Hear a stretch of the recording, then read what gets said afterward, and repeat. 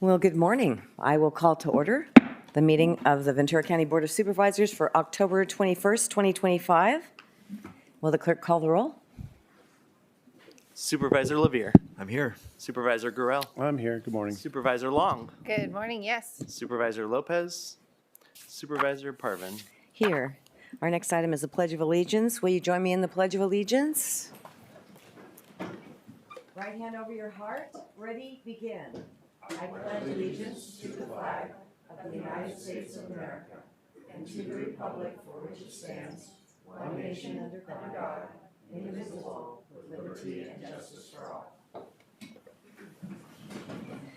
Thank you. And our next item is our moment of inspiration. And today we have the Event Professional Association, established in 2022 by DJ Thayer of Double Time Entertainment. Apparently he's the chair.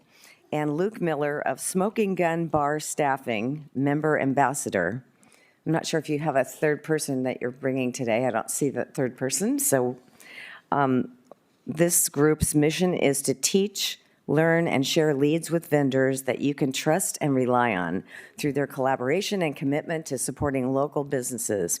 The association plays an important role in strengthening Ventura County's event industry and contributing to the region's economic development. So will you please join me, Luke and DJ? Come on up to and inspire us. Good morning, everyone. My name is DJ Thayer. I'm with Double Time Entertainment, Party Pres, and the president or chair of the EPA, Event Professional Association. There are moments in life, small, almost invisible, that change everything. Moments when a single conversation leads to a new job, a partnership that was born over coffee, or a casual introduction sparks a lifelong mentorship. These are moments of inspiration, and often they happen through networking. Networking isn't just about collecting business cards or adding names to a contact list. It's about making meaningful connections. It's about being curious enough to ask questions, generous enough to offer help, and humble enough to learn every person you meet. When I first started networking within the event community, I often felt like I didn't belong. Many of the groups I encountered felt inclusive or unwelcoming, which made it hard to connect. After 2 years of trying to fit in, I decided it was time to create something new, a group where every vendor felt welcomed and valued. In July of 2022, I sat down with Luke to draft a concept for a networking group that built around inclusivity, ethnicity, and collaboration. The idea was simple: create a group that we could teach, learn, and share leads with vendors that we could trust and rely on. That was the day Event Professional Association was born. The following month, in August 2022, we held our first meeting in my showroom in Simi Valley. We had just 8 vendors attend, but the energy in the room was powerful. We shared our vision, listened to feedback, and left feeling inspired. From there, we continued to meet monthly at different vendors' offices, catering kitchens, and personal homes. Each meeting brought new faces and fresh ideas. By the end of our first year, we had grown to 60 attendees from different vendors in all aspects of the event industry. Now, as we enter year 4 of our group, has expanded to both include EPA Ventura and EPA LA, with the rising demand in EPA Orange County. We have also grown to over 200 active members and continue to welcome new vendors every month. With what started as a small gathering of 8, has become a thriving community built on connection, support, and shared passion for the event industry. Good morning. My name is Luke. I'm with Smoking Gun Bar Staffing. We're a licensed and insured mobile bartending and event staffing company out here in Ventura County. We specialize in smoked cocktails as well as mobile bartending for your house.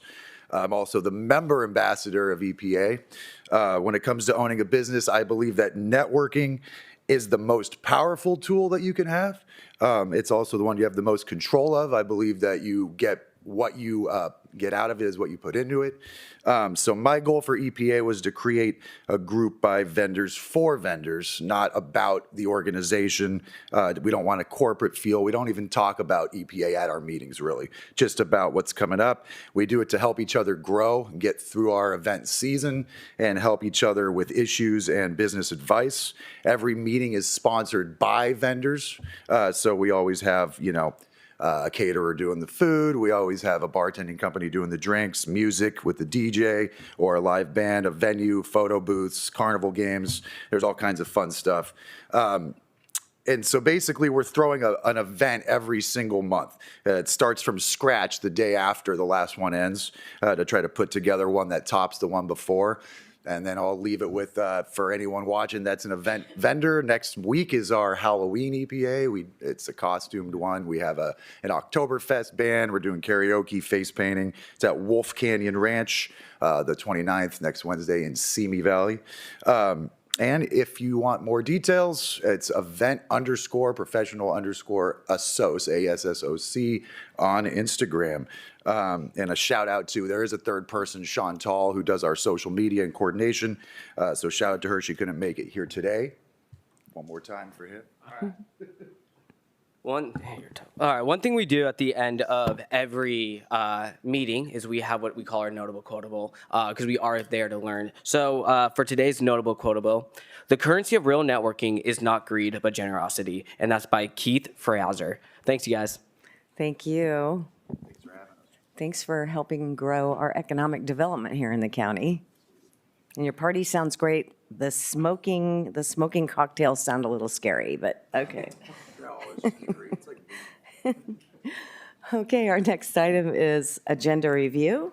And I would ask members if you have any Living Act disclosures for today? No? Then I'll turn it over to Dr. Johnson. Thank you, Madam Chair Parvin. Good morning, supervisors, staff, and all in attendance today. The agenda review for today, October 21st, 2025, is as follows. Item 19, Harbor Department. Approval of the Sixth Amendment to the harbor lease for Channel Islands Harbor Parcels D, D2, and E with Vintage Marina Partners, LP. A revised Exhibit 1 has been submitted. Item 37, Fire Protection District. Approval of Ventura County Fire Protection District's proposed methodology for determining full cost recovery dispatch rates for ambulance dispatch services. A board letter has been submitted. Item 38, Sheriff's Office. Approval for the Sheriff's Office to appoint Dana Trottier Kramer as an extra help employee. Request to remove this item from the agenda. Item 40, Board of Supervisors. Recommendation of Supervisor Gorell to adopt a resolution urging amendments to Assembly Bill 3074 and the State Board of Forestry's Draft Zero regulations. 28 public comment letters have been submitted. Item 41, County Executive Office, receive and file a presentation on the Ventura County Homelessness Plan, and Affordable Housing Development. A PowerPoint presentation has been submitted. Item 44, Public Works Agency. First public hearing to consider adoption of a county ordinance to prohibit overnight parking, camping, and related activities on designated county streets and highways near agricultural land. A PowerPoint presentation and 2 public comment letters have been submitted. And finally, item 54, County Executive Office. Approval of modifications to the County of Ventura Flexible Benefits Program, health benefits and rates for the Ventura County Healthcare Plan, VCHCP, for plan year 2026. Agenda page 15 has been revised to add item number 54 to the agenda as an addendum, and a board letter and Exhibit 1 have been submitted. Thank you, Madam Chair. This concludes agenda review. Thank you. Any comments before we vote? No? Item number 5, motion to approve the agenda as modified. Moved by Supervisor Gorell, second by Supervisor Levier. Please vote. That passes unanimously. Thank you. Our next item is item 6, consent agenda items 9 through 35. Do we have any speakers on any of these items? Excuse me, Chair Parvin, there are no requests to speak for this item. Thank you.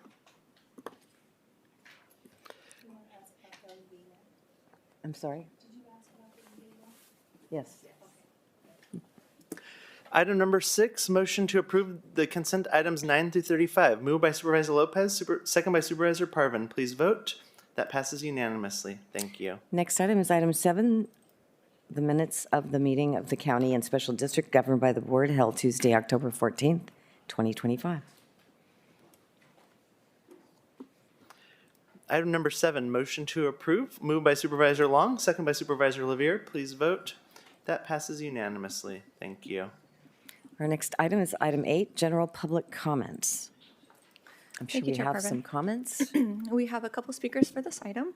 As a reminder to members of the public who wish to address the board today with live public comments on any agenda item, please visit venturacounty.gov/BOS comment for participation information and instructions.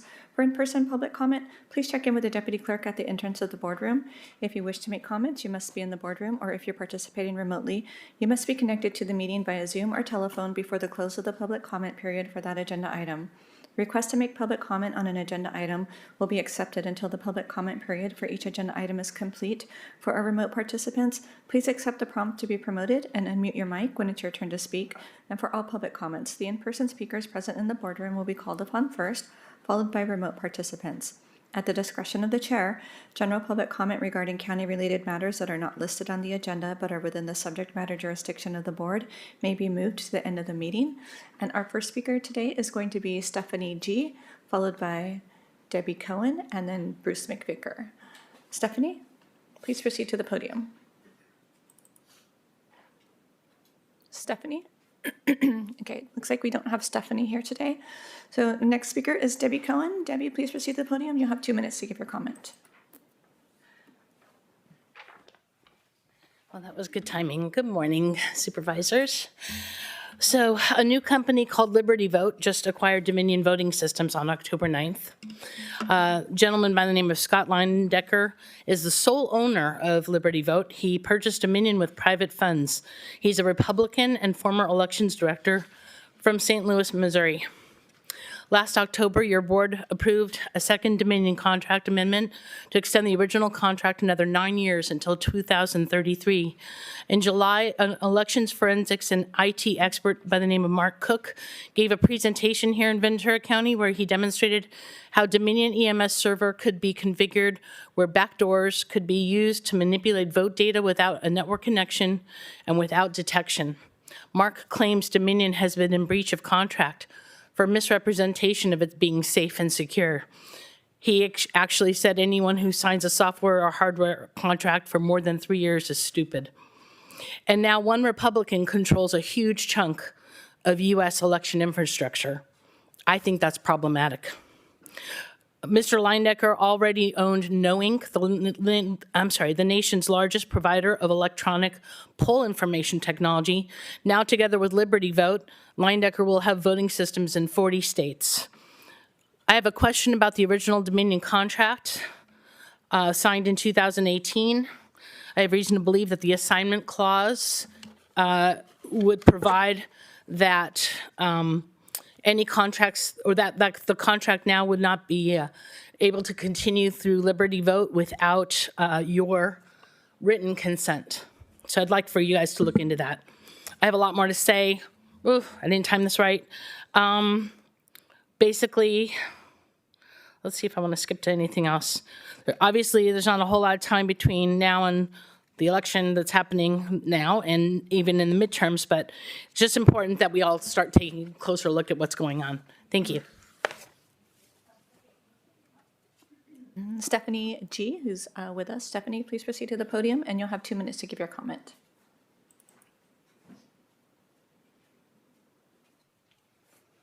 Good morning. Today I'm leaving my thoughts out regarding immigration policies and ICE. I bring up public safety, a topic 100% of interest to all constituents, deserving of your time and attention. GTA, Grand Theft Auto, a video game where I can drive recklessly. Well, ICE created such a scene on October 16, 2025 in real life, Oxnard, California. This situation will probably involve federal, state, county, city powers. Don't play hot potato on who has authority and oversight. This happened in your county under your leadership, Board of Supervisors. Draw the boundaries, set the tone, ensure there is no abuse of power in our community. This is a time not to sit back and hold other agencies accountable. A GTA scene occurring in your neighborhood and police not being able to do anything about it, that's frightening. I don't want Halloween to be frightening for my child. Thank you. I hope you have a great day. Thank you for your comment, Stephanie. Okay, we're going to transition over to Zoom, where we'll have Bruce McVicker join us. Bruce McVicker, please accept the prompt to be promoted.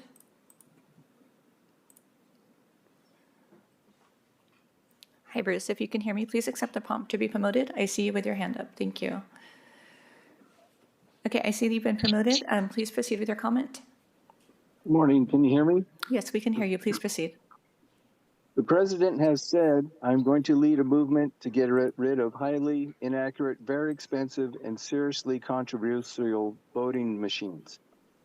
EO 14248 states that the Election Assistance Commission shall initiate appropriate action to issue guidance establishing standards for voting systems to protect election integrity. The Secretary of Homeland Security shall review and report on the security of all electronic systems used in the voter registration and voting process to ensure they cannot be compromised through malicious software or unauthorized intrusions. The Election Assistance Commission shall recertify voting systems under the new standards established and rescind all previous certifications of voting equipment based on prior standards. The Federal Information Security Modernization Act restricts the use of foreign-made electronics used in elections, which are designated as U.S. critical infrastructure. The former DNI and others were briefed on Chinese parts used in Dominion voting systems. The current DNI has said, we have evidence of how these electronic voting systems have been vulnerable to exploitation to manipulate the election results. Last week, I commented that Dominion Voting Systems has been sold to No Inc. and rebranded as Liberty Vote. The new owner is a former Republican election official. Some are happy about this current event and others are not. I remain skeptical as there is a long trail of failed electronic election systems in the wake of this acquisition. Risking our constitutional republic on any electronic voting system is a foolish wager. No electronic voting systems are certifiable, including the new Liberty Vote system. Now it's being reported that the new Liberty Vote company is working with the EAC to decommission the Dominion equipment so Thank it you, can no Mr. longer Vicker. be used Thank you for your voting. comment. Your 2 minutes are up. Thank you. Chair Parvin, that concludes the public comment for this item. Thank you. Thank you. Okay. Our next item is under the DA. Item 36, adopt a resolution authorizing the district attorney to accept grant funds and to execute a grant agreement and any extensions or amendments thereof for grant funds for the Workers' Compensation Insurance Fraud Program from the California Department of Insurance in the total amount of $899,275, and the adoption of a resolution establishing one full-time equivalent position allocation of forensic accountant in the district attorney's office. And we have Mr. Dersher. Good morning, members of the board, Chair Parvin, Dr. Johnson. My name is Kevin Drescher, and I'm a Chief Deputy District Attorney in the Ventura County DA's office. I'm here representing the DA, Eric Nosarenko, and we are seeking your approval of a resolution to accept $899,275 in grant monies from the California Department of Insurance to allow us our continued investigations and prosecutions of workers' compensation insurance fraud, as well as authorization to establish a full-time forensic accountant position that will be funded by this grant money from the California Department of Insurance, as well as money from our Consumer Environmental Trust Fund program. What's important to note that there are no general funds needed to fund this position. For decades, I think, as you all know, we've had a workers' compensation insurance fraud program as well as a consumer environmental protection unit, and adding a forensic accountant to these units will greatly assist and enhance our ability to investigate and prosecute these types of crimes, which we are seeing requires more in-depth financial analysis. Those are my comments here today. If you have any questions, I'm happy to try to answer them. Questions? Mr. Drescher, good morning. How are you doing? I think, I'm just out of curiosity, I think throughout history, we've as a county, the DA's office has often contracted for this kind of thing for people to do externally. I recall at one point there was an accountant up in Ojai that was contracted on a regular basis to support casework in forensic analysis. Are we switching from that, from like an outside contracting model to bringing somebody in full-time? Well, we actually already have in-house forensic accountants. In fact, currently we have 2 that are employed. One's in the process of retiring. We just hired another one. This would actually be hiring a second in-house forensic accountant to specifically assist these 2 units. So I'm going to guess probably ballparking 7-8 years ago, we got away from contracting outside, and we hired back then a former IRS agent, if I remember correctly, who was fantastic.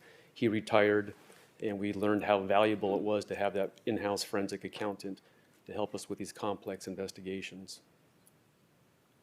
All right. Thank you very much. Thanks, Madam Chair. Happy to support the measure. Do we have any speakers on the item? Chair Parvin, there are no requests to speak for this item. Thank you. Okay.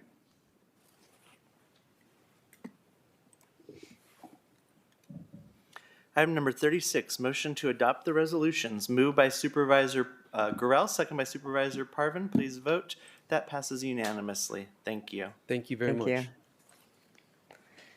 Our next item is under Fire Protection District. Item 37, approval of Ventura County Fire Protection District's proposed methodology for determining full cost recovery dispatch rates for ambulance dispatch services. Chief Gardner. Good morning, Madam Chair, members of the board, Dr. Johnson. For the record, my name is Dustin Gardner. I'm your county fire chief. The item before you today is a proposed methodology to create a standard dispatch rate at our regional dispatch center. This new rate will not affect any contracts that are currently in place at our dispatch center. As you are aware, VCFD operates a regional 911 dispatch center for all fire and EMS transport agencies operating in Ventura County, dispatching all fire and EMS resources throughout all of Ventura County. This is a unique and highly efficient model that gives access to everyone in the county the closest first response unit regardless of jurisdiction.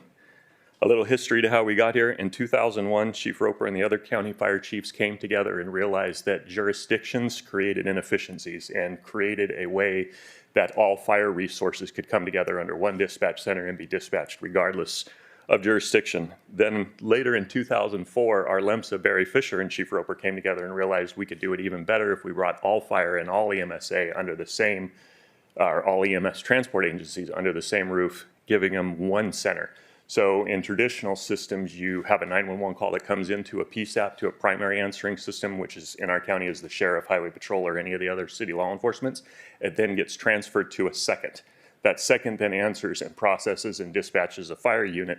Then typically they move it to a third or even a fourth. In all of those times, you have ring down times and you have the ability to lose calls. So this brought everybody together under one system, which created a single answering point, reduced all lost calls, reduced ring down times, which resulted in minutes faster dispatch to service, consolidated all data and reporting, created a single set of frequencies and responder radio frequencies for all responders, thus increasing responder safety, and put all units on an MCL, which is an automatic vehicle locating system through our CAD, which allowed the closest unit, regardless of jurisdiction, regardless of where the call was, to be dispatched, which if you're the person requesting a call, regardless if you're in Oxnard, you get a Ventura County engine, or if you're in Ventura County, you can get an Oxnard engine and you can get an ambulance from any of the providers, which that had never happened before. So they created this and as they were doing this, put together a discounted rate that didn't capture full cost recovery as in allowed in the health and safety code. So we're asking now that the county is going out for an RFP and we have the ability to reset a 40, 50-year-old dispatch agreement, that when the new agreement goes into place, we set a new rate. So this methodology is to approve that new rate. It takes into account all of our other resources or revenues that come in from CAL FIRE, from out-of-county dispatches, from any other revenue that comes in, we offset. Then we're taking that total cost, dividing it by the total number of calls for service per year, and then charging 50% to the fire agency and 50% to the transport agency. So we've done a system evaluation of all the other regional dispatch centers in the state, found that this is a common methodology. We had the auditor controller do an independent review of the methodology, and they approved it, and we hired an outside third-party vendor to come in and review, and they reviewed it and approved it to make sure we were fair. And then as we reviewed all of them, we found out where our rate is actually equal to or less than any other rate in the state. So I bring this to you today to ask for your approval of the methodology and ask that we direct the CEO's office to include the established methodology in the RFP when it is released, so that all bidders come in with a set standard bid, so we're all playing from the same field. I have staff here to answer any specific or technical questions, and with that, I am done. Questions? I'm sure there's some questions. Supervisor LaVere? Thank you, Madam Chair, and thank you, Chief, for the presentation. And we talked last week, and I think one thing to confirm is that these increased rates won't impact our city partners.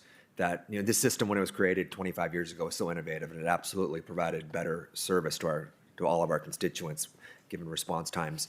But the cities, they contribute just through their mutual aid obligations, right? Yes, sir, that's a great question, and something I should have covered. We actually have a really efficient model here in this county, and really it's an example of good government. And both Oxnard and Ventura cover county areas, cover county jurisdictional areas with their units because they're closer. And we realize that, you know, as an example, in Oxnard and El Rio, we have 2 units sitting in the same fire station. An Oxnard unit goes out and goes right, and a Ventura County unit goes out and goes left. And that's highly inefficient because one engine can cover the whole area. So Oxnard agreed that if we covered their dispatch, they would cover that area, allowing us to free up that resource to move it somewhere else where it was more needed. And in turn, we dispatch for Oxnard. So yeah, this contract will not affect any of our city partners It will whatsoever. just impact the private transport. Yes. And I think, you know, cost recovery is always the goal. And so I think this makes a lot of sense. And I understand there was a really reduced rate offered 20 years ago just to create the system. But as we move forward and as we enter into this new contracting phase with the RFP, I think it's the right time to get back to full cost recovery. So thank you. Thank you. Supervisor Long? Thank you very much. Usually we look at things shorter than 20 years. And so what are you suggesting is the future for looking at this costing? So with this new methodology, we'll actually look at it every year. So we will tie this to our rates and fees that we bring to the board every year, and we'll review it every single year with the board. As the board approves the actual rates and fees, then our staff will go through and true up each year. So yeah, we will put this on now an annual cycle like we do everything else with our fees. Okay, because I saw that in the chart on page 3 of the board letter, there was definitely, $6 is $6 from one change to the other. And my concern is for the constituents that have to pay for ambulance service, the increased cost as we go for this RFP. I understand we can't absorb the cost. That's not a government function, but I am concerned on what the end result is going to be, the cost for a community member who has to get an ambulance. And especially, is it the cost by time in the ambulance or just the pickup cost? That's also a question that I've been getting. Why is my cost for an ambulance so expensive? So as we move forward, I just have a concern on that. The other question is this increase. So we've waited 20 years to do this increase. So why are we acknowledging and doing the cost all at one time versus trying to get us back up to where we need to be? So that's a great question, and it's one we considered. So this came up 4 years ago when I became your fire chief. We reviewed this, and we looked at the increase it was going to go from today to if we went for actual cost recovery, and looked through the impacts that would have on the current contract, because we've been in this current contract for decades, right, with AMR, Gold Coast, and Lifeline Ambulance, and realized that would be, I don't want to say unfair, but it would have been a lot for them to absorb, and then come in and ask for changes to the transport fees. So we opted to wait until the RFP came out, and we were starting from a brand new ground zero. So when this RFP comes out, each contract provider that bids this system will be bidding an entirely new system. It's something in the RFP proposing a more efficient system, a more cost-effective system, and a new system than we have today. So we opted to wait until the RFP came out and everybody then bid, because the cost of ambulance, the cost of wages and benefits, the system that is designed as far as the number of units, type of units, and I guess the services provided will all change, and they'll all be a factor in that price. So we opted to wait until that new contract. So this proposal won't take effect or won't impact any of the current contracts. We're going to wait until that new ground zero is set. Okay, and do we know if in healthcare there's been changes on how much that an ambulance service gets reimbursed for picking someone up?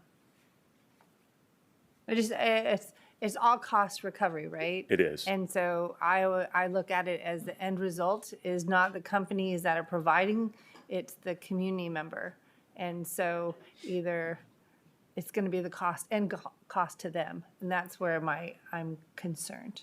And that is a valid concern, and it is certainly a cost that's being or has the ability to be transferred. It will depend on how the contract providers that come in and bid, how they absorb those costs or shift those costs.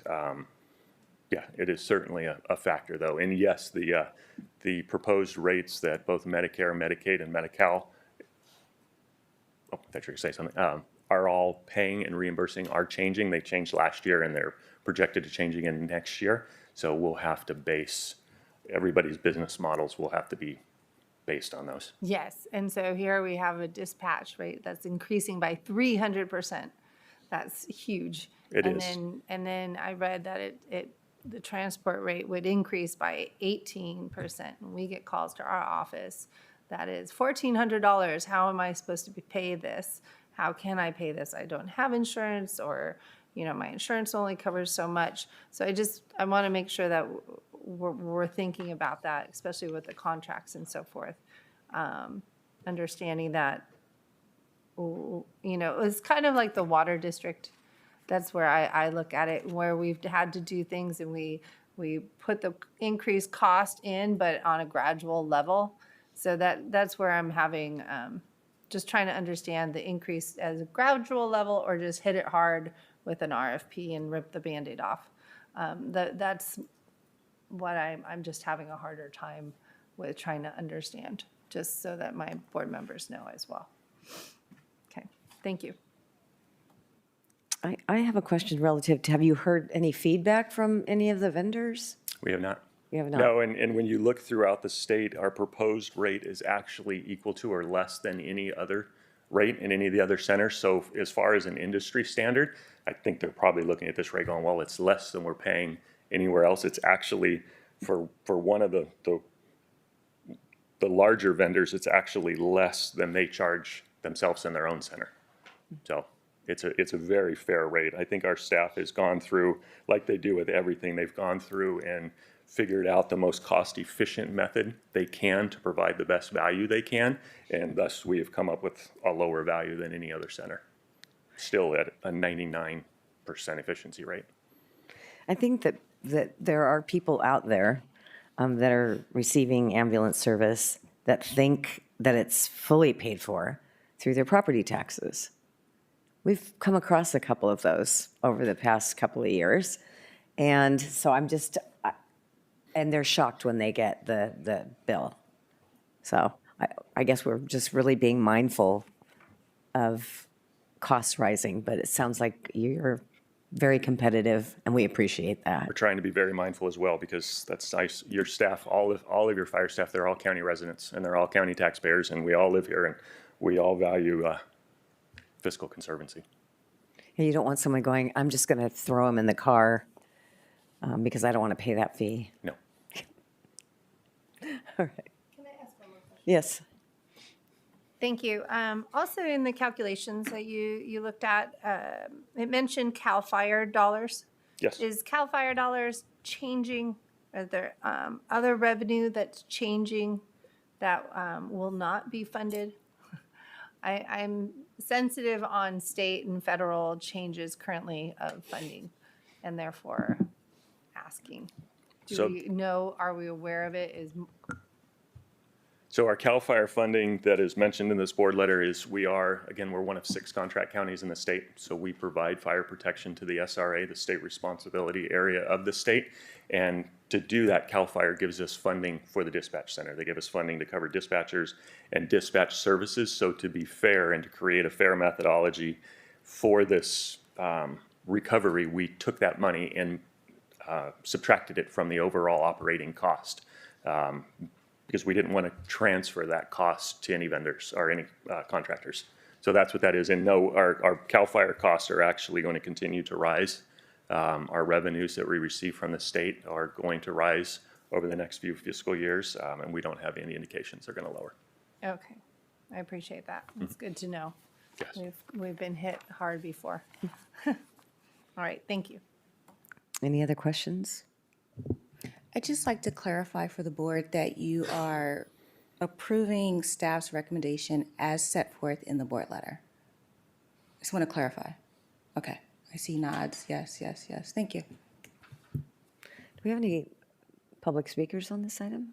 Chair Parvin, there are no requests to speak for this item. Thank you. Okay. Can I ask one more question? And so when you said that, that means that this approval for the methodology is to be put into the contract or to the RFP? No, Or is the this recommendation. implemented right now, tomorrow? No, so these rates will not be affected either until July 1st, 2026, or the new contract with whichever is latest, right? So it won't impact any contracts that are in place now. What the recommendation is approve VCFPD, the district's proposed methodology for determining full cost recovery rate to charge for ambulance dispatch services. Now, by doing that, that is also meaning that I will put that in the RFP, but that is the recommendation. Okay, and where is the status of the RFP? Is it too late to do this? Is it just right? It's still at the state. We're waiting for state approval, so we're still waiting for the state. So we have plenty of time. Okay. And do we think that we'll be able to roll out the RFP before that July 1st, 2020? I would hope so, but I cannot predict what the state is doing in their timeline, and I cannot predict what changes the state might make that may have to come back to your board. I just don't have that knowledge. I have to wait to see what the state does. So then if the state is delayed on response, then how does this go to the current contracts? It will not. It will not. It will So not. we'll held off until RFP. complete. Correct. So whichever is latest, July 1st, 2026, or the start of the new contracts. We would not impose this on any current contracts. Okay, I appreciate the clarification. Thank you. Absolutely. Thank you. Thank you.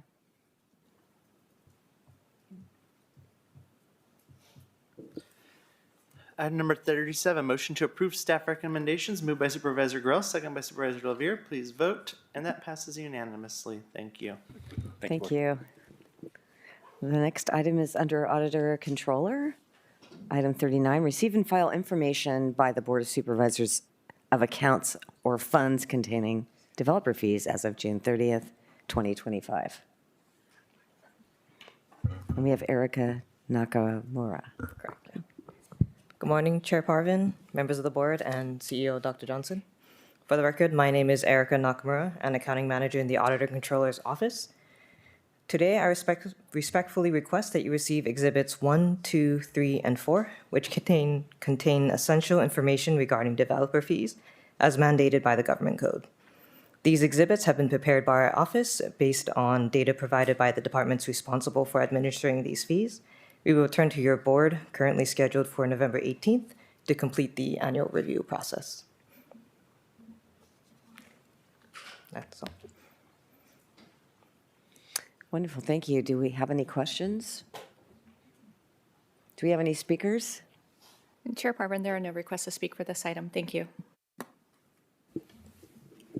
Item number 39, motion to receive and file, moved by Supervisor Parvin, second by Supervisor Long. Please vote. And that passes 4 in favor and 1 absent. Oh, that passes unanimously. Thank you.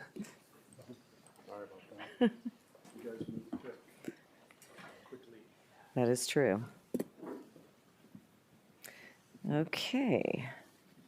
We could be moving into 41, which is the CEO's office, receive and file a presentation on the Ventura County homelessness plan and affordable housing development. Thank you, Chair Parvin. So I am going to be leading this presentation as our quarterback. Thank you so much. I don't know how to work this. Kimberly Albers just had a grandbaby. So she's in North Carolina with the cutest little baby girls. It's very sweet. So we're extremely excited for her. And I am the third string, so please take it easy on me. Okay, so there you go. So just as a reminder, we have a team because we cannot tackle this alone. This is not just the CEO's thing. So we have Tracy McCauley here. We have Dr. Loretta Dinnering from Behavioral Health, Deanna Handel, Ambulatory Care, Captain Henderson from VCSO, Ventura County Sheriff's Office Homeless Liaison Unit. And all of them work together, not just internally in the county, but externally with our cities, with many of our community-based organizations to get amazing work done. So before I start, just a huge kudos to all of you and to all of our partner cities for the work that they do daily.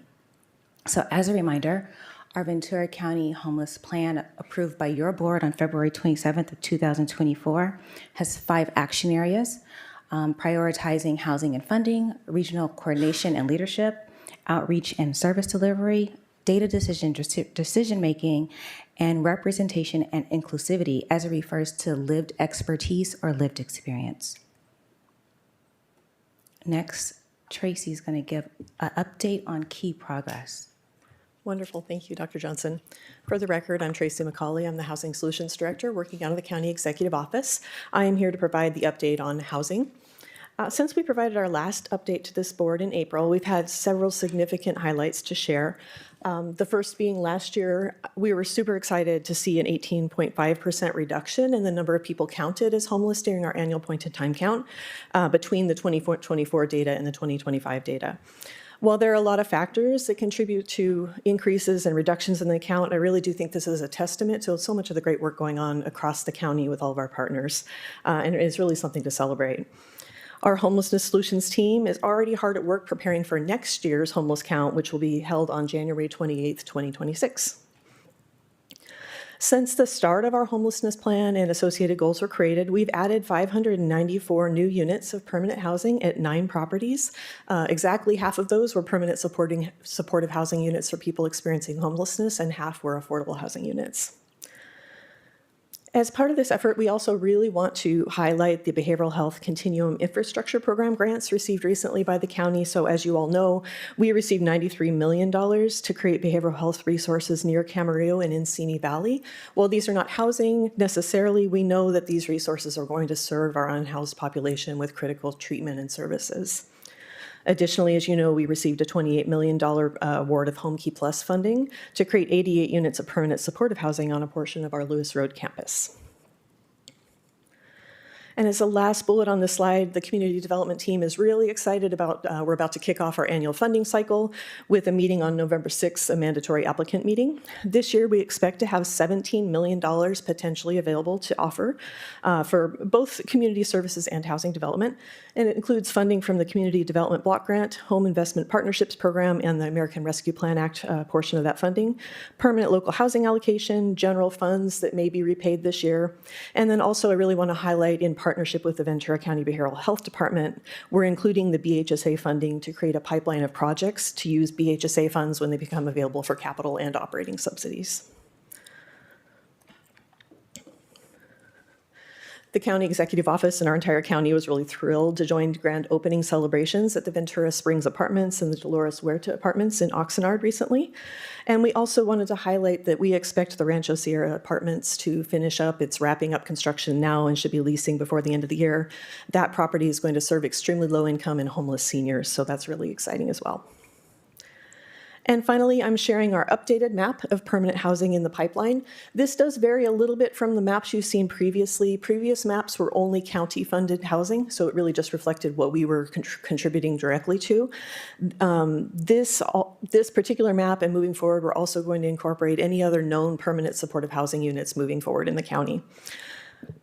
So this pipeline is really exciting. We have 469 rental units, 307 new permanent supportive housing units for people experiencing homelessness, and also 83 units for low to moderate income home buyers for more than 850 units in our pipeline overall. Projects in the green bubble are in construction and are going to be wrapping up either this year or early next year. Projects in the yellow bubbles take varying time. They're in pre-development. They have to get all their financing, their land use entitlements, and then start construction. While it can be challenging to predict when those yellow bubble projects are going to move forward in 2026, during the first half of 2026, we expect both Camino de Salud in the unincorporated county and the Homekey Plus Lewis Road projects to start construction. And we're hoping that some of the others also get all the financing they need and are also able to move into construction later in the year. We do seem to be moving into a little bit more of a challenging funding environment, so a lot remains to be seen as we move forward. But what this map really demonstrates is the continued and strong pipeline of housing in our county, dedicating to serving lower income and homeless households. And with that, I'll turn the presentation back to Dr. Johnson. Thank you. Thank you so much. I would add that Tracy just got an award last Thursday. It was in my CEO comments, but you're standing here, so why not? She received the Carmen Ramirez Award for all of the work that she's done throughout the years, throughout the county, to really be innovative, to be creative, to lead with her heart and passion, and creating opportunities for housing. So just thank you for the work that you do every day to house individuals in our county who need it most. Thank you. I digress. So back to the presentation. Action Area 2, Regional Coordination and Leadership. So this is something that your board really, really stressed as we started talking about this.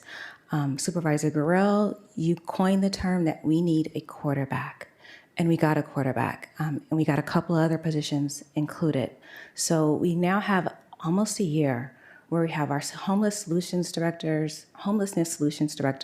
housing solutions director, and our captain leading our homeless liaison unit in place. And what a difference it makes. It really makes a difference, and you're going to see why in the upcoming slides. We also have these task force and meetings that allow us to not only speak internally through the Homeless Coordinating Committee with our agency heads that are impacted, and really champion the work that their teams and their team members are doing, but we also have the task force that goes outside of the county. And that's where we are engaging our cities, we're engaging the local police departments, so that we are not operating in a silo, that we're sharing what we're doing, that we're encouraging them to brainstorm and join us on this mission, because we know that homelessness is not isolated, and people move back and forth. Our borders are porous. So that has been commendable to see the effort that's been put into and the engagement that's been put into these two committees in the last year. We continue to monitor progress on our 4 goals, reducing homelessness, improving safety for all within the community, relocation and environmental protection of our public spaces, and ensuring that we're making data-driven decisions. We'll talk about that in a second. But before that, I'm going to have Dr. Dinnering with Behavioral Health and Sarah Sanchez come up and talk about some of the work that they've been able to do for those in our county that need it the most. Thank you, Dr. Johnson, members of the board, Chair Parvin. For the record, Dr. Loretta Dinnering, your County Behavioral Health Director. Thank you all for the opportunity to highlight the work that we've done over the last year. I'm very grateful for the partnership with the CEO's office. Grateful again for your leadership at the board in prioritizing housing and homelessness. Thank you all for the support as far as the restructure for our department, and a lot of this was driven by multiple mandates, including Proposition 1, which changes our entire faucet of behavioral health and really has a hard niche for housing and homelessness services. And so my critical care and navigation services chief, Sarah Sanchez, will give our update, but I wanted to say thank you again for the support as we've restructured our department to have dedicated team for housing and homelessness. We anticipate about a $20 million allocation per year of BHSA funds specifically for housing. So we are definitely in the housing business, and it has become a service line for us. And so we are very passionate for this, and thank you again for the opportunity to provide an update this morning. Good morning, Board. Good morning, CEO. For the record, Sarah Sanchez, Division Chief for our Critical Care Navigation Services for the department. So very much honored and excited to be here to talk about what we're doing in behavioral health. We have brought online to the continuum of care 144 beds to the continuum of care, interim housing, permanent supportive housing. We have now sheltered approximately 208 individuals, those with a serious behavioral health condition.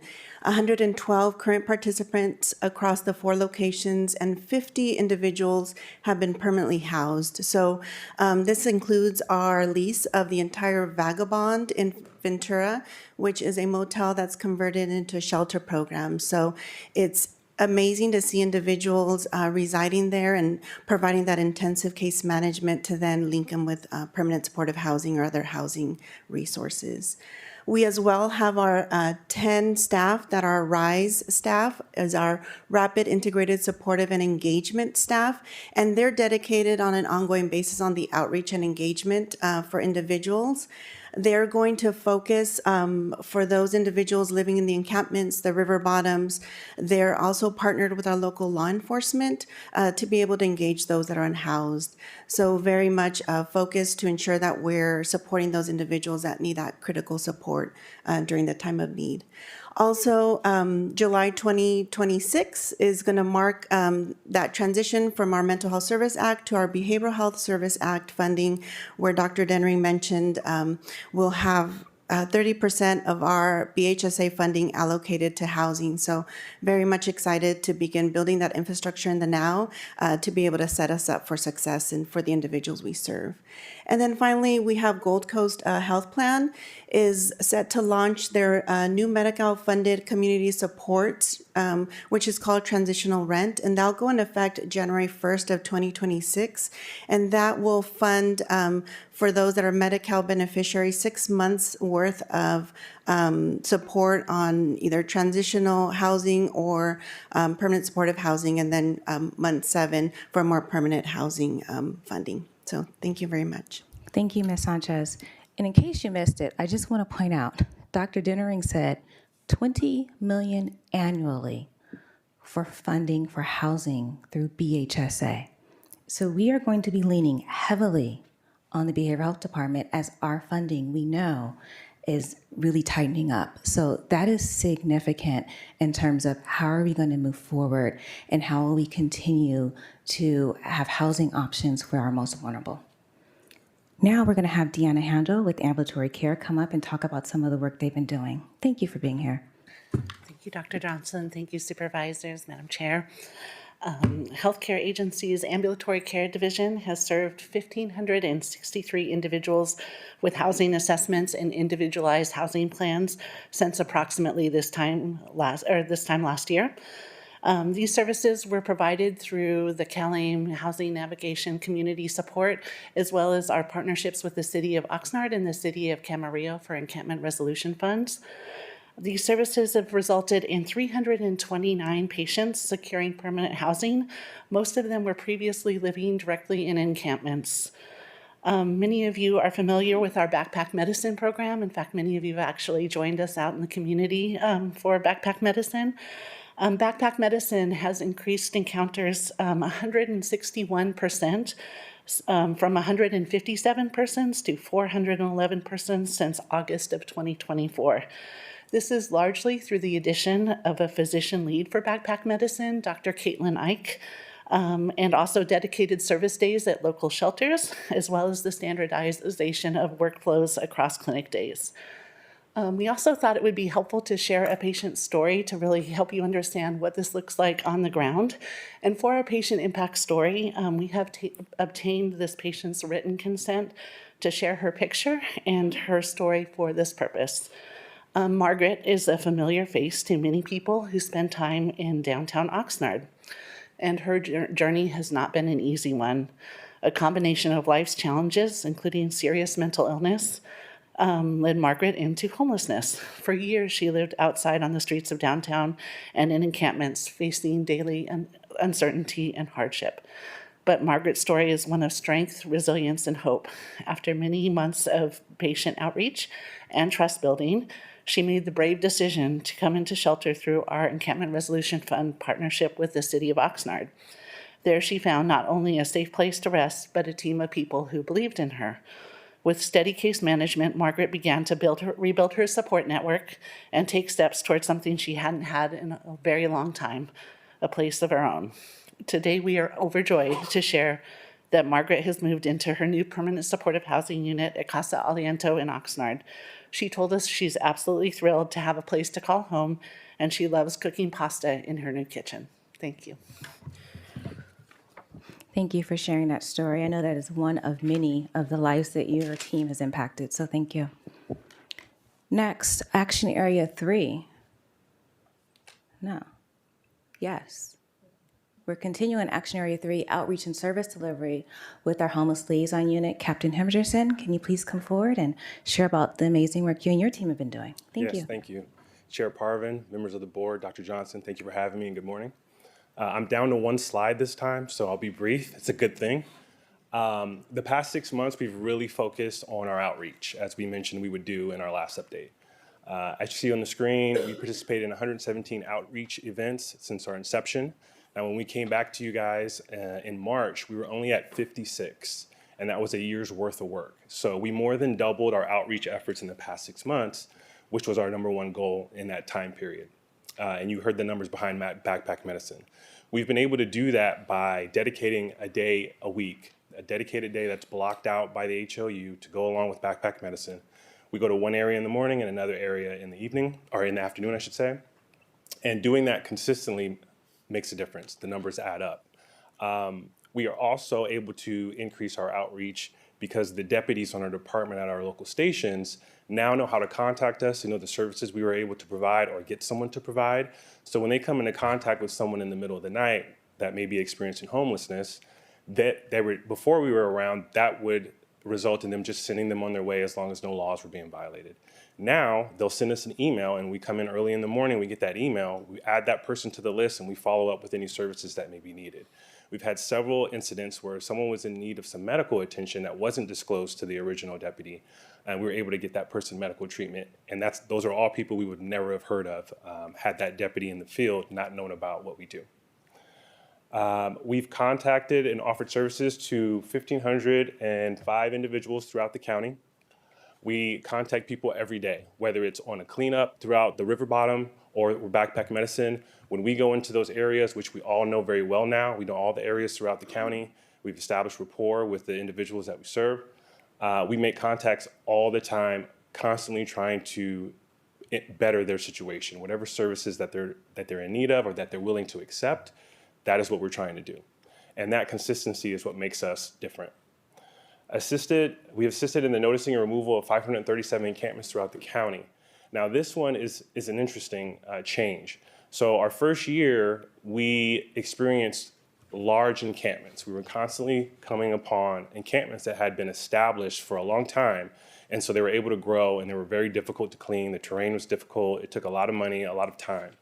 Now that we've got a handle on that, we're able to continuously check those spots that are popular amongst our clientele to prevent them from reestablishing encampments. And that prevents us from having to spend weeks at a time with other county agencies cleaning up these particular areas. So I'm very pleased with how we have progressed in that area.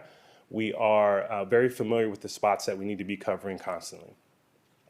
During the last 6 months, we also finalized a standard operating procedure. It is basically a policy manual for our unit. All the units on our agency have one, but being that we are only in our second year, that is something that we needed to create. And what that manual says, it really covers all the things that we do on a day-to-day basis, so that whether I'm still overseeing the unit or someone else, they have a game plan, they have a blueprint of the things that we do. So for example, how we handle natural disaster weather events, i.e. fires or flooding. We have a specific role in that wasn't in writing before we created this manual, and now it's in writing and published internally. Over the next 6 months, we are going to focus on two things specifically while continuing to do all these. Last year was our first winter of a full-time team where we got introduced to how to address fires in the river bottom. That is a very big concern for all of our community members and of course us in law enforcement. We experimented last year with using thermal imaging and doing nighttime operations to catch people who are in the process of creating warming fires or just straight up arson. We were able to make several arrests, and we learned from that. We learned how effective it was, we learned the areas that we need to focus on, and we learned the time of day that are most common. So this winter, as the weather starts to turn cold, we intend to at least double our efforts in that, and double the number of operations that we do out in the community, out in the river bottoms. We received a second thermal imaging drone that helps us cover a lot of area very fast, searching for heat signals. And we were also able to partner with fire over the last winter to assist us with this mitigation, and we'll be doing the same thing this next 6 months. Also, we anticipate focusing on assisting with a no parking ordinance that you guys will hear from later today. I'll save that piece for that presentation, and we'll take it from there. Thank you. Thank you so much. Do appreciate the proactivity with the SOP so that there will be plans in place and someone can pick it up and keep it going. A lot of attention has been around encampments and addressing encampments and resolving encampments. This slide has a lot of words on it, and if I were Kimberly, I'd probably say them all, but I'm not. What I will say is this: if you look at the map, this is the main takeaway for me. All those green dots you see, those are resolved encampments. That's pretty amazing. Those are resolved encampments. The yellow are recently abandoned. But there has been so much work done to resolve encampments, meaning clearing them out, getting people out of these encampment areas, cleaning them, getting all the debris, all the trash out. That speaks volumes to me. So this is my takeaway from this slide. But we'll talk about Public Works is coming today. We're going to talk about encampments, ordinance coming before your board, restricting RV parking on agricultural lands. If adopted, that signage and enforcement will begin in January of 2026, so just a couple of months away. We have the encampment survey mobile application, including the GIS mapping. It's identified 581 encampment locations. Only 224 of those remain right now. So the work is continuing, but there's great progress being made. And we currently have 6 of our cities that are at various stages of implementing their encampment state resolution funding. So we're not the only ones doing the work. We owe a debt of gratitude for our cities who are leaning in, who have applied for those dollars, and who are working just as hard. And so we're really appreciative of that. Data-driven decision-making. This is a big one, especially because the state now has an accountability dashboard. So I'll start with saying that our numbers are not always going to be in direct alignment with the state dashboard because they're different reporting periods. And so I'll walk us through a little bit of that. So our staff closely monitor the state's dashboard and their performance measures because that's what we're judged off of. And so it does inform our future funding. And so it's critically important that we are tuned to what that dashboard says and what we're seeing in real time. So the first column, the 2,358, that's people experiencing homelessness in 2024. So this represents a full calendar year of people enrolled in HMIS, and that reduction is between 2023 and 2024, so that's a 3.4% reduction. The middle column is 1,431 people who are unsheltered in 2024. That's down 12.4% from 2023. This is based strictly off of one day. It's that point in time count in January. So it's just off of that one day that people go out counting, and that's the 12.4% reduction. And then the last column, 2,899, that's our total year-round beds that were available in 2024. That was increased 10.2% from 2023. So those are really, really good marks for us. It was actually, the governor's office highlighted that on his IG, his Instagram one day, maybe 3 months ago. I can't remember. But I think I sent an email about that. I might have. But it was pretty cool that we were highlighted for the good work that we're doing here. Action Area 5. This is representing the voices of lived experience. So we've been extremely intentional. I think we had a COC meeting October 8th, I think it was. Yeah, I know for a fact. It was October 8th. We had a COC meeting. And we had a presentation by one of our partners. And they brought young people to the meeting, to the COC meeting. And they talked about engaging these youth, these TAY youth who are experiencing homelessness, to better inform the work that we're doing. And so this is really centered around not thinking that we know what everyone needs, but really listening to people who have been unhoused, who have been homeless, who have struggled, and hearing from them how the system can improve to really best meet their needs. So we've done that in a variety of ways, which is really good. And then lastly, state and federal government updates. So no surprise, there's no new funding allocated for HAP in fiscal year 25-26 in the California budget. Round 7 funding is projected to be $500 million in fiscal year 26-27. That is a 50% reduction compared to previous years and rounds. That is significant. And we will feel that in the work that we're able to do moving forward. Now, gratefully, we do have BHSA, so we do have some funding that we can look forward to, but it's nothing like the dollars that were coming down in the last decade, you can say. There are several state bills to stimulate development and housing that have been signed into law. HUD has had severe funding cuts and staffing cuts, and they've had directives to change the way that many of the programs have been for decades. And so those are changes that we will have to adjust to as well. We're currently still in a federal shutdown that will delay the processing of new agreements and delay the receipt of ending funding that's owed to us. So we're watching that closely. Additionally, you've heard a lot about HR 1.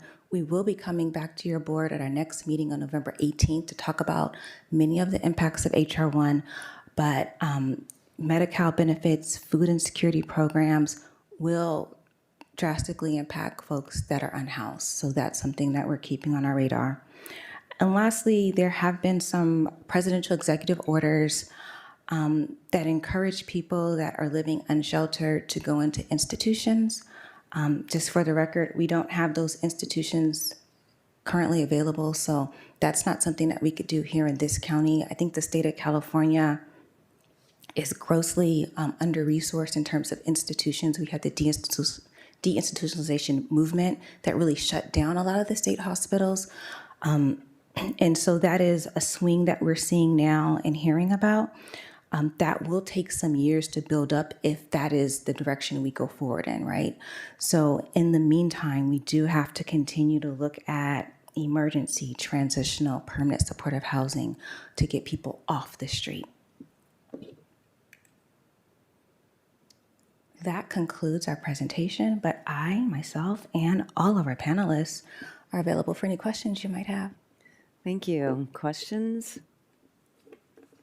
Supervisor Long, I think your hand went up first. First of all, congratulations, Tracy.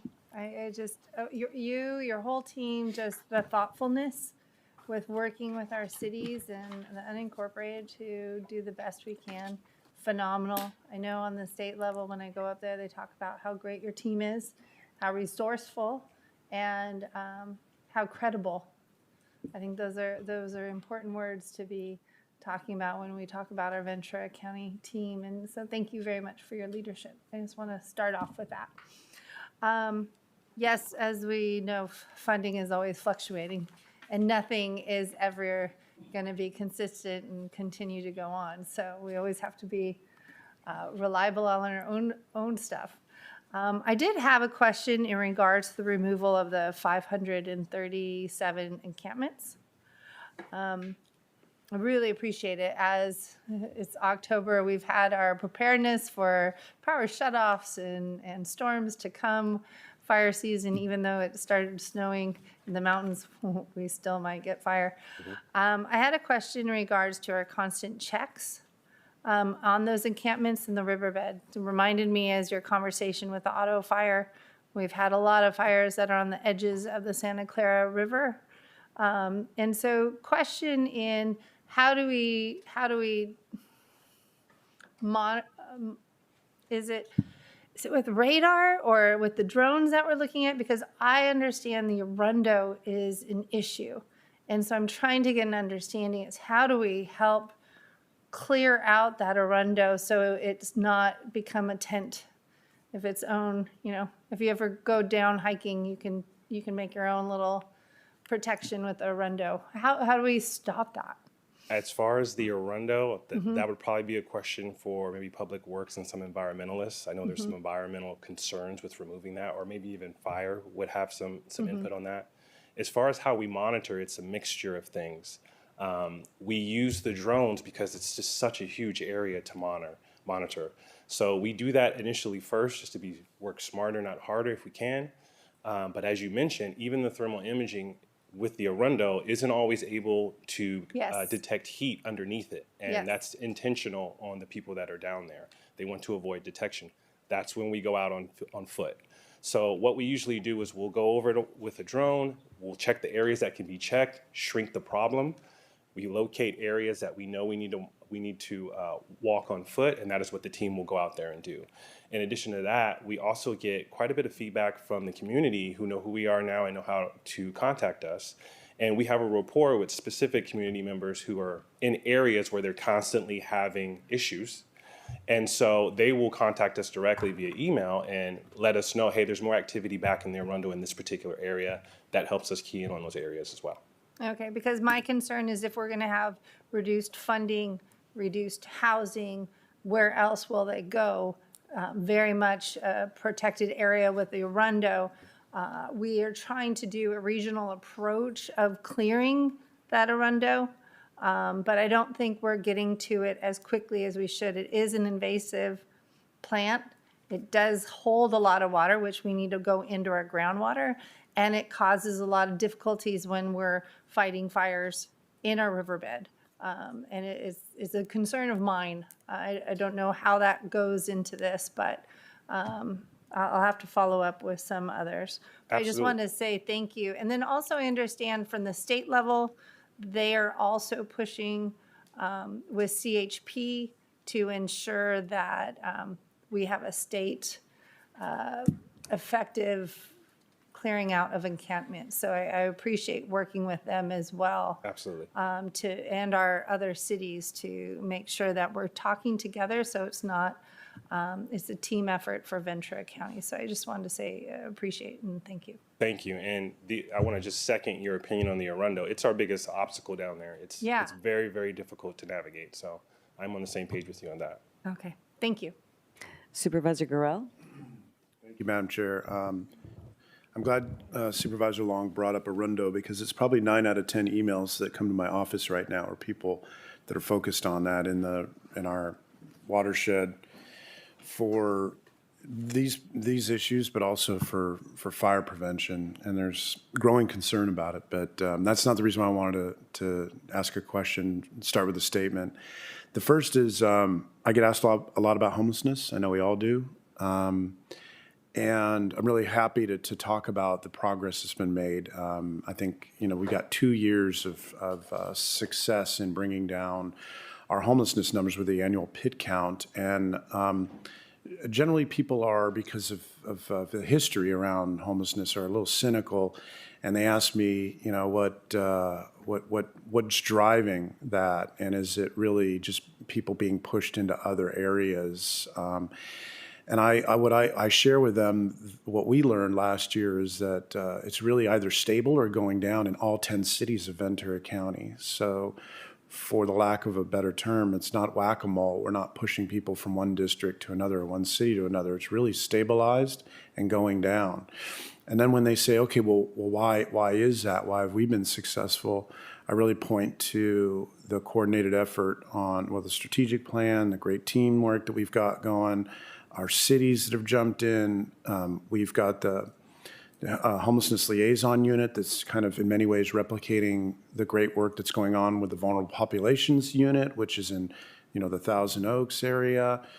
And coupled with them not just going out and enforcing, but embedding with backpack medicine, embedding with mental health professionals, and really going out and touching people in new ways that we hadn't done 5 years ago, or even 2022 when homelessness went up countywide.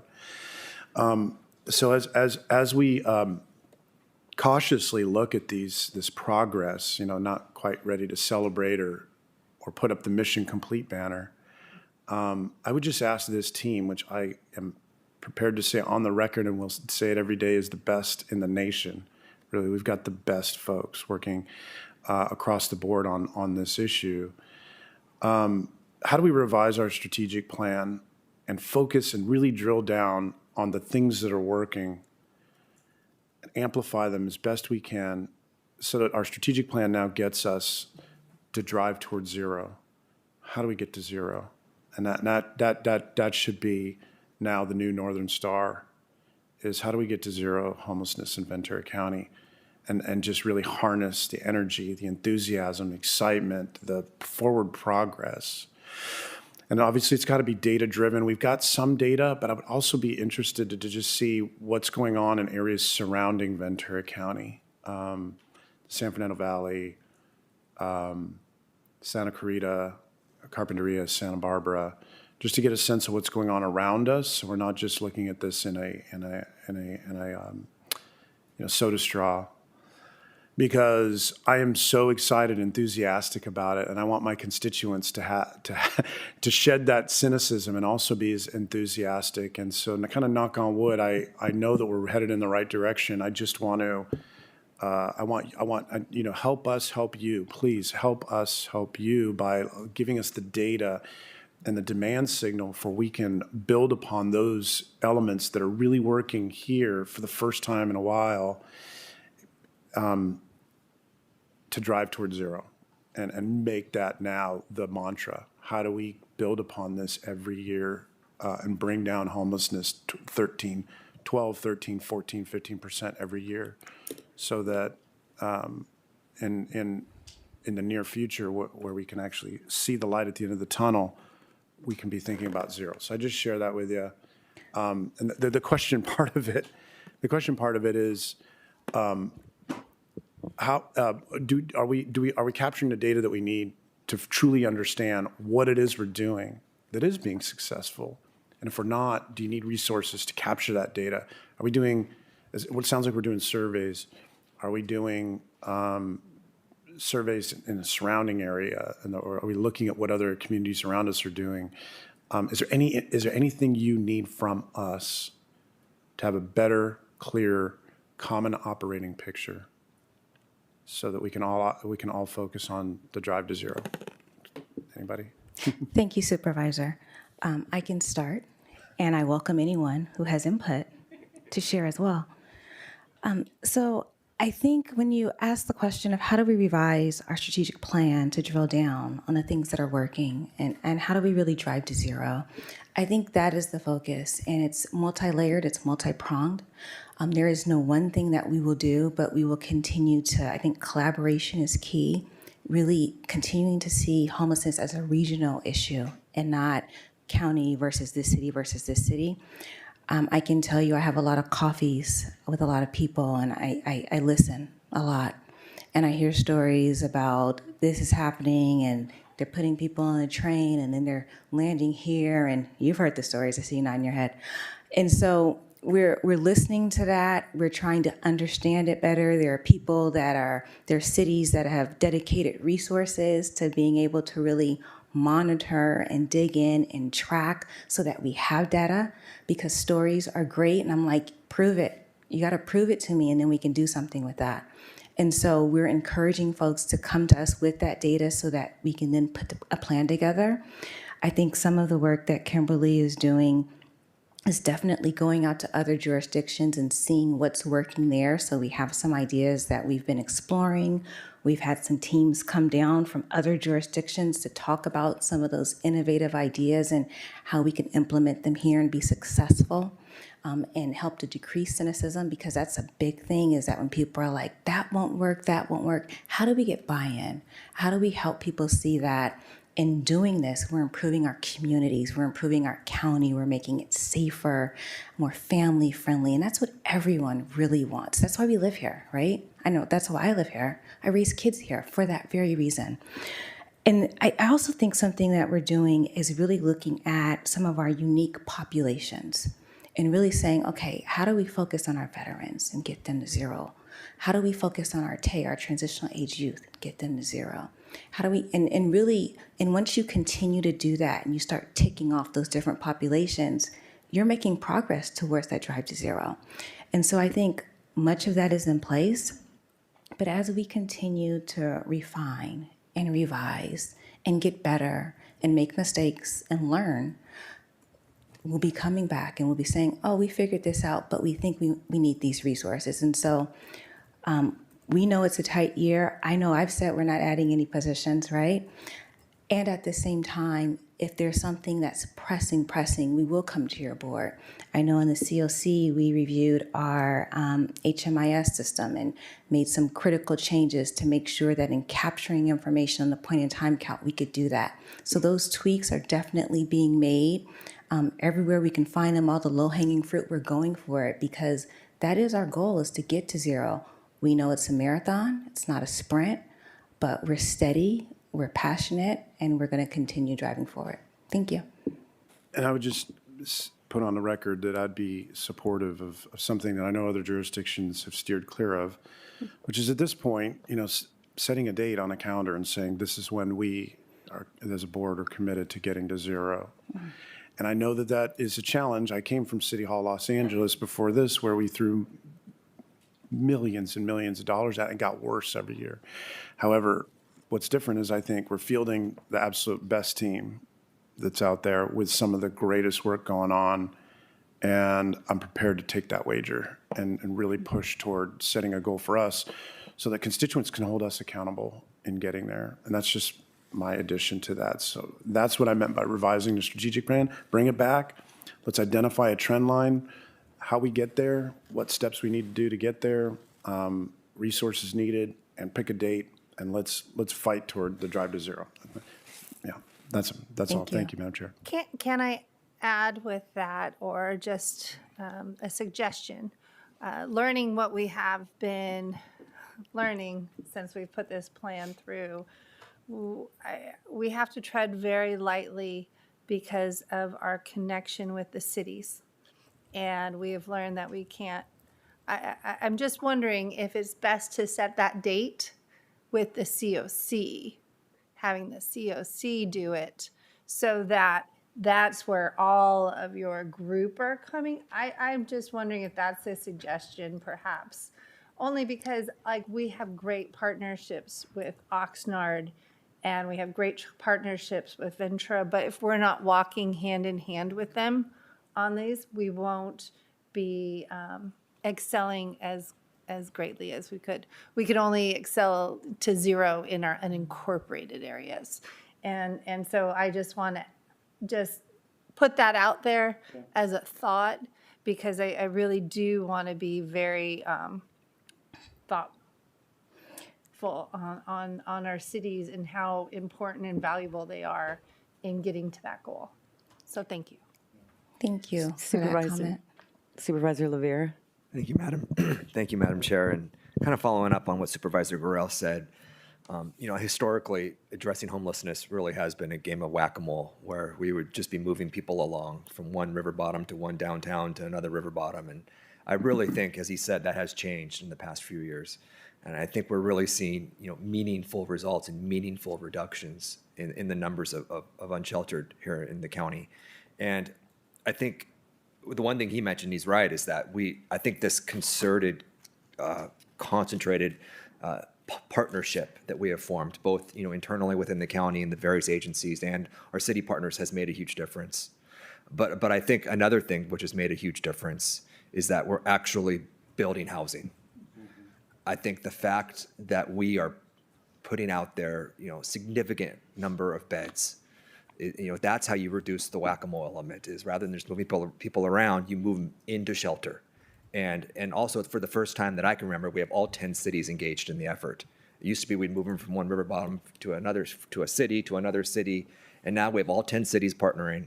We have real meaningful increase in beds. I think that's why we're seeing the numbers, the reduction in numbers that we're seeing. And I think that's why when we see the cynicism, because I agree with you, there's still a lot of cynicism in the community, but I think when we cite these new factors, that's how I'm personally trying to convince the cynics that these numbers are real, that we are really making a difference in the reduction of homelessness, the homeless numbers in our county. So that was my statement. I also had questions. And I think this might be for you, Ms. McCauley, but the last 5 to 10 years, so much federal funding has been tied to Housing First. That's if it wasn't a Housing First model, you didn't get the money. How is that changing? I know there's a move to institutions. That's, to me, a little absurd. I don't think any jurisdiction is going to start building a bunch of state or county hospitals. But what are the other trends that we're seeing from the federal government now in terms of going after federal grants? What are they prioritizing? I know there's talk about moving away from Housing First. Yeah. And so what's the plan then? Have they articulated that? I do not know that they've articulated the plan. I think we're still waiting for details. That's what my notes say. We're waiting for details. They're prioritizing permanent supportive housing, but at the same time, there are a great deal of... I mean, with conditions, is correct. So that's why there's Housing First is kind of no conditions, just get people housed. Right, but there's a lot of additional restrictions put on some of the housing programs that are in place that will impact people that are currently housed that then may fall out of housing.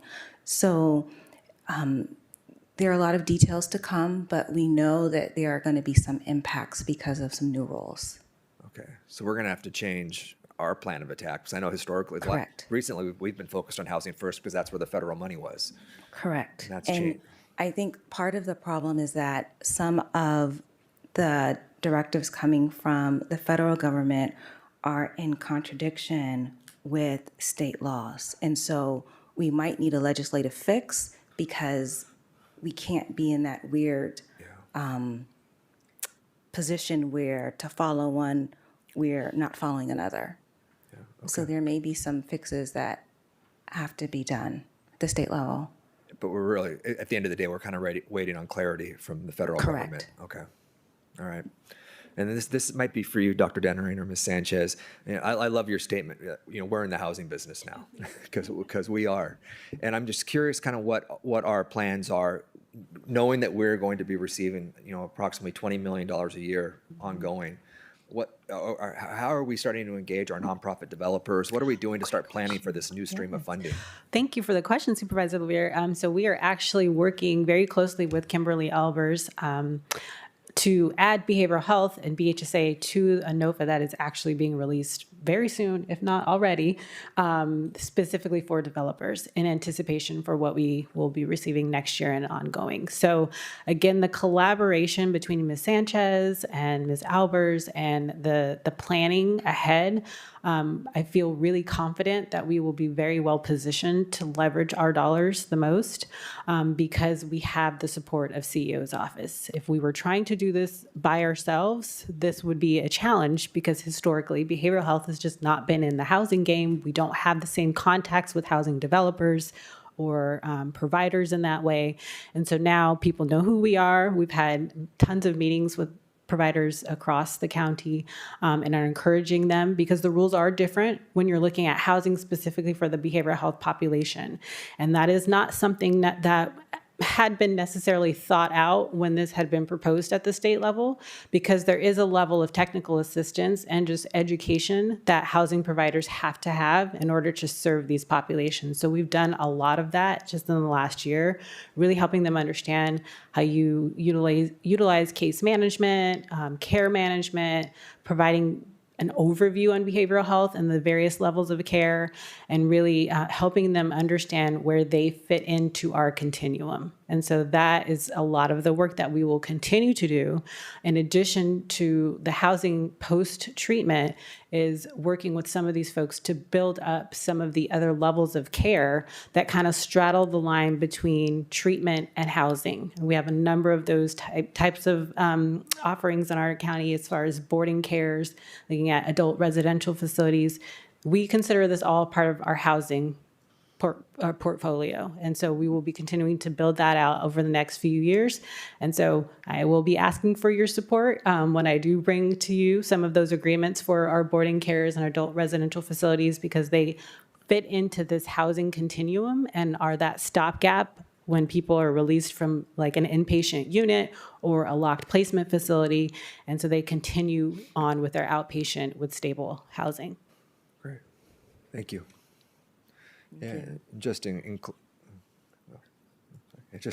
closing, lastly, I want to express my just deepest thanks to everyone who's been part of this effort. And when we brought this strategic plan to the board 2 years ago, I think this is exactly what I envisioned, was breaking down silos, getting everybody around the same table, from the sheriffs to behavioral health to HCA to HSA to the CEO's office, public works, getting everybody around the table and talking about how we're going to address this as a county, not as a specific agency.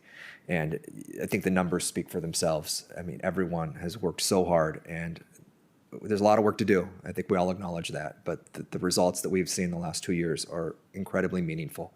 So thank you. Supervisor Lopez? Yes, thank you, Chair, and thank you to the entire team for the presentation. This is very, very informative, and what I really appreciate is especially the presentation is something that we can take back and communicate and share with the public as we get those questions about what's going on and what has been happening and what is working. So I really appreciate all the work and how far we have come. What I wanted to ask about is specifically the task force and how working with other cities, if someone can remind us who sits on the task force? Do you want the names or do you want the entities? Entities, yeah. So for the task force, so we have the coordinating committee, and the coordinating committee are like the agency directors that work around homelessness. So PWA, Sheriff's Office, Behavioral Health, HCA, County Council is there, Behavioral Health is there, Public Health is there. I think that's it. It's around that. For the task force, we have the cities. So we have our local police departments. We have, it depends on what meeting you go to, but sometimes we'll have a city manager or their housing person or maybe their ECDEV person, economic development person, that they'll send so that someone from the city is present and can kind of hear what's going on. Now, not every city is present at every single meeting, but I think we see the energy and the movement there so that most people stay pretty up to date on what's happening and what's occurring. But we've got pretty good engagement in the last year, and the teams report out sort of what they're doing and progress that's been made. They'll share different innovative ideas. People ask questions. So it's a good forum for people not only to connect, but to understand what other people are doing, understand what the county is doing, and how it might impact the cities, and really just trying to get everyone to be in alignment. Thank you. And the reason I ask is I I mean, but when you have the different cities, everyone comes from a different role that everyone is playing out in working in this on this issue, and just curious about if there are any issues that have been brought up as opportunities for the task force or the county to explore in a different way, and to my question about who is on the task force is talking about that lived experience. If there is an opportunity to have someone at the table in that task force, as you're all discussing the different issues. So just wanted to bring that up if there's any additional information that can be shared of what other issues have been brought up or opportunities for improvement or exploration. I am happy to have Kimberly Albers draft something for you, and she can send it to the board for all of your insight and information. Great, thank you.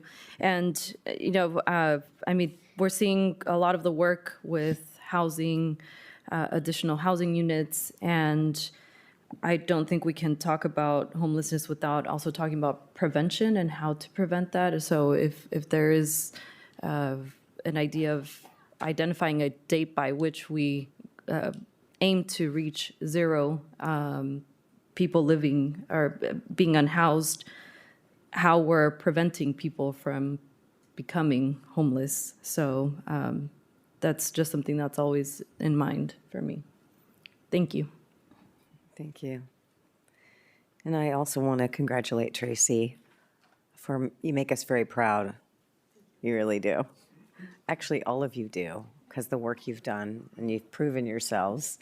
But I do have a few questions. I actually called Captain Henderson yesterday, and I just wanted to follow up on that conversation.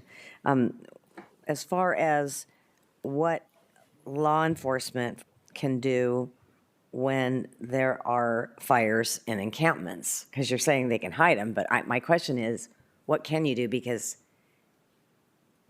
there's a lot of wind in my district, probably your district too, and yours.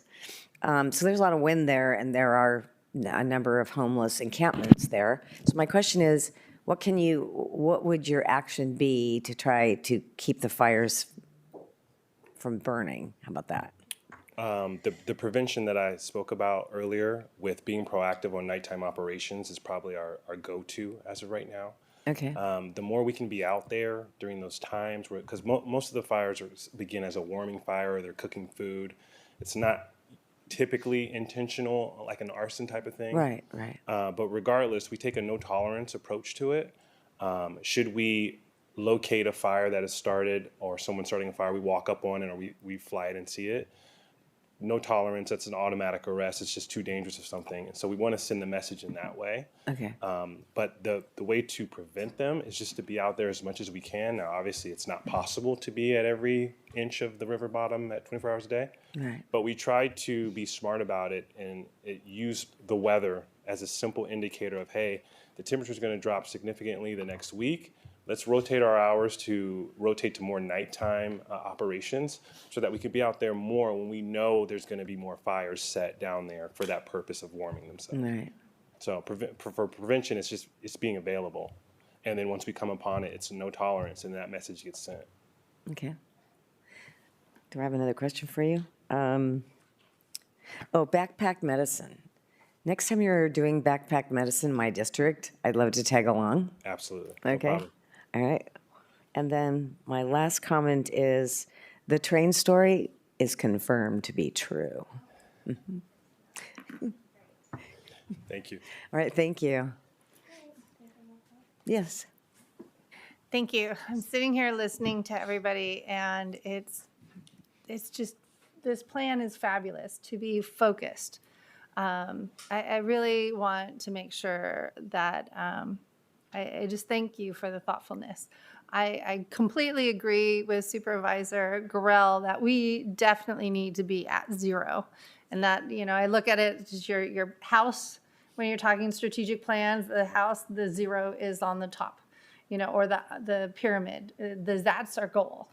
And I think I earlier got stuck thinking of all the processes, because as a project manager, how do you want to do this? But with our goal of just zero, it trickles effect to everywhere. So we have our housing plan, but then we're also talking about housing. How do we get the permits to get these housings done? How do we get people to not be kicked out of their house? How do we get people to transition to substance abuse places so that they can get the help they can get? It really makes you think a lot. We do have to use our resources to do it, but I do really support the zero. I think that is a really important goal to do it, and we need partnerships to do that. And I think that we really definitely, to get a date, that's, yeah. I have to stop with my project management and just say, yes, that is a goal, zero. How do we get there? And I look forward to seeing this come back to us, because I really appreciate the focus that all of you are doing on it. And as state and federal changes, so does our local change. And things will always be consistently changing. But if we have that mindset, I think that's really important. So just thank you. Thank you, Supervisors Long and Gorell, regarding the Drive to Zero. I hear you. I hear you.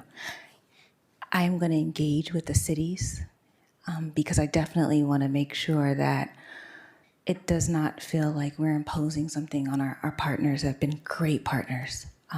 But I will engage with them, and then I will be meeting with each of you to talk more about the Drive to Zero and what dates look like for that. Thank you.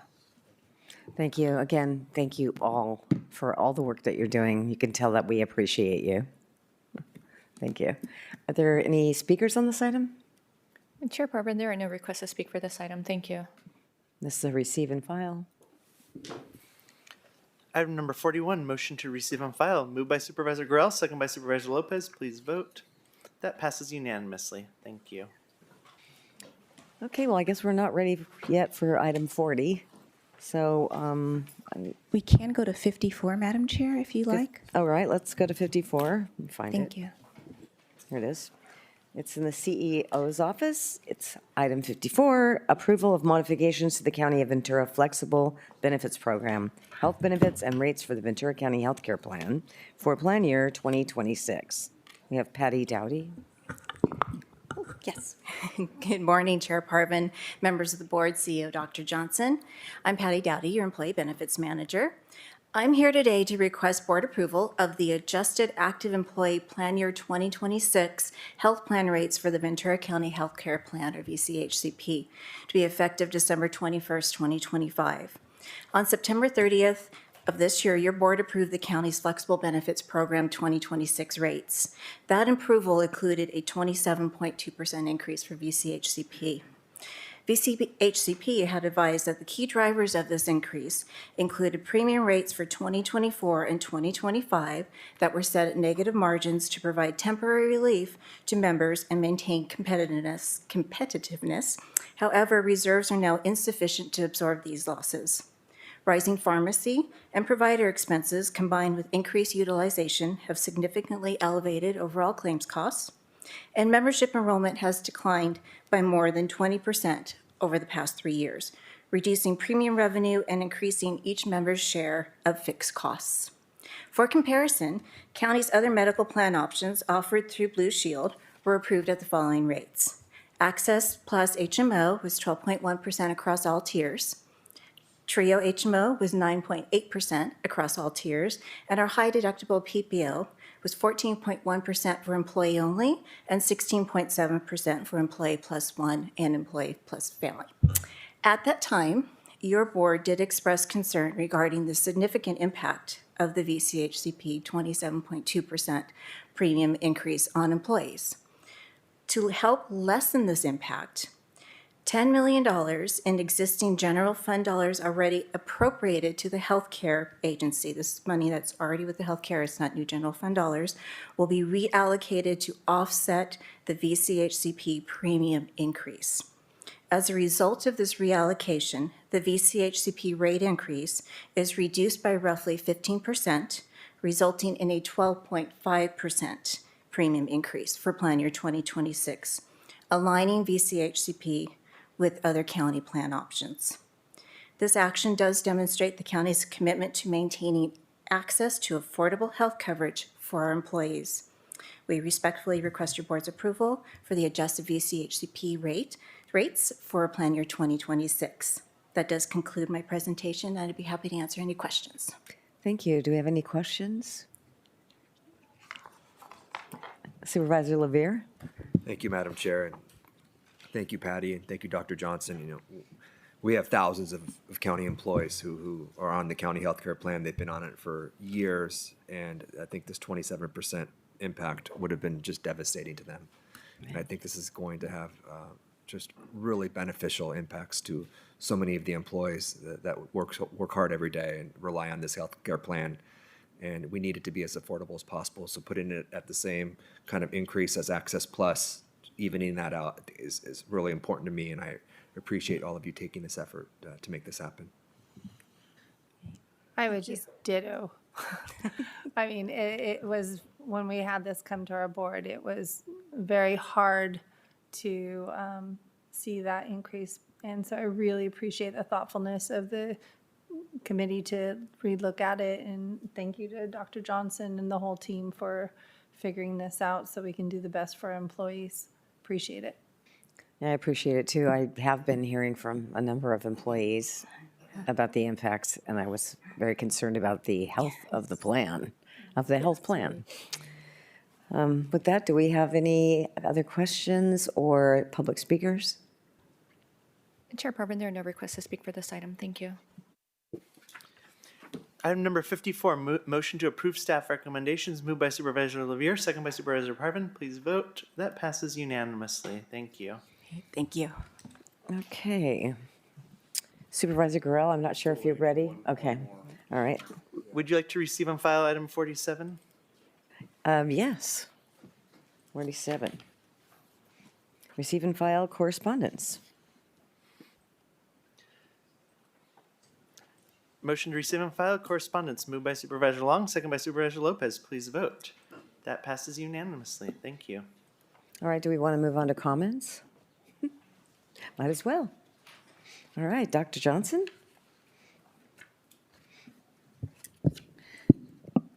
Thank you, Madam Chair. I have a few comments. I already announced my congratulations to Tracy, but I'll just say it again. She's our first Housing Solutions Director, Ms. McCauley, and she received the Carmen Ramirez Housing Advocacy Award at the 24th Annual Ventura County Housing Conference on October 16th. We're extremely proud of her. She advocates for best practices and policies to support housing in our community, provides support to local housing developers, creating new affordable housing opportunities. During the COVID-19 pandemic, she collaborated closely with local partners to successfully access home key funding to shelter and create permanent housing opportunities for persons experiencing or at risk of homelessness in our community. And through those visionary efforts, more than 250 new units of permanent housing and 39 units of transitional housing were created in less than 5 years, representing a 34% increase in housing resources available for this population countywide. She serves on the Housing Trust Fund Ventura County Board as immediate past chair, as a treasurer for Housing Land Trust Ventura County, and she volunteers for the Girl Scouts as a troop leader and as a graduate of the Ventura County Leadership Academy. Highlighting that today and this whole month is October Breast Cancer Awareness Month. This month is a month to increase knowledge of breast cancer, promote early detection through screenings like mammograms, and raise funds for research, patient support, and treatment options. It's important to know the signs and get treated and tested early. So we want to really advocate to everyone who's a woman, who's a man, who knows anyone, to encourage them to get screened. Ventura County Animal Services spay and neuter vehicle unveiling was October 15th. They reached a really special milestone. They've been waiting for that mobile vehicle for a while to do spay and neutering, and it's a really big step forward to accessing affordable pet care across the county. Really want to congratulate Director Esteban Rodriguez and his whole team for their commitment to animal welfare, responsible pet ownership, and reducing the shelter overpopulation through innovative community-based solutions. On October 17th was the inauguration of California Lutheran University President John A. Nunes. A significant occasion for our region's educational and civic community. They talked about vision, advancing academic excellence, equity, and community collaboration. And we're just so grateful to have a good partner like President Nunes here in our county at California Lutheran University. This week, I will be going to the CASE conference for county CEOs. Looking forward to putting our heads together to talk about many of the challenges that counties across the state are facing. October 22nd, that is tomorrow, Ventura County Department of Child Support Services will be having their 4th annual Trunk or Treat from 4 to 6 p.m. That's at 5171 Verdugo Way in Camarillo. This is a really, really cool family-friendly event. People are in costumes. There's kids everywhere. There's booths and all kind of mobile vans. The library goes out. Usually the DA's office is there. We have many of our community-based organizations there giving out candy and engaging with our community. So it's a great, great family-friendly event, and it's free. Also, Boo at the Zoo event at the Teaching Zoo at Moore Park College will be Sunday, October 26th from 11 to 4:30. It gets really spooky there, and it's a lot of fun. It's Halloween themed. They have animals, tricks, animal shows, scavenger hunts, food trucks, crafts for kids. Everything is free. The zoo will be draped in decorations, and whether you're 2 or 102, you'll have something fun to do. So encourage everyone to check that out if you're interested. October 29th, EMS, VCMC, and Vitalant Halloween Blood Drive. There'll be a Cha-Cha-Truck event from 12 to 4 at the Ventura County Medical Center, including Stop the Bleed and Sidewalk CPR training, supporting the county's innovative pre-hospital blood transfusion program. November 8th, the Boys and Girls Club of Greater Oxnard and Point Hueneme will have their 35th annual fundraiser. It's an auction and a gala. November 11th, please mark your calendars. That is Veterans Day, and county offices will be closed. And then November 13th, Public Health, the laboratory they'll have an open house there in Oxnard. Madam Chair, that concludes my comments. Thank you for the time. Thank you. Supervisor Lopez. Thank you, Chair. I'll start off with also congratulating Tracy McCauley on the award she received. I was able to attend the housing conference, so I got to see her go up and accept the award. And before that, there was a presentation by Dr. Dumui, who provided a lot of data and information about housing. It was very, very informative, but a lot to take in. But yeah, really great conference, and congratulations to Tracy. I also attended the Port of Hueneme MOU signing ceremony with the Port of Paita in Peru, which we heard a little bit about just before, earlier that day at our last board meeting, which is a collaboration on maritime innovation and promoting economic development between the two ports. So it was great to meet some of the officials from the Port of Paita. I also attended the unveiling of the mobile vet vehicle, and it was just really exciting. A lot of excitement there, along with our chair and Supervisor Lavier. And I also attended the inauguration of President Nunes, and just really looking forward to his work in our community. Last night, I held my second Youth Advisory Council meeting, and want to thank Michelle Guzman from our Government Affairs team, who came to present to the youth and help them learn more about our local leaders and how our county works. And lastly, I have this Friday evening from 4 to 6, I will hold my last paletas in the park of the year, as the time is changing. It's getting cooler. So it'll be the last one, 4 to 6 at Del Sol Park in Oxnard. And I have submitted a list of people I request we adjourn in memory of. Thank you. Supervisor Long? Thank you. I want to just thank the Knights of Columbus Oxnard Council 750 for their Civic Nights dinner. It's always a great event to really support our leaders, and the event had a keynote. Our keynote speaker was delivered by Jess Ramirez, president of the Oxnard Harbor District. And I joined Supervisor Lopez in supporting the port and all the great things that they do.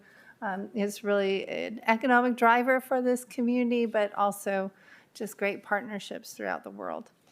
Also, I attended the National Association of Counties Forum and sat with many of our state leaders in hearing our federal updates. I would love to come back to have good news, but as of right now, I can't. Hopefully something will happen so that we get the budgets approved sooner than later.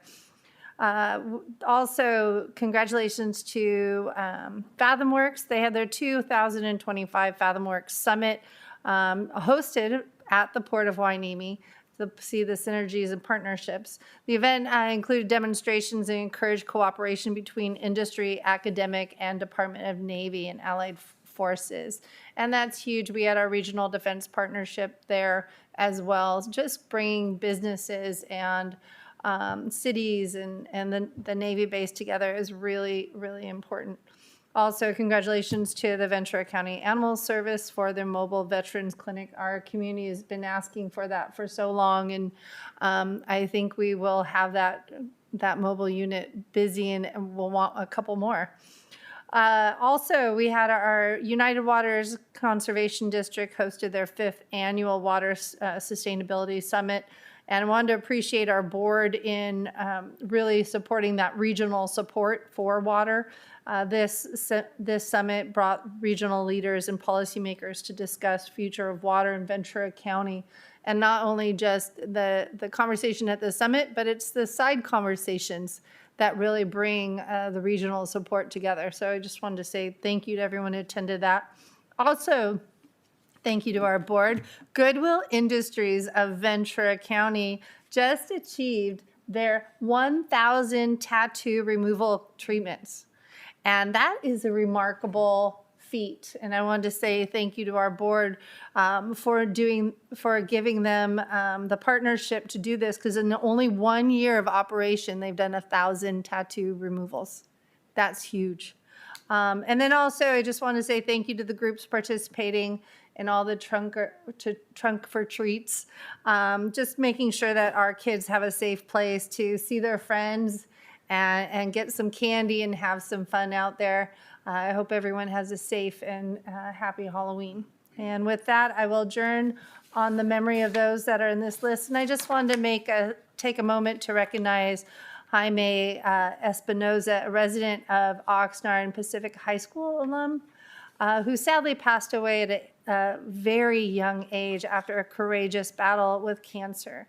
We keep his family and loved ones in our thoughts as they honor his memory and the joy he brought to all those around him. So with that, thank you, Madam Chair. Thank you. Supervisor Gorell? Thank you, Madam Chair. Just a couple quick things. I too attended the FathomWorks Summit, and it was really remarkable and impressive. And if you ever wonder what's coming out of there, what the benefit is of the tech transfer that's going on over there, I had the opportunity to get to have presented to me a showcase where a company that is working on robotic automated shipbuilding is at the point where they've really perfected their artificial intelligence, their capability with these multiple robotic arms coming together to build ships, really working right off of the AutoCAD blueprint. And whether it's an aircraft carrier or a small barge or anything in between, this is the next technology, because none of our major shipbuilders use this kind of automation. They are at FathomWorks. They are ready to expand, and I'm working with Estelle Busa from the Ventura County Economic Development Team to help them expand here in Ventura County. So it's hopefully, knock on wood, that works out. But it's just one example of many of the kind of cool things that are going over there at FathomWorks. I attended a Lynn Ranch community meeting. Lynn Ranch is unincorporated. They don't have a municipal advisory council, and they're not in the city of Thousand Oaks. They're our constituents, and I had a chance to meet with them and learn a little bit about all their issues, positive and otherwise, and we had a great meeting. I also attended the inauguration of Dr. John Nunes, the ninth president of the California Lutheran University. I'm so pleased to see just the energy that is in that campus right now. And having taught at Cal Lutheran for almost 7 years, I'm emotionally connected to the success and outcome of that university. And John Nunez is perfect. He's a great leader, a wonderful, motivated, optimistic a cheerleader for all of the students and faculty of that school. And I was really touched to be there and really inspired. So it's a great event, and I'm excited about the future of Cal Lutheran University. I'm going to skip forward and say that there's 2 events coming up I would like to share with the community.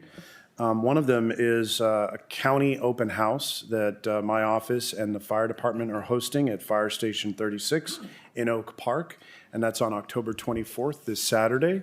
It's our annual open house, and there's all kinds of fun things for kids to do, but most of the county agencies will be there, kind of sharing what they're doing in Oak Park, and the fire, there's Touch a Truck, and Athens will be there, and the Public Works, and all of the firefighters, the Sheriff's Department, and it's just a great opportunity for Oak Park to meet the county team that supports them. So I encourage everyone to come out. It starts at 11 on Saturday in Oak Park. Secondly, many of the nonprofits in our communities have been affected by the cuts. One of them, in mine, among many, is Senior Concerns. Senior Concerns has been really affected.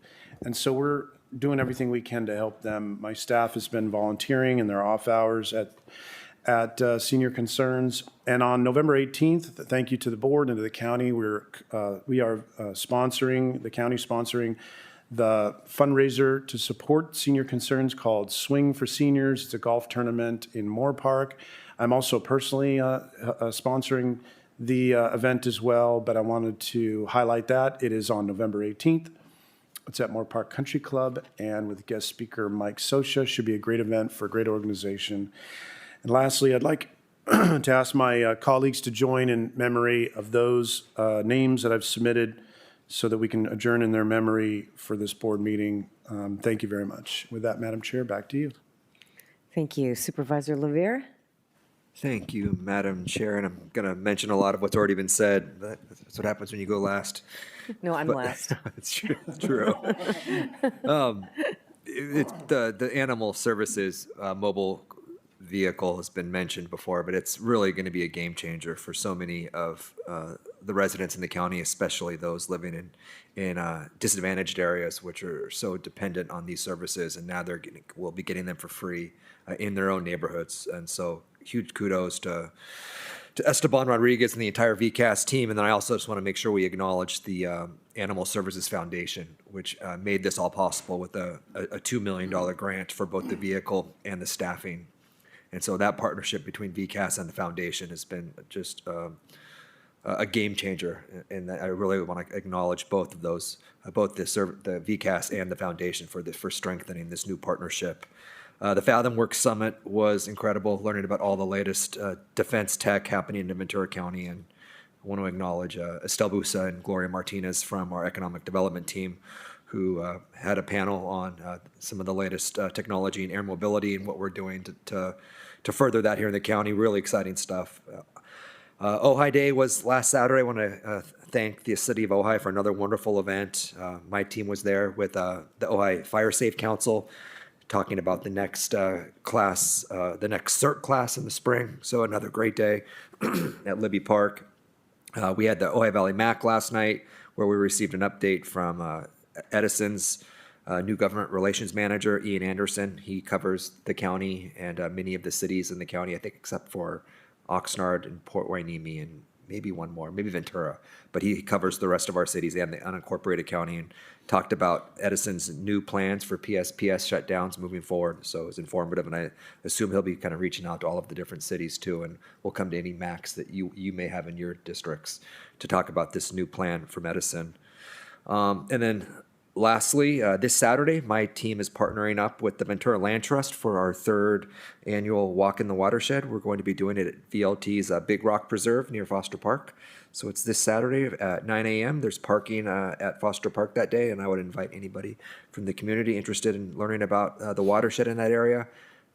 Public Works and the Watershed Department are always huge partners in this, and they'll be there. And want to acknowledge Jeff Palmer and the entire Watershed team for their help in setting this up. And then lastly, I'd ask that we adjourn in honor of those on the list I provided to the clerk. 2 veterans I want to mention and recognize: Robert Johnson, who served many years in the Army Air Corps, and then Jeffrey Erskine, who served 28 years in the United States Air Force and was awarded the Bronze Star Medal for his service in Vietnam. So we're thinking about the Erskine and Johnson families and acknowledge the service of their loved ones. Thank you. Thank you. Let's see, we participated in the Moore Park Community Awards event, honoring many of our local leaders for their outstanding contributions to the community, and also participated in the Moore Park Chamber networking meeting. I also participated in the unveiling of the animal shelter spay neuter vehicle that will provide veterinary services throughout the county. I think we probably almost all of us were there. But I did want to give a shout out to you, Supervisor Levere. What a great speech. It was really, really good. And I know you're our representative on that board, but I mean, you could tell that you love that organization and how much you love animals. But aside from that, the fact that you really respect all the work that they're doing on our behalf. And I really enjoyed your speech, just letting you know. Participated in the Boys and Girls Club of Moore Park and Simi Valley Board Development meeting, and I met with SEIU 721. Participated in the Simi Valley Seroptimus Little Black Dress event, where I presented the Fred and Debbie Thomas Woman of the Year Award to Sandy Schmid. Congratulations, Sandy. That was a fun evening, and I was with Savette actually that evening as well. Let's see, we also had attended the Simi Valley Youth Summit, where students from Simi Valley High School and Royal High School had in-depth discussions and workshops on leadership skills to become more engaged in their community. I also enjoyed attending the annual Knowles Harvest Festival, where the community comes out for a day of fun, but they do have fabulous hot dogs. So I will be doing this event every year. My staff actually volunteered at Sunny Horses for Kids' third annual birthday. I really appreciate them doing that, since it was my 50th anniversary and I couldn't make it. We attended the Forever Found Freedom Gala, and that organization is involved in rescuing and restoring victims of child trafficking. Also, this Saturday is the Simi Valley Street Fair. I will be there almost the entire day, and looking forward to it and meeting and talking with constituents. I know in my last parade in Moore Park, we had a constituent approach me rather aggressively on homelessness. So it's good to have an updated presentation today. And finally, my office is holding an active military supply drive from October 13th through November 6th. For details, you can visit my website. And we had a very fortunate week of no adjournments. And on that, we'll move on. Really happy and very rare. Yep. All right. We have 3 minutes. We have 3 minutes? Or can we start? Are you ready? Yeah. All your people are here? Yes, please. Okay. All right, this is item 40. It's a recommendation of Supervisor Gorell. Yes, thank you, Madam Chair. Today's item addresses the state's pending Zone 0 regulations under Assembly Bill 3074, a law passed in 2020 that was originally designed to strengthen defensible space requirements around homes and other properties and reduce wildfire risk. While I believe our county shares the state's goal of improving fire safety, the current draft regulations have evolved in ways that could impose unintended but significant unfunded mandates and remove local discretion. We've seen firsthand the devastation wildfires can bring to our communities. But we must remain proactive in protecting both life and property, and I will continue to champion local initiatives that harden homes and strengthen defensible space. This resolution strikes an important balance, preserving local discretion and allowing communities like ours to implement solutions that fit our unique landscapes, not a one-size-fits-all mandate from Sacramento.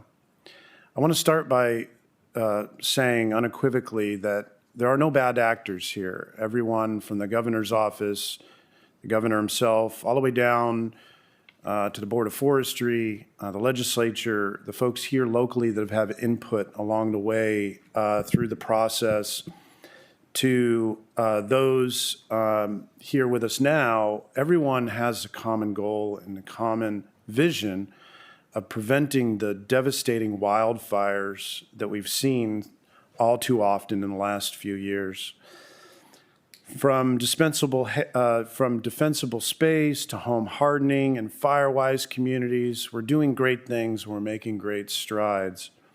Our fire district and our fire department are among the most advanced in the state. We're enforcing 100-foot clearance zones and proactive inspection programs that have proven effective in protecting lives and property. I think the challenge is that in trying to drive home some of the goals of the 2020 legislation, most recently, it has been hastened, and that desire, that effort to try to drive home regulations with such speed has resulted in some of the efforts missing the target. Unfortunately, the state regulations take a one-size-fits-all approach that doesn't account for regional differences such as local geography, vegetation, and building codes. If implemented as written, the regulations would create a major unfunded mandate requiring inspections of as much as or more than 60,000 additional properties throughout the county of Ventura. I can tell you that our county fire team does not have that bandwidth to perform additional inspections of 60,000 or more properties countywide, certainly not at the moment. Homeowners could also face thousands of dollars in compliance costs, further straining affordability that we talk about so often from this dais, as well as further exacerbating insurance availability, insurance costs that we talk about so often from this dais. The call here in this item 40, this board letter, is to urge the legislature, the governor, and the State Board of Forestry to restore local control and to allow alternative practices that achieve the same fire-safe outcomes while reflecting local realities. The board letter also calls for updates to the state's fire hazard severity maps to allow for local review and corrections, ensuring that the mapping reflects on-the-ground conditions and mitigation work already completed. These maps are causing issues in practical ways. There is a developer, for example, in my district, Thousand Oaks, that wants to build on a cement lot that's currently there.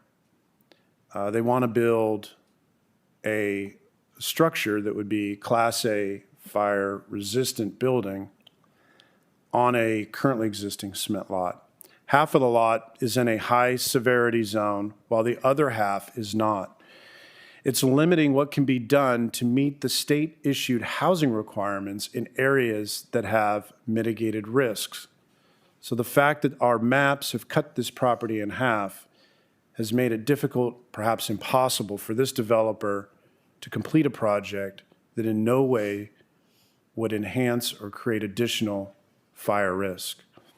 So Governor Newsom signed AB 1455 and AB 888 just this month, both intended to strengthen wildfire protections and homeowner protections.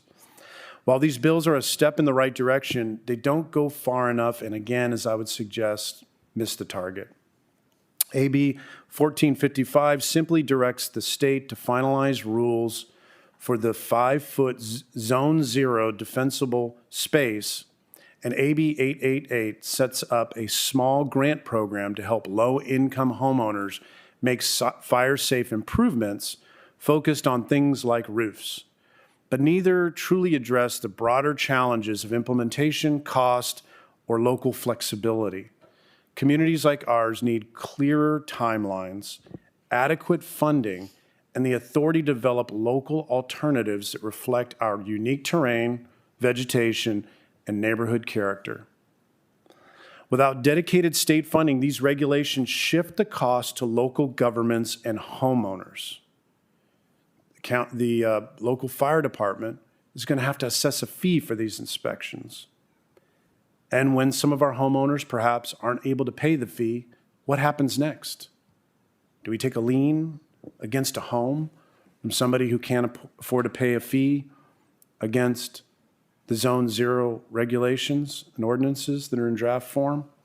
So we are asking the state to pair regulatory mandates with financial support for inspection staffing, homeowner assistance, and community education, and to implement any new requirements through a phased, regionally adaptable timeline with local flexibility and authority. The broader impact: these overlapping fire insurance and housing regulations are already producing unintended consequences: higher premiums, fewer insurance options, and constraints on new housing development. These regulations also have the potential to completely change the aesthetic of our community neighborhoods at a high cost to residents. We really need a balanced approach so entire communities do not need to chop every tree or take out every shrub. This resolution before us today does not reject fire safety. It seeks to make it more effective, equitable, and locally adaptable. I respectfully ask my colleagues to join me in supporting this resolution to urge the state to revise AB 3074 and the draft Zone 0 rules before they are finalized, to provide additional public input, to provide additional public or local scrutiny and control, that together we can strengthen wildfire resilience while protecting our local control and affordability for Ventura County residents. I've invited 3 speakers today who are here. I'd first like to call up and invite Fire Chief Gardner to provide some context. Chief?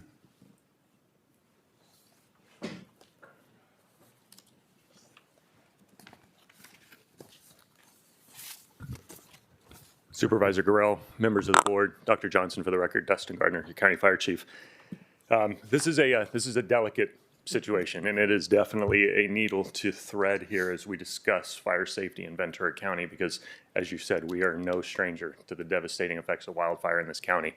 And there is no science, there are no predictions, there are no professionals in this space that I trust that says it's going to get any better over the next century. It's going to continue to get worse, and we have to acknowledge that. We're going to see the devastating effects of wildfire continue in this county.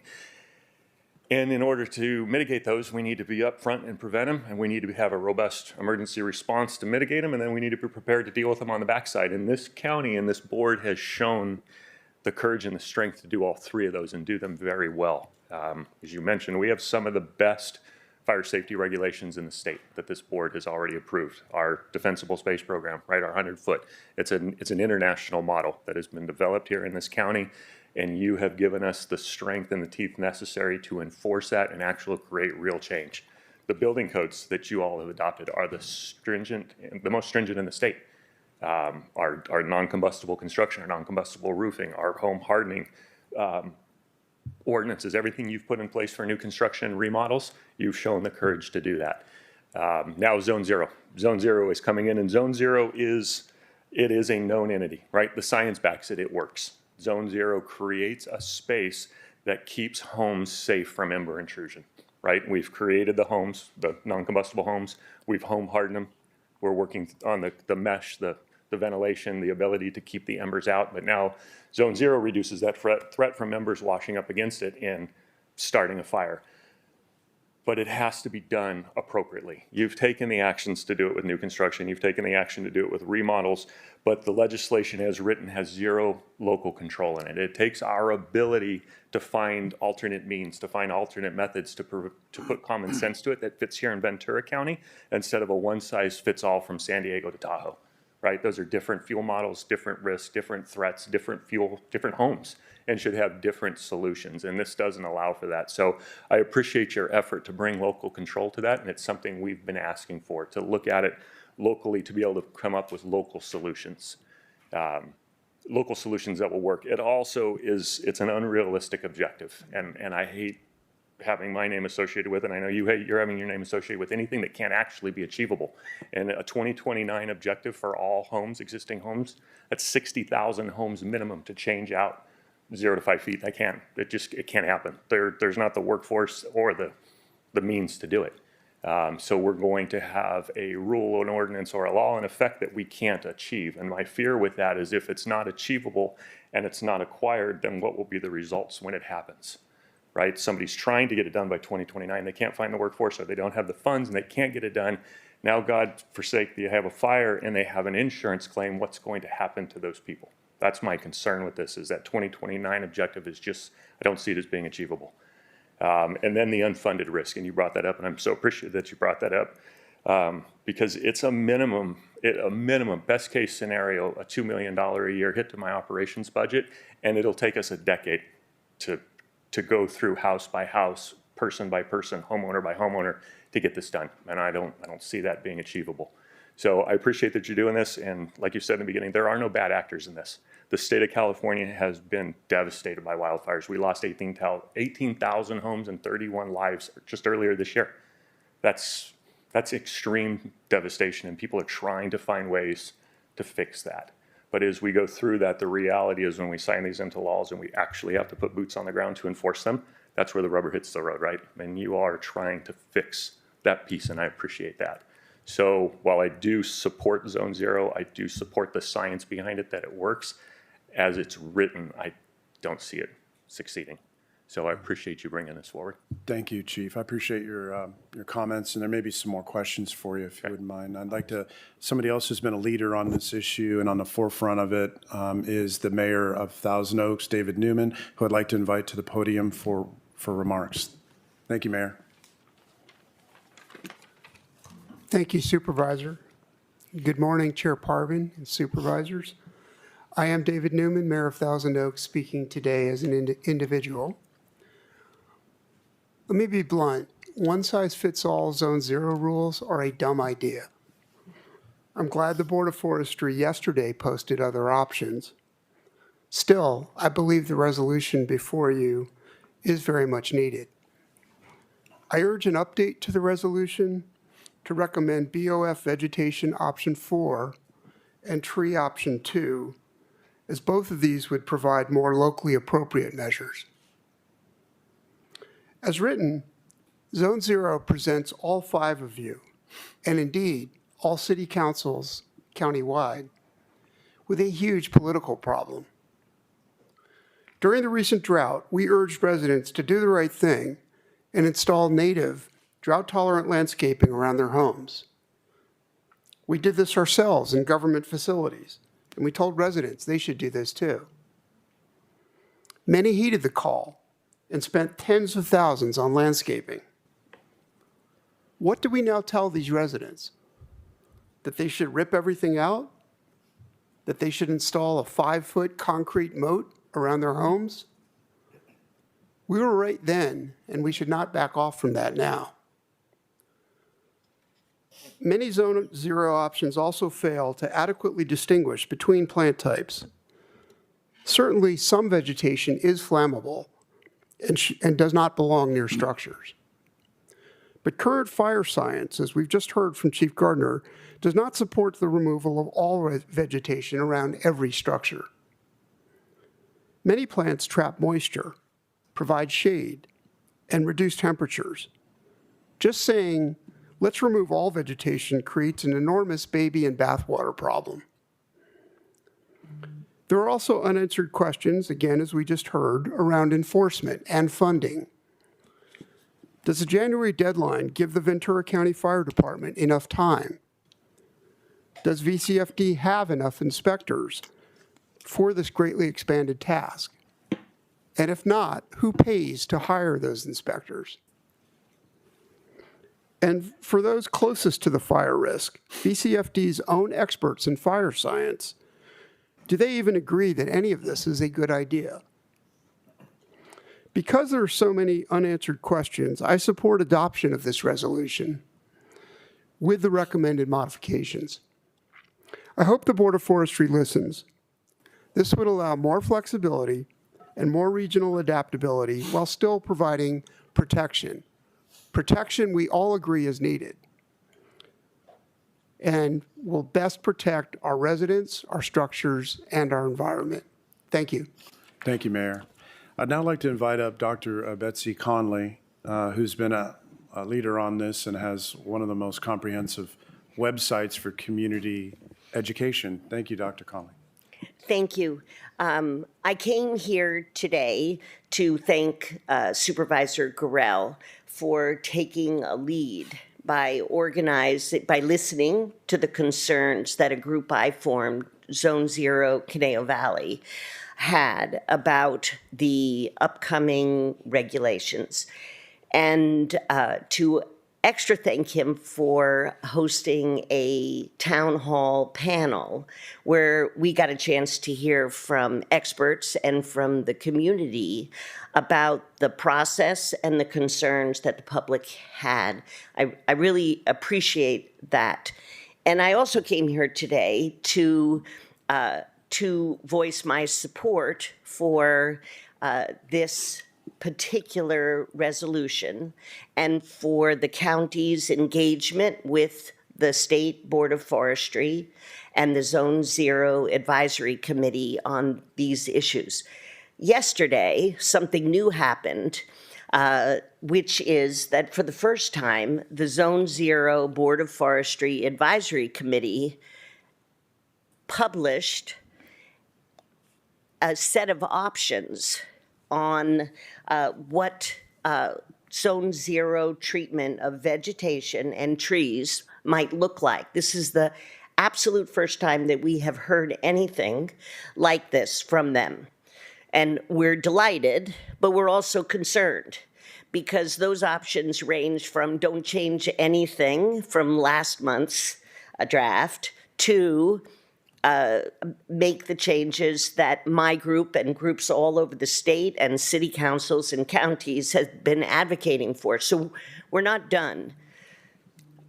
Mayor Newman mentioned that there is a vegetation option, option 4, and a tree option, option 2, that both he and I support, something that recognizes the realities that our fire chief mentioned, and that will create the protection in Zone Zero that homes in high-risk areas in the county should have.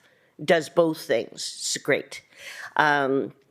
So on Thursday, the Zone Zero Advisory Committee is going to meet to talk about this. And then on November 3rd, the Zone Zero Board of Forestry Advisory Committee is going to meet again, and we believe that they are going to publish a recommendation, which will then be heard the next day for the entire Board of Forestry. That will be November 4th. So this is the end. We're right there. And if we're going to make a difference here, the Zone Zero Advisory Committee needs to hear you and hear us about the concerns that we have before they meet on the 3rd. And then the Board of Forestry needs to know, the entire Board of Forestry needs to know the position of counties, cities, fire chiefs, community members on the issue. That is how we will end up with a regulation that is doable, affordable, and respects the character of our communities, the biodiversity of our communities, the need to cool our communities. It's all there if we can get them to stick on option 4 for vegetation and option 2 for trees. And I appreciate all of you being willing to hear this and to help make this happen. Thank you. Thank you, Ms. Conley. I'll summarize, I'll wrap up and then we can open it to questions. But if the board adopts the resolution and the board letter as presented today, we'll join other jurisdictions. We're not alone. There's other counties. The city of Los Angeles has taken a position in opposition to the current draft. And I've communicated with Michelle Guzman, who is prepared that if the board does vote for this today, to help us communicate the message to Sacramento, to the Board of Forestry, to the governor's office, to the legislature, amplifying what other jurisdictions have shared. Because if a tree falls in the woods and no one's there, does it make a sound? We need to make sure that if we do vote and take a position today, that's communicated to Sacramento quickly and effectively. And thank you, Ms. Guzman, for your coordination on that. The last thing I'll say is that this really just calls upon the state of California to tap the brakes. So that we can possibly extend the deadline, take additional public input, but most importantly, revise for more local control. More local control in what the maps look like, which if we don't get that local control, we won't have another chance to make any changes to those maps for another 5 years. And it's huge impact to our constituents. So it's more local control for not just the maps, but also the Zone 0 ordinances and their implementation. It's also a chance to tap the brakes and to more fully understand inspection, enforcement, and resources required to implement the massive scope of what the state is trying to accomplish. So with that, I'm happy to turn it back to you, Madam Chair, and open it up for any questions. Questions? Comment. Supervisor LaVere has a comment. Thank you, Madam Chair. And Supervisor Guerrero, thank you so much for putting this on the agenda today. And Mayor Newman, Dr. Connolly, thank you for being here and your comments and all of the advocacy you're doing in your community. I've heard a lot about this in my district as well. And I think everyone agrees, like you said, that Zone 0, the regs are well-intentioned, but everyone has so many concerns about how they're going to be implemented. And I share all of the concerns that you noted today, particularly the fact that we need to give local jurisdictions more control over how that implementation takes place. We know our risk, we know our vegetation, we know our neighborhoods, we know the community needs better than a one-size-fits-all policy coming down from Sacramento. And we need to be focusing on local outcomes and results, not just adhering to rules that, as I think the chief said, would be in effect from San Diego to Tahoe. Everybody's different needs. We need the flexibility to meet those needs at the local level. And then, as you mentioned, funding. This is another unfunded mandate, both for our local residents who, tens and tens and tens of thousands are now in these high fire zones, and some in vulnerable and disadvantaged communities who simply can't afford what Zone 0 requires. And we need to be able to provide funding to these residents. And then we also obviously need to be also to be able to provide funding to our fire district. Putting this burden on them with no associated funding is not reasonable, both from a timing perspective and then a budgetary perspective. That needs to change as well. So I absolutely support this, and I really appreciate you bringing this to the board today.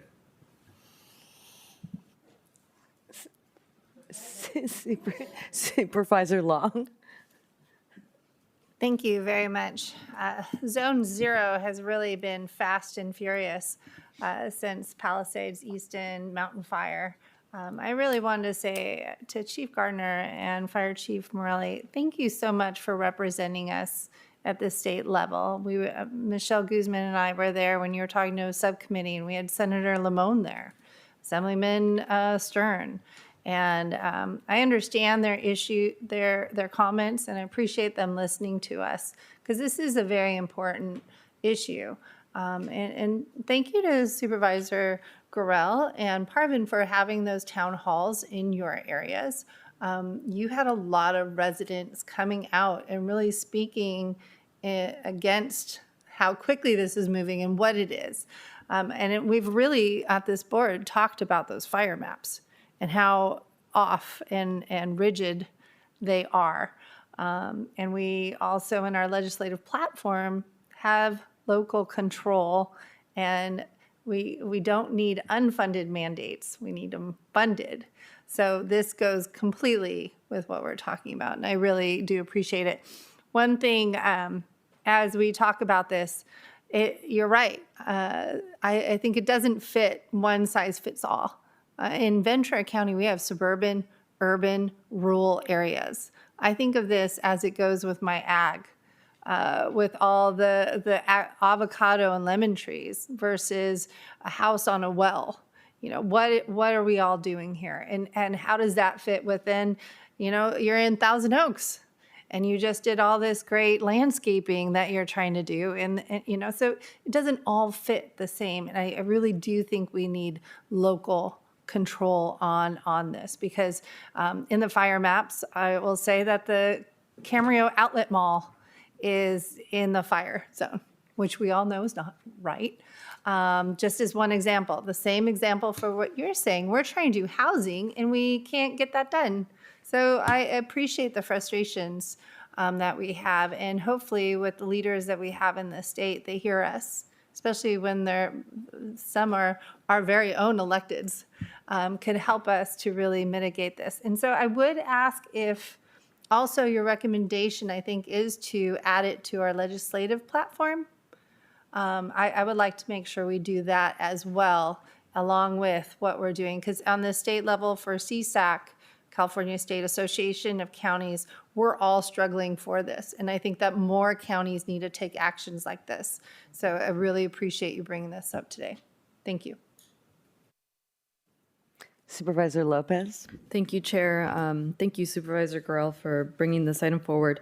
I appreciate the information that both Mayor Newman and Ms. Connolly have shared. I was trying to figure out what exactly was happening, so I appreciate the information. So to that, I have curious about, with this rulemaking process or this regulation being considered, the changes, and this hearing on November 4th, but I understand that there's also a meeting this week, and where the balance is of the legislation you mentioned, if that legislation got ahead of the regulation being considered, how is that reconciled? If they're just trying to figure out, like, what exactly are we doing? And is it pursuing legislation in the future, or is this an addition?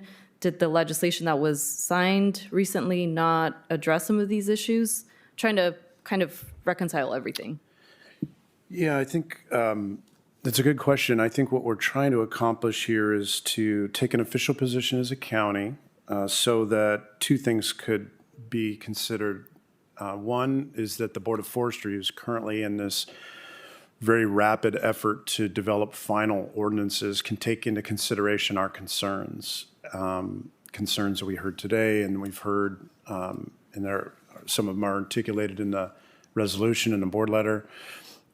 So the development of those languages by this agency that's been identified to quickly develop the ordinances, so the Zone 0 ordinances.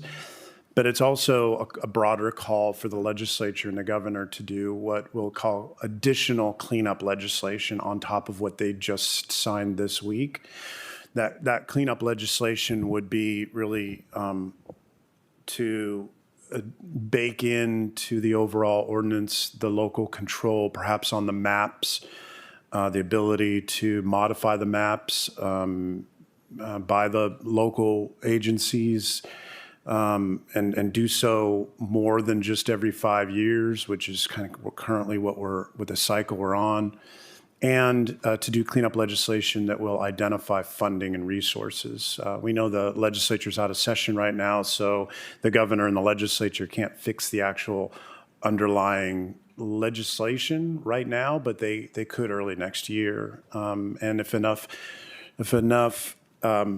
communities like ours add on to the communications to Sacramento, I think we can drive a positive outcome through that collective voice. And that's what this is. So some of it could happen immediately, as Ms. Conley's represented, but some of it will probably be the responsibility of the legislature and the governor next year.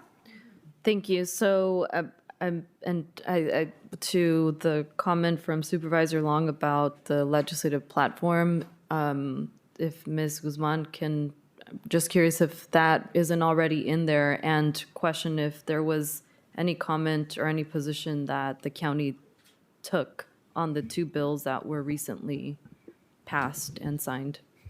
Thank you so much, Supervisor Lopez. Good morning, I think still morning. Board, for the record, Michelle Guzman, Government Affairs Manager for the county.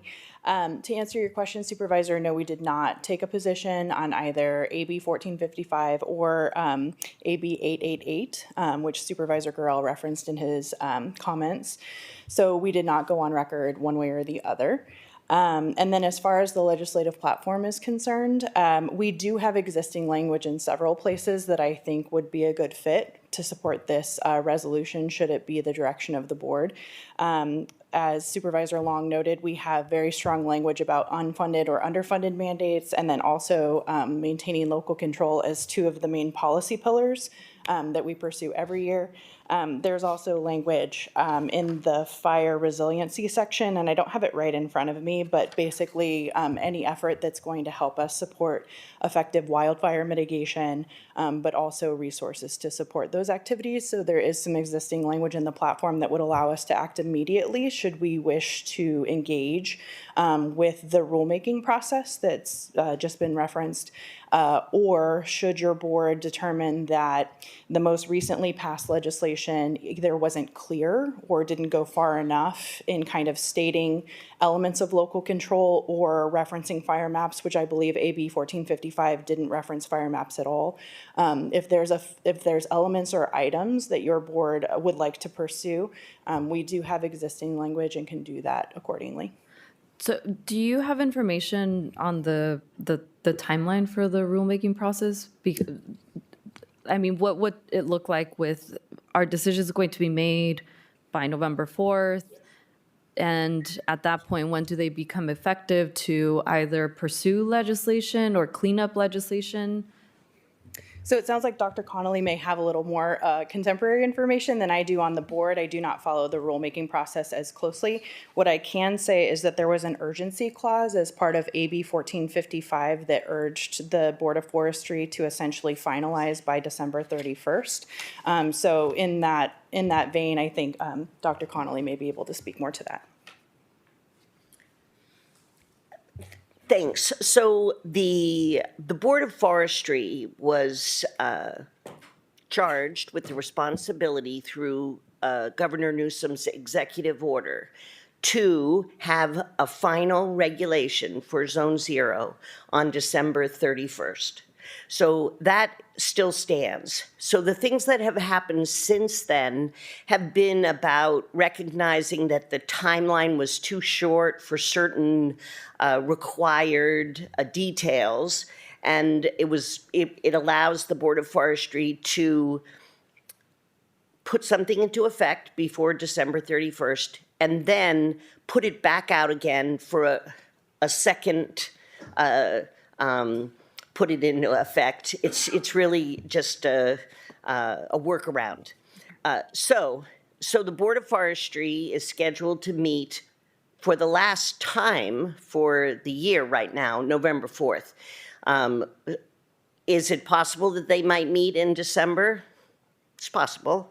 They could have a special meeting, but clearly the clock is ticking and time is running out.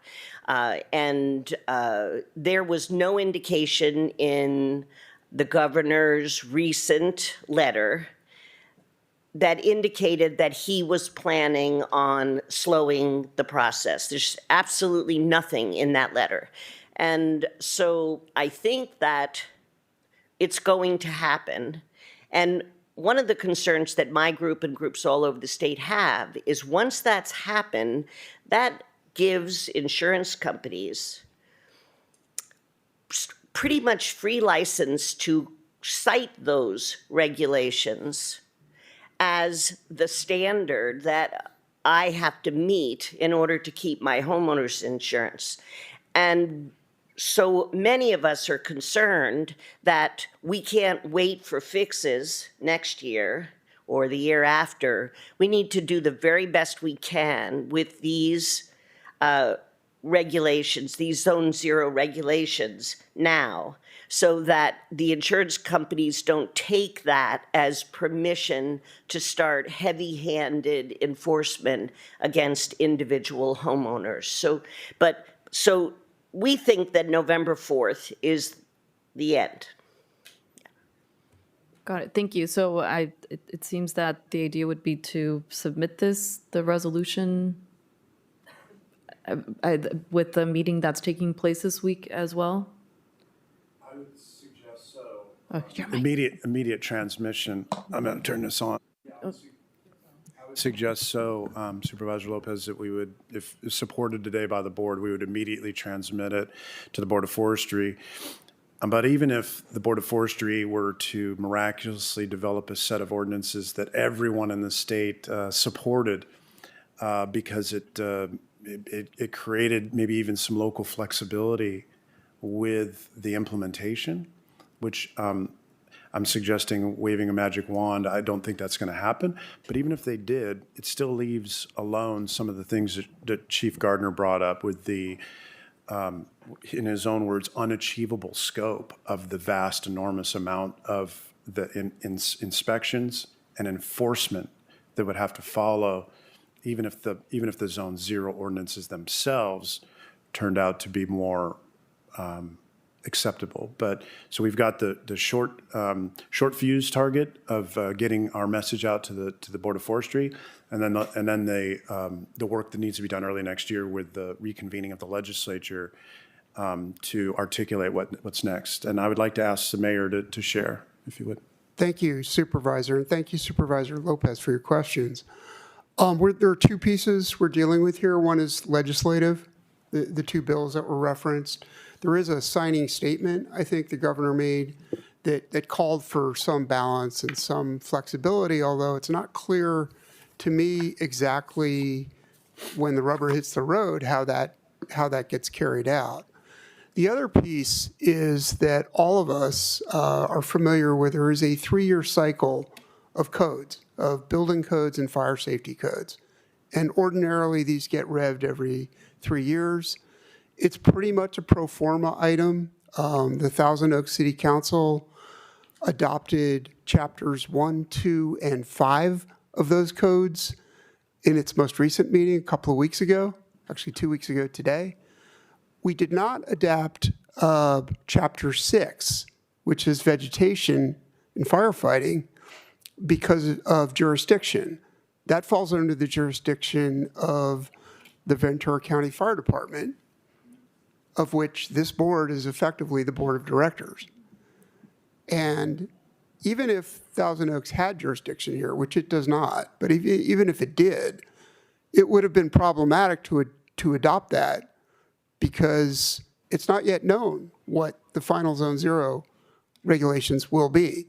So to your question, how does this happen and when? Time is very much of the essence. This does need to get, input needs to get to the Board of Forestry right away, because for all of these codes, including Chapter 6, which is called goes by the ungainly name of the California Wildland Urban Interface Code, or CAWIC.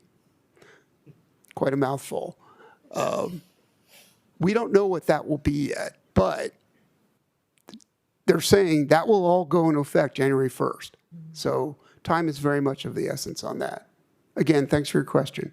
Thank you. Thank you both for the additional information. And as we were sitting here, just a side note that there was a newsletter information about a statewide insurance town hall with the California Fire Chief. So very timely as we're discussing this. So it's happening next week. So thank you, Supervisor. Yeah, thank you. Okay, I'm going to say a few words. And then we'll go to public comment. Okay, we've had a number of town halls in our districts. I look at the way that this is being done similar to how FEMA decides where the flood maps are. It's very similar to me. It looks like a duplication of effort. So again, we lose local control. It's an unfunded mandate. I ran into a gentleman on Sunday at the picnic at the Knolls who told me that his big oak tree, coastal oak tree in his front yard, has to be taken down according to his insurance carrier. And frankly, it's absolutely a beautiful tree, but apparently it's going over part of his roof. So not only does he just has to let it go. They won't let him just trim it. So these are, having insurance companies dictate I'm not comfortable with that as well. We had the Regional Fire Council, Ventura County Regional Fire Council, come out to my district where we talked about Zone 0, what it looks like in reality. And when you talked about this concrete moat around your house, I think that everyone was in shock on how unrealistic it is. And I know that you can't do it in that time frame. And it isn't even realistic. How many people can remove palm trees? And there's a lot of palm trees. I don't think it's reasonable. I don't think it's feasible.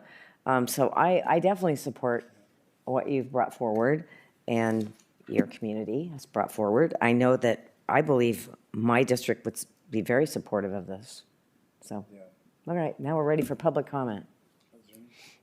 So do we have any speakers on this item? Chair Parvin, there are no requests to speak for this item. Thank you. There's one. I wasn't planning on being here today. I just came here to do something else, and I saw you're having a hearing on this. I live in Lake Sherwood, Thousand Oaks, unincorporated area. A couple things. I think if the state has control, they're going to make this so impossible for everybody out there. And then the second thing is, insurance companies right now are raising the rates through the roof. Mm-hmm. They're finding every reason to cancel you. So if they have this thing to rely on, they could say, well, you don't have the foliage took back. We're canceling you. So then the person gets canceled. They have 30 days to do what needs to be done. And if it's an old person or somebody on fixed income, they can't do that. All right. The other thing is I don't know how much money you lost in property tax revenue during the Woolsey fire. All right. When the Woolsey fire hit, I lived in Lake Sherwood. We were very lucky. We were the donut hole. For some reason, it never hit us. But I remember the Monrovia Fire Department came by my house and they said, "What are you doing on the roof?" I said, "I'm covering all my roof vents with sheet metal. I want to make sure the embers don't get in my roof because my house was built in 2004, so I don't have the automatic vents like you're talking about." So I think if everybody had skin in the game, let's say the County of Ventura, you get a lot of revenue from property taxes, all right? So the Woolsey fire probably wiped out a lot of property tax revenue, just like it did in Palisades, all right? So if you could prevent the house from burning down, you're still getting that property tax revenue. The person doesn't have to rebuild and wait a year or two to rebuild. The roof vents, one thing that I knew that these firemen told me was when the fire hit Oak Park, they lost a lot of houses because it was 2,000 degrees outside. Even though it was 100 degrees outside, the attics were hot. It doesn't matter. That's freezing weather to the firestorm. It goes right to the roof attic, right in the vent, and the embers are inside your attic and your house burns down. You don't even know the house is on fire until it's gone. So the automatic roof vents are really, I'm planning on doing it right now. I'm trying to figure out who to use and what it costs, but maybe have some sort of rebate program for maybe fixed people, maybe not people in Sherwood, but where you get a rebate on your property taxes if you put in these preventive measures on your property. And in the long run, it's going to save you money because you're not going to lose property tax revenue when that $3 million or $1 million or $500,000 house burns down. And then I know you lose property tax revenue, but you're going to lose a lot more property tax revenue if 1,000 houses burn down. Another thing, during the Woolsey fire, they were talking about the stuff around your house, all right? There were some houses in North Ranch that burned down because they had a lot of wood bark. So there's things that you can mitigate by saying, don't put wood bark near your house, all right? So I think that's a good thing, but you got to keep it local. You can't let the state have a mandate because they're never going to let go of it. They're going to keep it forever and ever and ever. So that's all I had to say. Would you Thank like to you. provide your name for record? Douglas Sullivan. Okay, thank you. Okay. And is there any other members of the public in our audience who would like to provide public comment on this item? Thank you. Thank you, Chair Parvin. Madam Chair, I'll just conclude by saying that this story will continue beyond today's vote and into next year for sure and beyond. But I do know that our Regional Fire Safe Council is doing amazing work, and they're standing up these Firewise communities, and those Firewise communities are recipients of grants, and they're helping people that don't have the resources to do the kind of things that were described with the vents and home hardening. So we need to find ways to continue on supporting that kind of work, and we obviously will, but that's the kind of local things that I think are making a big difference to prevent that next massive wildfire. So with that, I'd like to move this measure. Thank you. Can I ask one question? Yeah. Michelle, if you could just ask, so the recommendations here, 1 through 3, I'm very supportive. Is there anything else you need to have to add it to our legislative platform? Or do we also need to include that in the motion? No modifications are required, so we can move forward. Thank you very much. I see what you're saying. If I may ask Mayor Newman to come back up, because I missed it earlier because I was taking his comments to mean he was recommending to the Board of Forestry that they adopt the option, but you're suggesting that this county take a position and specifically support the option with the greatest flexibility that's currently on the table by the Board of Forestry. Is that accurate? It is. Thank you, Supervisor, for that question. Yeah. Both Dr. Connolly and I are endorsing a minor modification to the resolution. Please correct me if this is wrong, but I think it's vegetation option 4 and tree option 2. So the Board of Forestry yesterday came out with an additional menu of options that would provide somewhat more flexibility.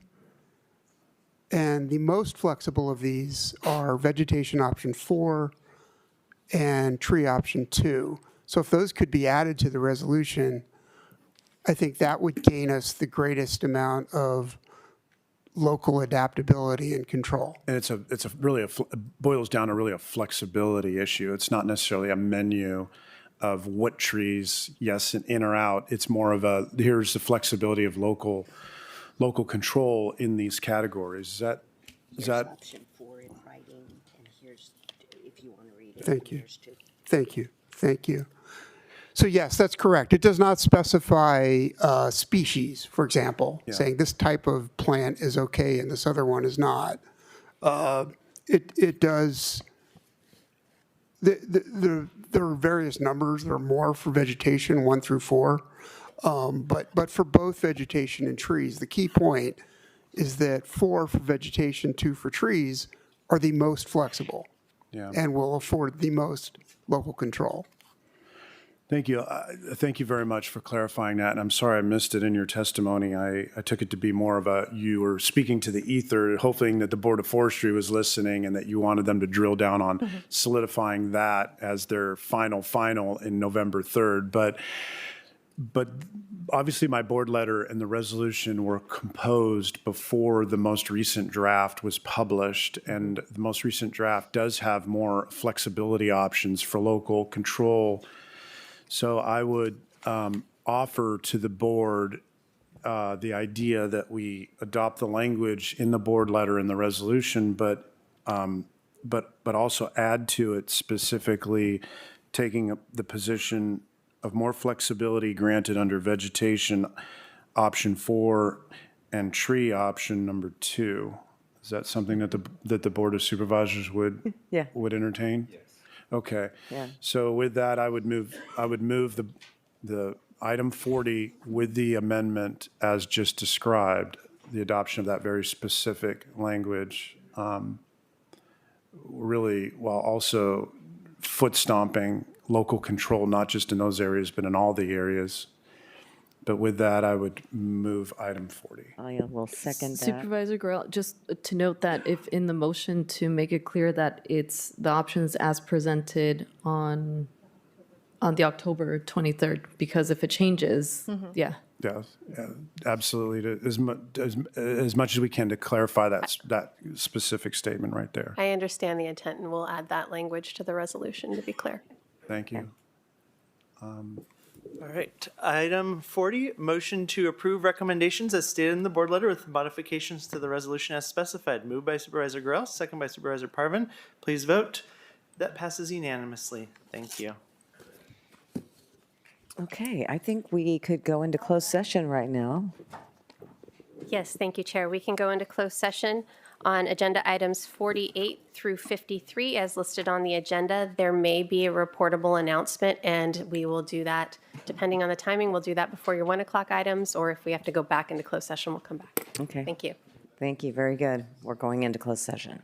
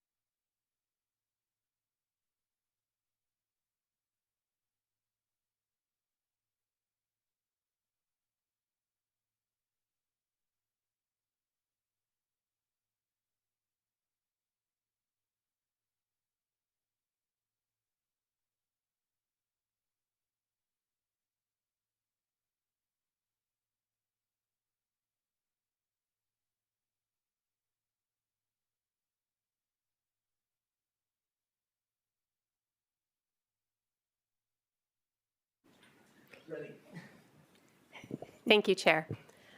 The Board of Supervisors, having met in closed session, there are no reportable announcements except as to agenda items 48 and 51. For item 48, your board, by a unanimous vote, has authorized the filing of a lawsuit. The details of the lawsuit, once filed, shall be disclosed to any person upon inquiry, unless to do so would jeopardize the county's ability to serve the defendant. For item 51, your board, by a unanimous vote, has authorized the filing of a cross-complaint against San Joaquin County. Once the cross-complaint is filed, it will be provided to anyone upon request. Thank you. Thank you. And we're up to our 1 p.m. time certain. And we have a presentation, a receive and file presentation of quarterly recognition for employees with 25 years or more of continuous county service. Recognize a lot of faces out there. Dr. Johnson, oh wait, it's not, yeah, it's Danielle Keys and Dr. Johnson. Thank you. Teaming up.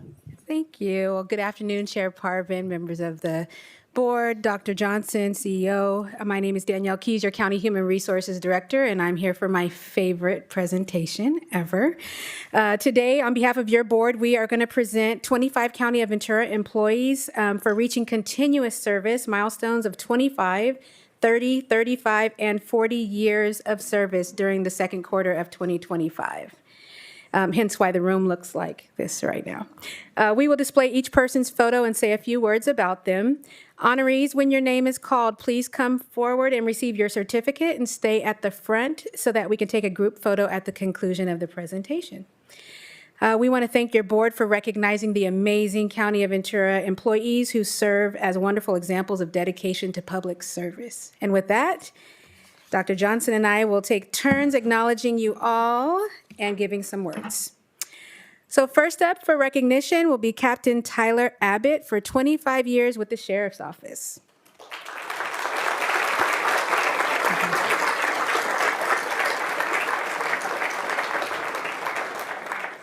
Captain Tyler Abbott has spent the past 25 years serving with the Ventura County Sheriff's Office in a variety of roles. He leads with care for the community, the agency, and the people he serves, and he values the opportunity to mentor and develop future leaders in the organization. His focus on teamwork, trust, and service has strengthened the agency and ensured its continued commitment to protecting and supporting the residents of Ventura County. Thank you for your service and commitment to our community. Congratulations.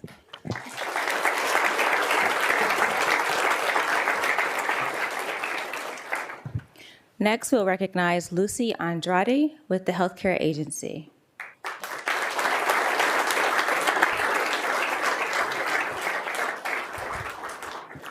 Lucy joined the county in 1997 as a student worker with the probation agency, then moving to the Human Services Agency as a benefits specialist. In 2008, she joined Sheriff's Technical Communications, sparking her passion for social work. In 2010, she worked with Human Services Agency and entered the MSW program at Cal State Long Beach in 2016, earning her degree in 2019. After years with Children and Family Services, she joined Ventura County Behavioral Health in 2022. Now a licensed clinical social worker, Lucy provides quality mental health care to adults and remains committed to serving her community. Thank you, Lucy, for 25 years of service to our community in multiple county agencies.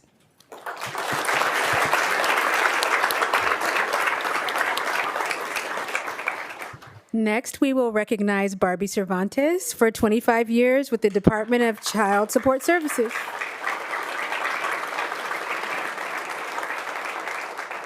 Barbie joined the county initially as a court processing assistant too, and then moved to the district attorney's office as a victims advocate, volunteer coordinator, and interim administrative assistant, supervisor of the victim service unit.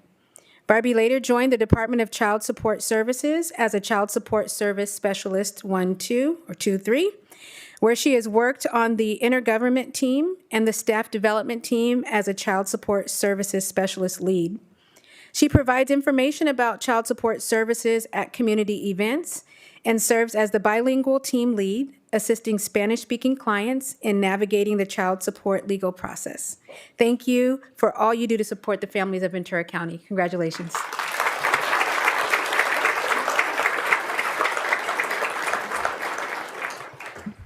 Next, we'll recognize Rosalio Cobian, Sheriff's Office.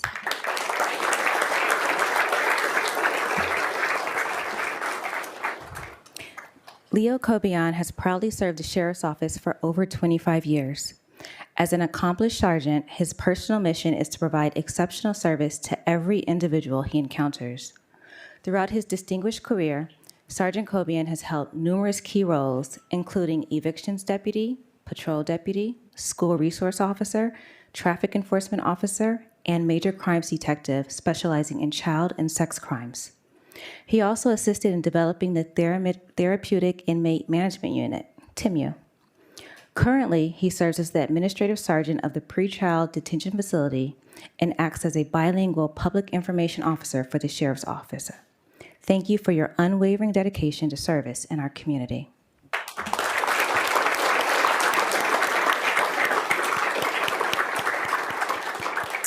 Next, we'll recognize Don Kundiev for 25 years with the Department of Child Support Services.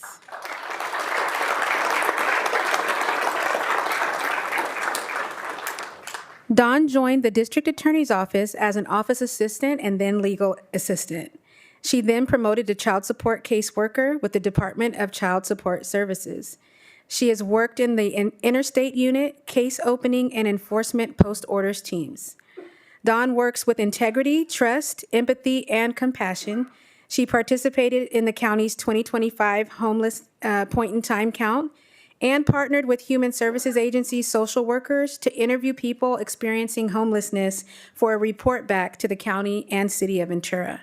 We thank you for your 25 years of service and support for the county and community. Thank you.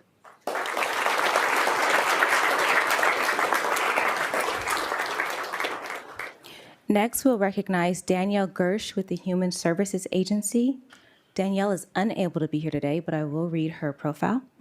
Throughout her career with Children and Family Services, Danielle Gersh has been a cornerstone of the Agency for Children and Family Services, contributing to programs such as emergency response, ongoing, after hours, the court unit, and family treatment court. Danielle always brings excellence, compassion, and professionalism to her work. She is deeply committed to the professional growth, development, and success of her staff, from guiding new social workers to mentoring and supporting her team. She leads with honesty, kindness, and patience. The positive impact she has had on staff members and families in our community will ripple forward for years to come. Congratulations, and thank you for your service to our county employees and our community.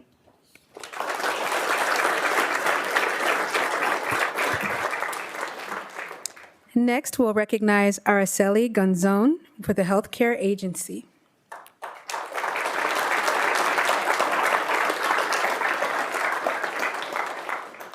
Araceli started as an extra help employee in Vital Records while attending Cal State University Northridge as a young single parent. Thanks to her supportive supervisor, she balanced work and school. Soon after, she was offered a permanent position and has proudly stayed in that department ever since, where she has grown both personally and professionally. Although she has had other opportunities, she chose to stay where she felt at home. Now, as a part of the SEIU 721 bargaining team, she is excited to keep learning and giving back. Congratulations, and thank you for 25 years of unwavering service to the healthcare agency and the County of Ventura. Congratulations.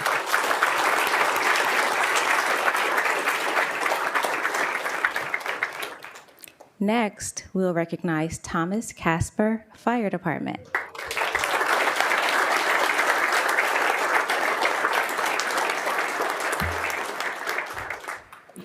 Tom Casper began his public service in Santa Barbara County, then moved to Ventura County, where he joined the Ventura County Fire Department. Since then, Tom has led a team of professionals managing the department's $300 million budget, 33 fire stations, 6 support facilities, public records, and data analytics. He has managed numerous FEMA disaster claims and represented the fire department in constructing 5 fire stations, 2 training buildings, and purchasing a new headquarters. Tom is a LEAP graduate and CSAC credentialed senior executive dedicated to effective leadership for the fire department. Congratulations, Tom, and thank you for your leadership and service to our county.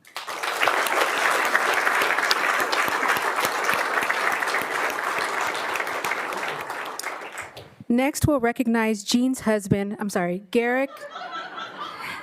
She might have asked me to do that outside. Okay. Garrick Leedy for 25 years with the Auditor Controller's Office.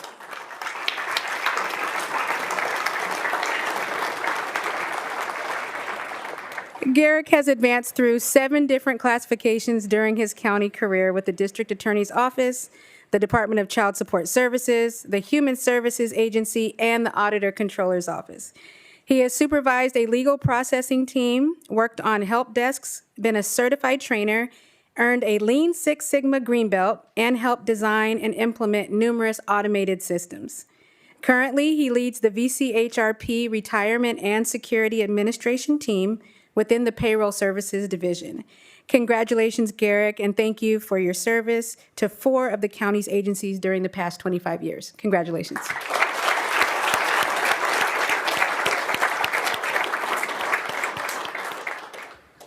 Next, we'll recognize Eduardo Malagon, Sheriff's Office.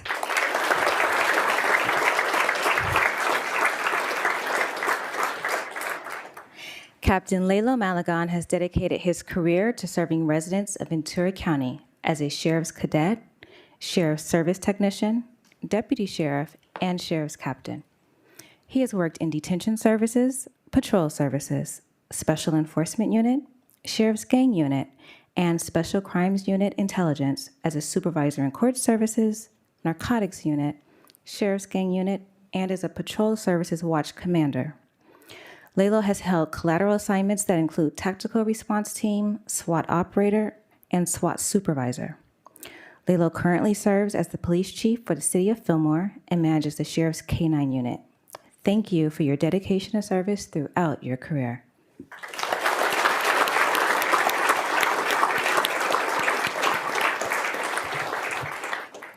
Next, we'll recognize Michael Menchaca with the Human Services Agency.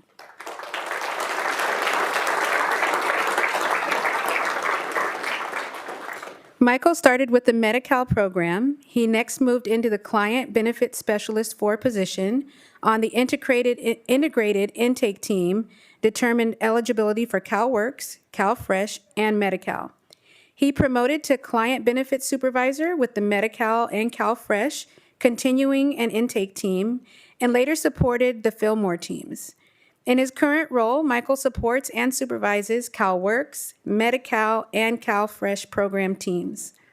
Michael has worked closely with internal and external partner agencies and has participated in various special projects and work groups, deepening his knowledge and understanding of his role and the importance of client service delivery. Congratulations, Michael, on reaching this service milestone, and thank you for your continuous service to the County of Ventura. Congratulations.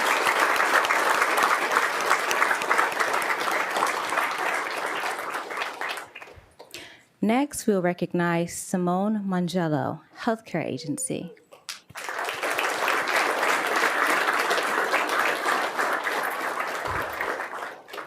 Simone began her career with public health, where she discovered her passion as a pediatric physical therapist in the medical therapy program. In 2007, she promoted into the clinical coordinator role, where she has remained an integral part of the leadership team. Simone is passionate in ensuring children are connected to get the therapy services they need and in coordinating staff development to enhance program services and staff skills. For over 25 years, Simone has made a difference in the lives of her clients and team. Simone's positive impact is far-reaching. Thank you, Simone, for 25 years of service to the children of our community.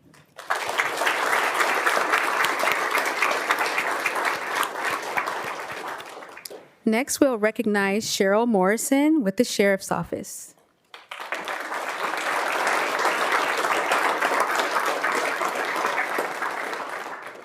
For 25 years, Cheryl has dedicated her career to supporting law enforcement efforts and combating crime within our communities. She is truly dedicated to solving problems for our community and strives to make a difference every day. Thank you, Cheryl, for your work in support of our community safety for the last 25 years. Congratulations.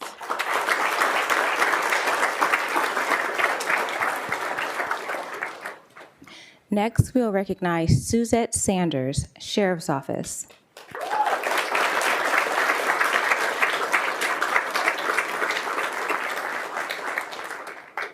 Suzette Sanders came from San Diego to Ventura over 25 years ago and joined the Forensic Services Bureau.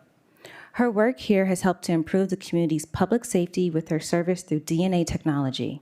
She has analyzed and searched DNA associated with criminal investigations, aiding Ventura County law enforcement in identifying perpetrators of violent crimes, including numerous cold cases. Her goal was to find an interesting career working with brilliant people who are also dedicated to science, justice, and truth. She is grateful to have found that in Ventura County. Congratulations, Suzette, on reaching this service milestone, and thank you for all you do in support of public safety.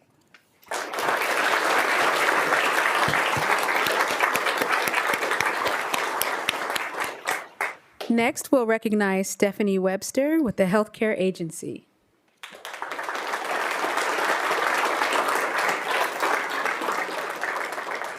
Stephanie started her career as a bedside nurse at the Ventura County Medical Center. She quickly proved she was destined for leadership, and over the course of her career has transitioned into her current role of nursing supervisor. In this capacity, Stephanie is responsible for day-to-day operations of the hospital, including staffing and bed management. To be successful, you need to be fast, on your feet, and great at multitasking. We're lucky that Stephanie embodies this. She ensures the hospital runs smoothly. Her team is grateful for her expertise. Congratulations, Stephanie, and thank you for 25 years of service to our health community. Thank you.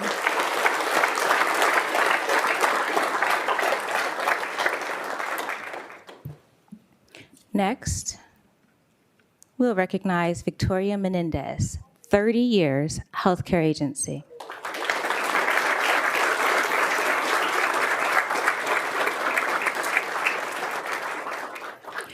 Victoria started her County of Ventura career at the Ventura County Medical Center on the night shift, and she has proudly stayed there ever since.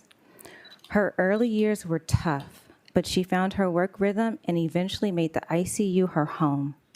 She has witnessed the evolution of medicine, lived through the AIDS and COVID epidemics, and watched residents grow into dedicated attendings. The VCMC staff became her second family.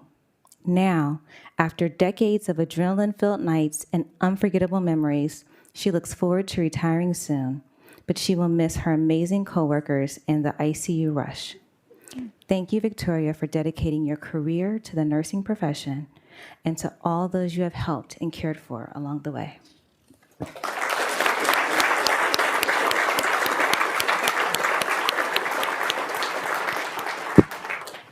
Next, we'll recognize Andrea Regan for 30 years with the District Attorney's Office.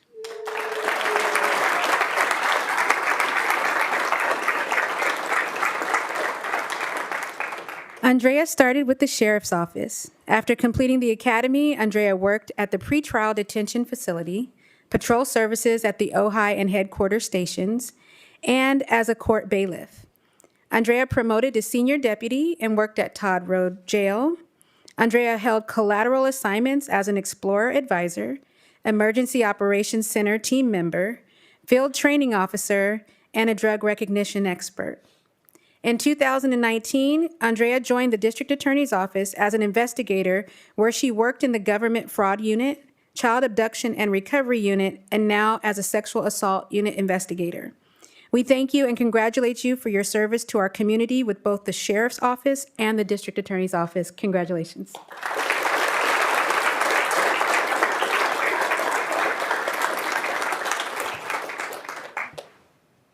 So I want to point out that we are now at 35 years.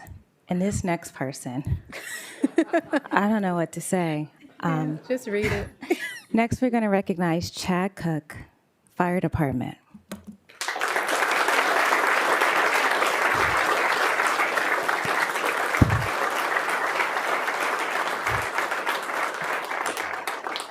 So I'm going to read what they wrote. It's really hard to, but I just have to say, I meet a lot of people.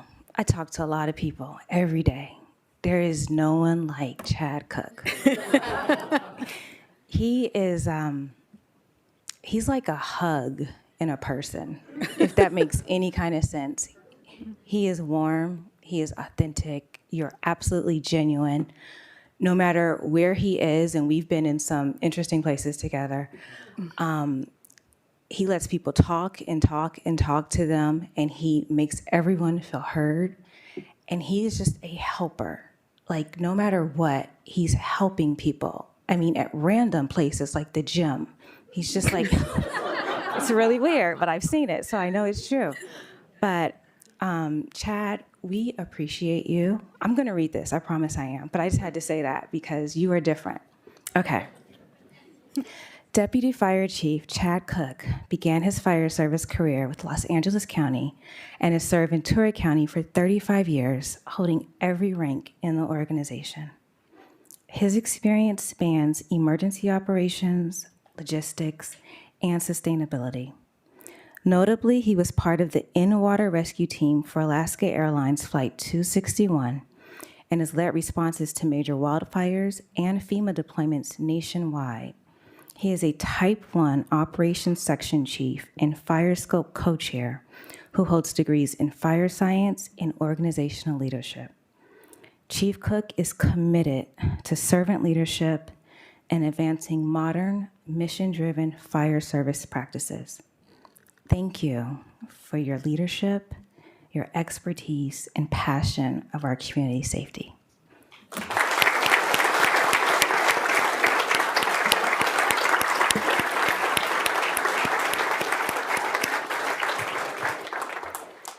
Next, we will recognize Rosemary Downs for 35 years with the Healthcare Agency.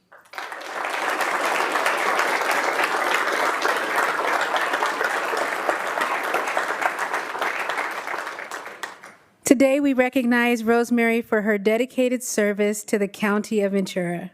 Beginning with the Human Services Agency, she advanced through several roles before joining behavioral health, where she spent over 20 years with the Phoenix program.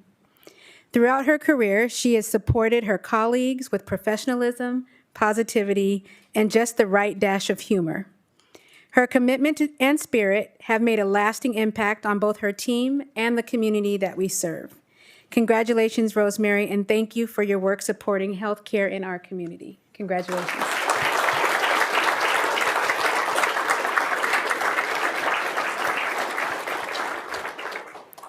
So I think they rigged this They because did. I got all the heavy hitters. You did. So next, we're going to recognize James Fryhoff, Sheriff.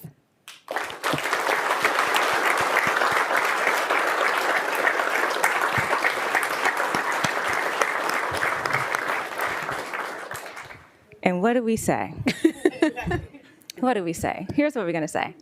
Sheriff Jim Fryhoff began his career with the Ventura County Sheriff's Office at the age of 19, serving as a deputy and steadily advancing through the ranks over the course of 35 years. Throughout his distinguished career, he has held a variety of positions, gaining extensive experience and a deep understanding of the department and the community it serves. Sheriff Fryhoff is deeply honored to have the privilege of leading the Ventura County Sheriff's Office and remains committed to serving and protecting the residents of Ventura County with integrity, dedication, and respect. Congratulations on reaching this milestone in your career, and thank you for your dedication to public service.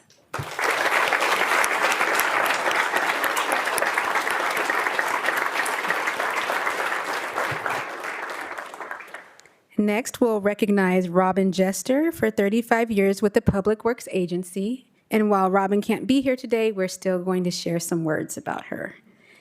Robin joined the County of Ventura as a civil engineer for the Watershed Protection District. She's worked on various aspects of civil engineering, including planning, permits, hydrology and hydraulics, floodplain management, storm alert system, environmental and CEQA review, and design and construction of flood control facilities. She worked on policy manual updates to the Integrated Watershed Protection Plan and revisions to risk-based management of district facilities. She is committed to performing all the functions of her job and still going strong. She is a valuable member of the Ventura County Watershed Protection District, and we give our thanks and appreciation for your 35 years of dedicated public service. Congratulations.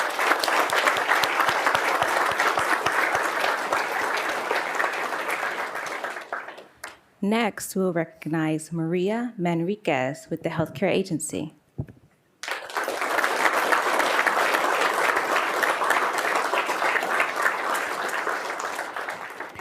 Maria, known as Coco Manriquez, has been a vital part of the Perioperative Services Department at the Ventura County Medical Center. She began her career in environmental services and then transferred to sterile processing. She later became a certified sterile processing technician, demonstrating her dedication and professionalism. Coco is known for her deep knowledge of surgical instruments and trays, her commitment to high standards, and her legendary work ethic. Her positive attitude, sense of humor, and team spirit have made her a beloved colleague and an essential part of the department's success for over 3 decades. Congratulations, Coco, on reaching this service milestone in your county career.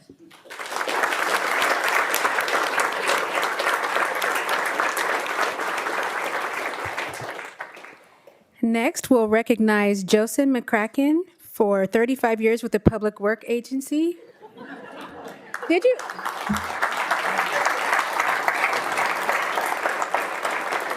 We're going to have a dramatic pause because he told me he couldn't be here, so now we all have to look at him awkwardly. Okay. Joseph, I know you couldn't resist. I love it. Joseph has served as a Public Works Maintenance Worker 2, 3, and 4 welder, earning promotions after gaining a commercial Class A driver's license with tanker endorsement and enrolling in welding classes at Simi Valley Adult School to earn a welding certificate. Joseph's experience, knowledge, and tenure with watershed protection play vital roles in the agency's seasonal maintenance activities, fire and flood mitigation efforts, disaster response, and recovery efforts.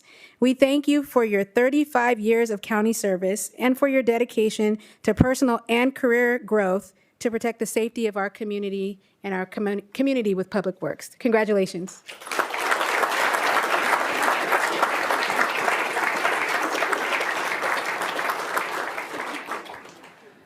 Next, we'll recognize Jose Rivera, Sheriff's Office.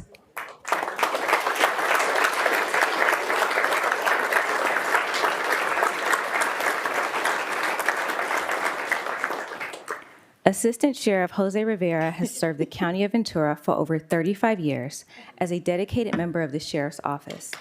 He has held a wide range of assignments, including in the Custody and Patrols Division, the Major Crimes Unit, Special Enforcement Detail, Narcotics Enforcement, and as a Patrol Watch Commander. He also served as a Chief of Police for the City of Ojai. In his current role, he oversees the Patrol Division, including 7 patrol stations and the Sheriff's Communications Center. Jose is proud to be a member of the Sheriff's Office in support of the Sheriff's and County of Ventura's mission to provide a safe, healthy, and vibrant quality of life. Thank you for your commitment and service to the safety of Ventura County.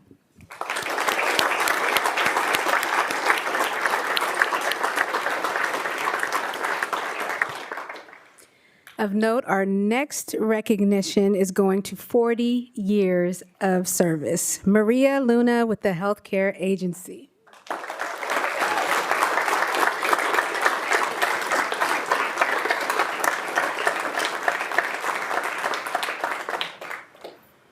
With heartfelt gratitude, we recognize Maria Luna for 40 years of exceptional service to the County of Ventura. Beginning in 1985 as a full-time employee, she contributed her talents in mental health, the district attorney's office, and public health, where she advanced into her role as a community health worker with California's Children's Services. Throughout her career, she has shown unwavering dedication to personal growth and deep commitment to uplifting others. Her compassion, professionalism, and tireless efforts have touched countless lives and strengthened our community. We are honored to celebrate her remarkable legacy of service and care. Congratulations, Maria, on reaching this career milestone, and thank you for your dedication to public service in Ventura County. Congratulations.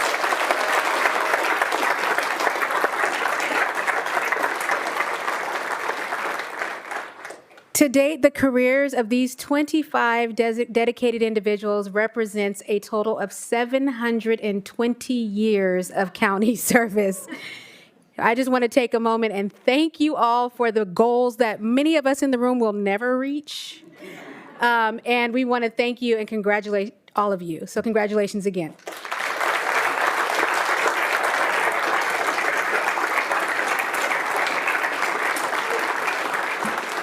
If we could have you all stay put, we're going to take a group photo with our board.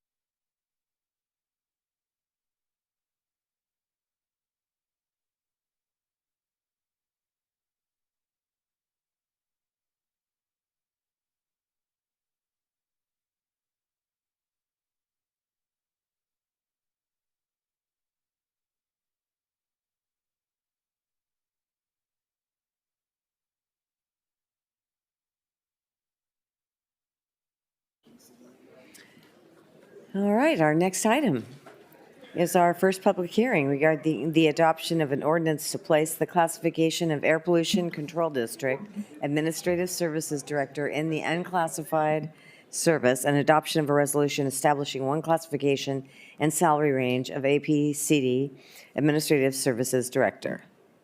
Marjorie?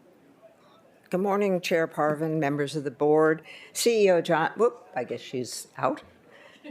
I'm Marjorie Deal, your Manager of Classification and Compensation. I'm before you today with the following two recommendations which support the county's strategic priority to attract, hire, develop, and retain a diverse workforce empowered to meet the needs of our customers. Our first recommendation is to establish one air pollution control district classification and salary range. It is anticipated there will be no fiscal impact to the county budget, as the fiscal impact, including cost of benefits, will be absorbed by the APCD budget. Establishment of an APC Administrative Services Director will provide leadership in developing and implementing comprehensive administrative services and personnel management strategies for the APCD. This position will oversee human resources, fiscal and administrative services, and information technology. This position will report directly to the APC officer and will have an indirect reporting line to the APC board. The APC board approved the establishment of this classification and position on October 14, 2025. Our second recommendation is to place this new classification of APCD Administrative Services Director in the unclassified service due to its high level of responsibilities and reporting relationship. This is the first hearing, and a second hearing has been set for November 18th, 2025. And this concludes my comments, and I'm open to any questions. Questions? No questions? We have any speakers on this item? Chair Parvin, there are no requests to speak for this item. Thank you. Okay. Would you like to close the public hearing? I would like to close the public hearing. I will read the title of this ordinance into record. An amendment to the Ventura County Ordinance Code Division 1, Chapter 3, Article 4, Civil Service System. The motion to approve staff recommendations has been made by Supervisor Gurel, second by Supervisor Long. Please vote. That passes unanimously. Thank you. Thank you. Okay, our next item is item 44, first public hearing to consider adoption of a county ordinance to prohibit overnight parking, camping, and related activities on designated county streets and highways near agricultural land ordinance, and adoption of a resolution designating the specific county streets and highways to be subject to the ordinance. Authorization of the Director of Public Works Agency to execute agreements with interested owners of property adjacent to the designated county streets and highways for the purposes of facilitating the voluntary installation of no overnight parking signs in compliance with county standards. Find the ordinance categorically exempt from the California Environmental Quality Act and approve appropriations in the amount of $250,000 for the first phase of implementation of the ordinance. Mr. Stragalus. Thank you, Chair Parvin. Good afternoon, board members, CEO Dr. Johnson, ladies and gentlemen. Today, Public Works has the honor of presenting the culmination of significant work done by multiple county agencies, all collaborating to deliver a proposed ordinance for your board's consideration. The ordinance is intended to help protect Ventura County's agriculture industry and improve transportation safety on many unincorporated roads. I'd like to take a moment to share with you some of the team members representing the agencies. From the CEO's office, Kimberly Albers, Justin Berteline, Natalie Hernandez, and Dr. Johnson. From the Office of County Counsel and our project leads, Francesca Verdeen, Jeff Barnes, and Ms. Tiffany North. From the Department of Agriculture, Weights and Measures, Commissioner Bell, Alec Thill, Greta Varian, and Melanie Morgan. From the Ventura County Sheriff's Office, Captain Hernandez and Sergeants James and Baxter with the Homeless Liaison Unit. From the Resource Management Agency, Dave Ward. From Public Works, Anitha Ballin, Gianfranco Lori, and Matt Levitas. And lastly, Supervisor Levere and Lourdes Solorzano. Let's see here, go to the first slide. So a little bit of background. This item dates back to February 25th, 2025, when Supervisor LaVeers presented his letter to the board defining the purpose of his request and requesting support to direct staff to, number one, draft an ordinance restricting overnight parking and camping on or near agricultural lands in the unincorporated county areas. And number two, bring forward the potential costs associated with implementation of the ordinance. That request was unanimously approved by the board. Supervisor LaVeers' February 25th letter establishes a basis for the consideration of an ordinance by identifying growing concerns based on trending data and by sharing references to past instances in other parts of the state where damage was done to the agricultural industry due to crop contamination. Exhibit 1 on this agenda item includes Supervisor LaVeers' complete letter. But on this slide, what we've tried to do, the best we can do, to summarize that 4-page letter and highlight the noted risks associated with overnight parking and camping along county roadways near agricultural lands. First, illegal dumping. Public Works proactively and reactively cleans up illegal dumping along county roads, and data shows a 100% increase in illegal dumping along county roads in the past 3 years. Biosecurity.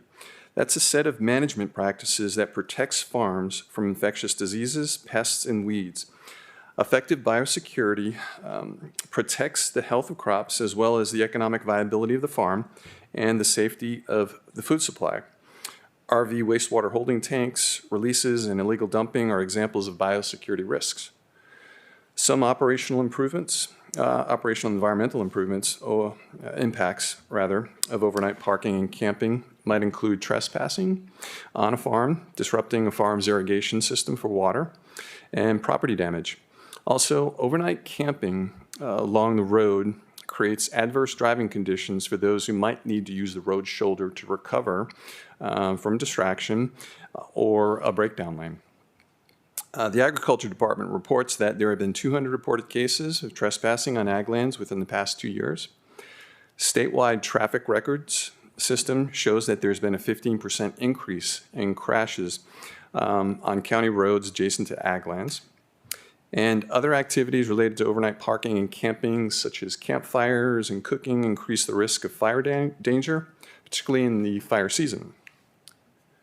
I wanted to show on the next few slides, we've identified a couple of situations where we have county roadway segments that are included in the ordinance that show RVs that have been parked for or camped along the roadside for multiple days at the time of the photo.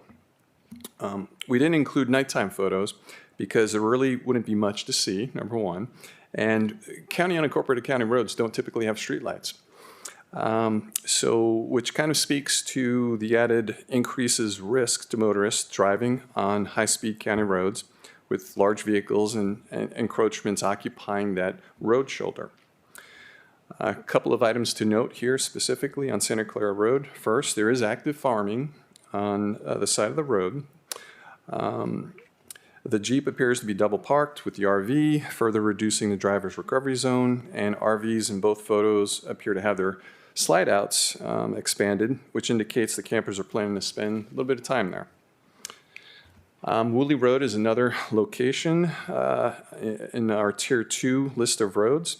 One of the RVs appears to be having an engine repair screening. The screening you see, the green screening, is separating the right-of-way from the farming activity. And the picture on the right shows where the right-of-way abruptly narrows and those RVs are even put closer to the lane of travel. Santa Clara Road, again, a different segment. So the proposed ordinance you have before you was developed with extensive research, data, and collaboration with the intent of developing an effective and sustainable solution. The team's first step was to access Ventura County's geographic information system to compare the county roadway inventory with agricultural land uses, factors such as zoning and farmland inventory. During this process, we identified 285 named road segments along agricultural lands within the unincorporated county. This represents about 251 roadway miles. And it's an indication of the significance of agriculture in Ventura County. The remaining unincorporated county roadways can be found along coastal, mountain, or urban areas. So the extent of overnight parking and camping along county roads varies. So the team wanted to quantify that extent as much as possible and rank the road segments most greatly affected in priority order. To do this, the team established 7 criteria that it applied to each of the 285 road segments. Observed camping and overnight parking is one of those criteria. The Agriculture Department has documented 3 years of observed incidences of overnight parking and camping along county roads adjacent to or within 500 feet of agricultural lands. This data was compiled to provide the hotspot map you see here on the screen. Complaints. The Sheriff's Office and Public Works have logged complaints related to overnight parking and camping along county roads over the past 3 to 5 years. Collisions and crashes are received from the statewide traffic record system, and it provides us information on vehicle, bicycle, and pedestrian-involved crashes along the designated road segments over the last 5 years. Driveways, parked vehicles next to a driveway impacts the line of sight, the sight triangle, as someone tries to exit the driveway. Shoulder width, camping and overnight parking of RVs may be more likely to occur when a county road has a wider shoulder. Traffic volume, county roads with high traffic volumes pose greater potential for conflicts and crashes with obstructions within the road shoulder, that recovery zone. Also, obstructions along county roads provide less opportunity for motorists to pull into a clear shoulder during a breakdown. Drainage, the combination of stormwater conveyance and activities related to overnight camping and parking may impede stormwater flow or contaminate stormwater flow. And high flows can pose a risk to some folks who might be occupying that space. So the photo you see there is an excerpt of the list in the resolution of tiered roads. It's just a small portion of the total number of roadways that we've included in that resolution. Staff's prioritization resulted in 11 tiers of groupings of roadways. Tier 1 receiving the highest priority, or 17 points, and Tier 11 receiving 6 points, the lowest priority. The list of tiers is made part of Exhibit 3, which is a resolution, referenced by the proposed ordinance. So the resolution is a component of the ordinance. Identifying and prioritizing all 285 county road segments near agricultural lands, staff is not recommending that signage be posted immediately on all 205 roadway segments. That effort would have an estimated total cost of about $2.6 million. But staff is recommending, as part of this item, that the first top 4 priority tiers be posted with signage to prohibit overnight parking and camping.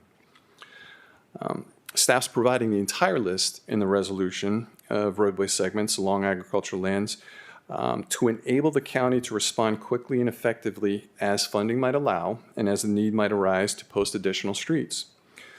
Recognizing that encampments may relocate from one roadway to another, the ordinance and resolution do not require staff to return to the board for authorization to post signs on roads that are already listed in the resolution.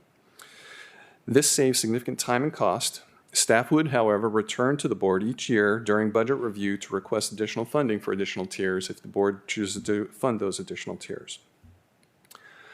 For the first year's level of effort, staff is recommending the funding allocation of $250,000 to support public outreach and the installation of signs for the first 4 tiers. Within the first 4 tiers, or priorities, there are 34 individual road segments, making up just over 20 miles of roadway, needing 724 individual sign postings that are spaced no greater than 300 feet apart. 2 slides from now, we'll talk a little bit more about public outreach and the allocation there.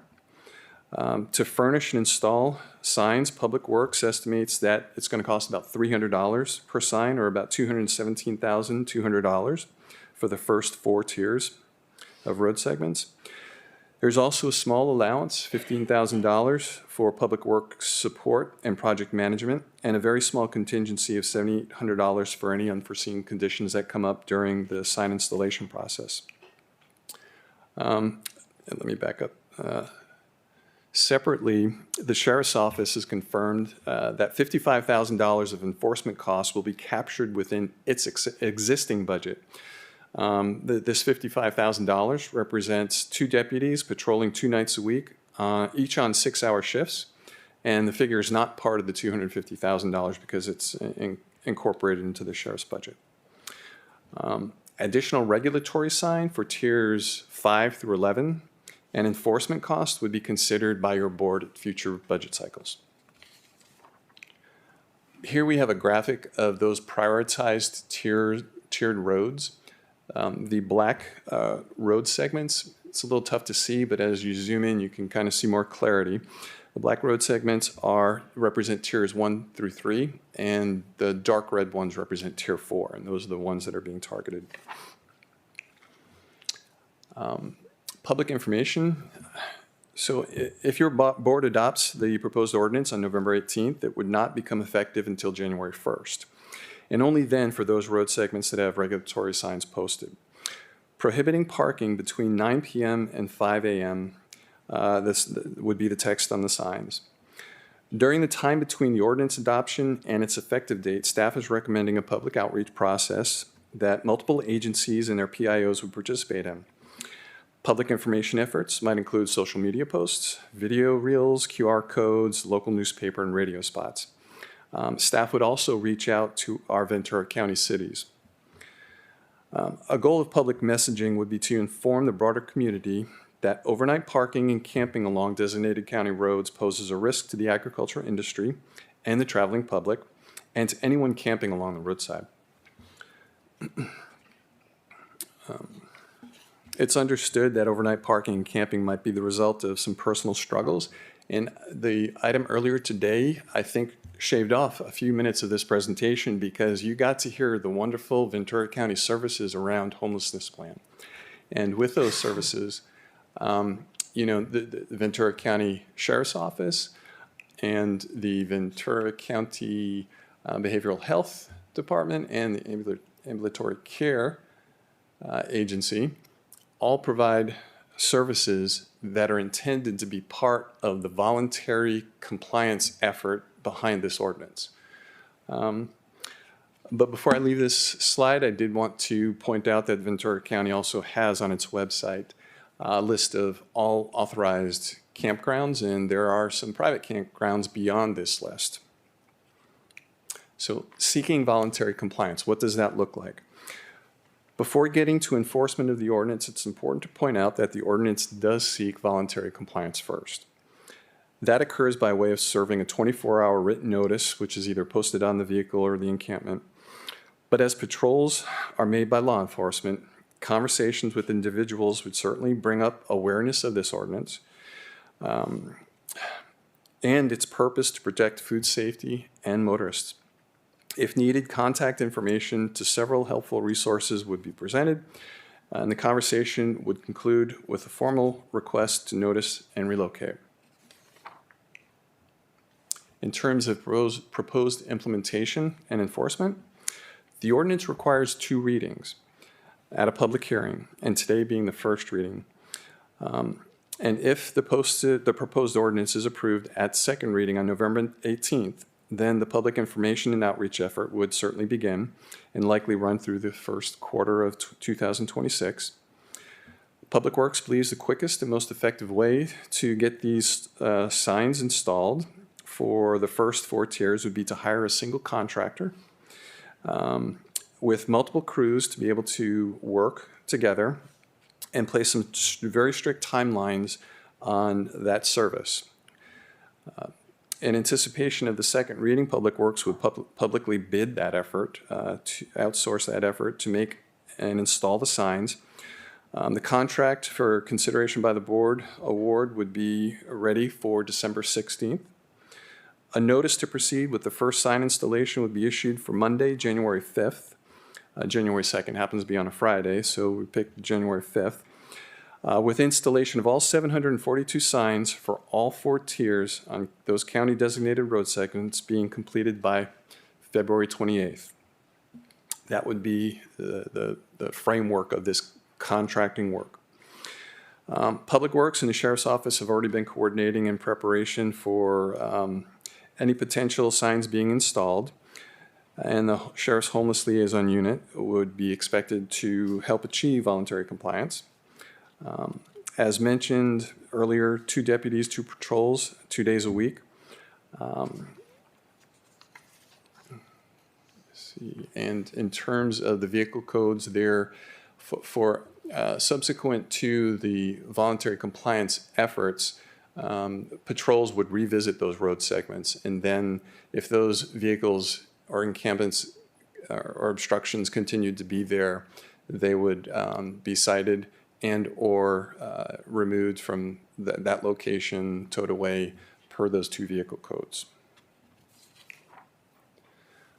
So in summary, the proposed ordinance has 5 different sections. I've covered all but 2 of them in there. The section 1 is just repeals some old code and replaces it and puts this new code in its proper proposed place. And then the section 4 is any portion of this ordinance would not invalidate any other portions of the code. So this slide is tied to staff's recommendation number 4, recommending authorization for Public Works Director to execute agreements with interested property owners adjacent to only those county road segments identified in the ordinance to facilitate the voluntary installation of no overnight parking signs. This is where the team wanted to add a little bit of value and provide some innovative government solution. Based on some survey data from the Agriculture Department, there may be some interest in some agricultural property owners wanting to voluntarily furnish and install regulatory signs at their cost. So for those agricultural property owners wanting to do this, there is a process that we currently have in Roads and Transportation with developers that allows those folks to enter into an agreement, a basic agreement, where very strict specifications are set for the work to be done, and insurances are part of that to protect the county. So it's similar to that process. So for any agricultural property owner wanting to hire a contractor to install signs at their cost, a standard agreement would be developed for the installation. A voluntary program would be administered by Roads and Transportation and could be approved seamlessly and quickly upon reviewing and approving the completed request. Once inspected and accepted by Public Works staff, Roads and Transportation would maintain the signs and the sheriff could enforce. There's really no way of telling how many property owners may be interested in this opportunity or this option, but it is an option that anticipates that need. This ordinance is consistent with the county's strategic priorities: health, safety, and resilient communities, and fiscal responsibility and economic vitality. So to summarize the 5 recommendations contained in your board letter, I think it's helpful to consider these recommendations in terms of both readings, right? Today's reading and the November 18th reading, because the first recommendation is introducing this item, which has been done. The second part of that recommendation would be to move it to a second reading on November 18th. The next 3 recommendations are to follow on the 18th, and we wanted your board to be aware of what those recommendations would be. And that first, number 2 recommendation would be to adopt a resolution which contains all the tiered road segments and is a part of that ordinance. Recommendation number 3 is to categorically exempt this from CEQA. And recommendation number 4 is to authorize the Public Works Agency Director to prepare or execute those agreements for those innovative solutions for voluntary property owner interest if they were to wanted to put signs up along those designated road segments. Well, that concludes the presentation, and myself and a few others are here to answer any questions you may have. I'm going to open the public hearing. All right. Does anyone have any questions before we call upon our public speaker? Can I ask a question? Yes. I have the prioritized road segment pulled up. This is really exciting. So first of all, I just want to say thank you so much, Supervisor Levier and staff and everybody who's worked on this, because so many of our constituents have come to talk. But I have a question in regards to Santa Clara Avenue. It looks like that road for in the Nyland area is from the 101 or Eucalyptus to Central is in Tier 2, but that same road from Central to the 118 is in Tier 4. So could you just go over the thought process on the segmentation of the roads so that we can communicate that to our community? Sure. And Matt can help out if I get any of this wrong, but the 7 criteria that we listed to prioritize those applied differently to different road segments. So in the scoring of those 7 criteria for those different road segments, we came up with 2 different numbers. Is that close? Good afternoon, Chair Parvin and members of the board. So basically what we did, we separated each location based on the road segment that we have listed for the county roads. So each different road segment has its separate part of the county road ordinance. So that's why there's 2 different designations for Santa Clara Avenue, because there's multiple road segment numbers for each of those segments. And then because they're in separate tiers because they had different qualifications. Thank you. I appreciate that, because some communities would just say, well, just do the whole road from 101 to the 118. That's easy. You're already there. But there is an actual thought process of why you would do certain segments. Right. So one segment could have had more complaints and no RVs, or another segment could have had 0 complaints and a lot of RVs. So we just had those various numbers. Okay, because I've driven all of that and videoed it, because that's a sore point for us. We were looking at it and just seeing how often that happens. And it seems if they move from one, they just go down the road. Right. And they go to the next. So I appreciate it. I just want it all done. So I'm not going to say one way or the other, but I do really appreciate that there's common thought processes for getting this done. Thank you. That was my question. And we have a speaker. We do, Chair Parvin. Thank you. Our speaker today is Luis Lampara.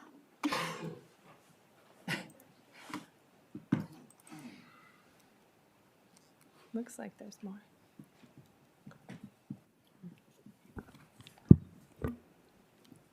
Good afternoon, Supervisors. Louise Lampera, Ventura County CoLab. It was about 11 months ago that CoLab, Farm Bureau, and the Ag Commissioner's Office came in to speak to Supervisor Levier and county staff about this very real food safety and public health concern. It's an issue that our farmers have been struggling with, and we were amazed. The response from Supervisor Levier and his office and from all staff was immediate.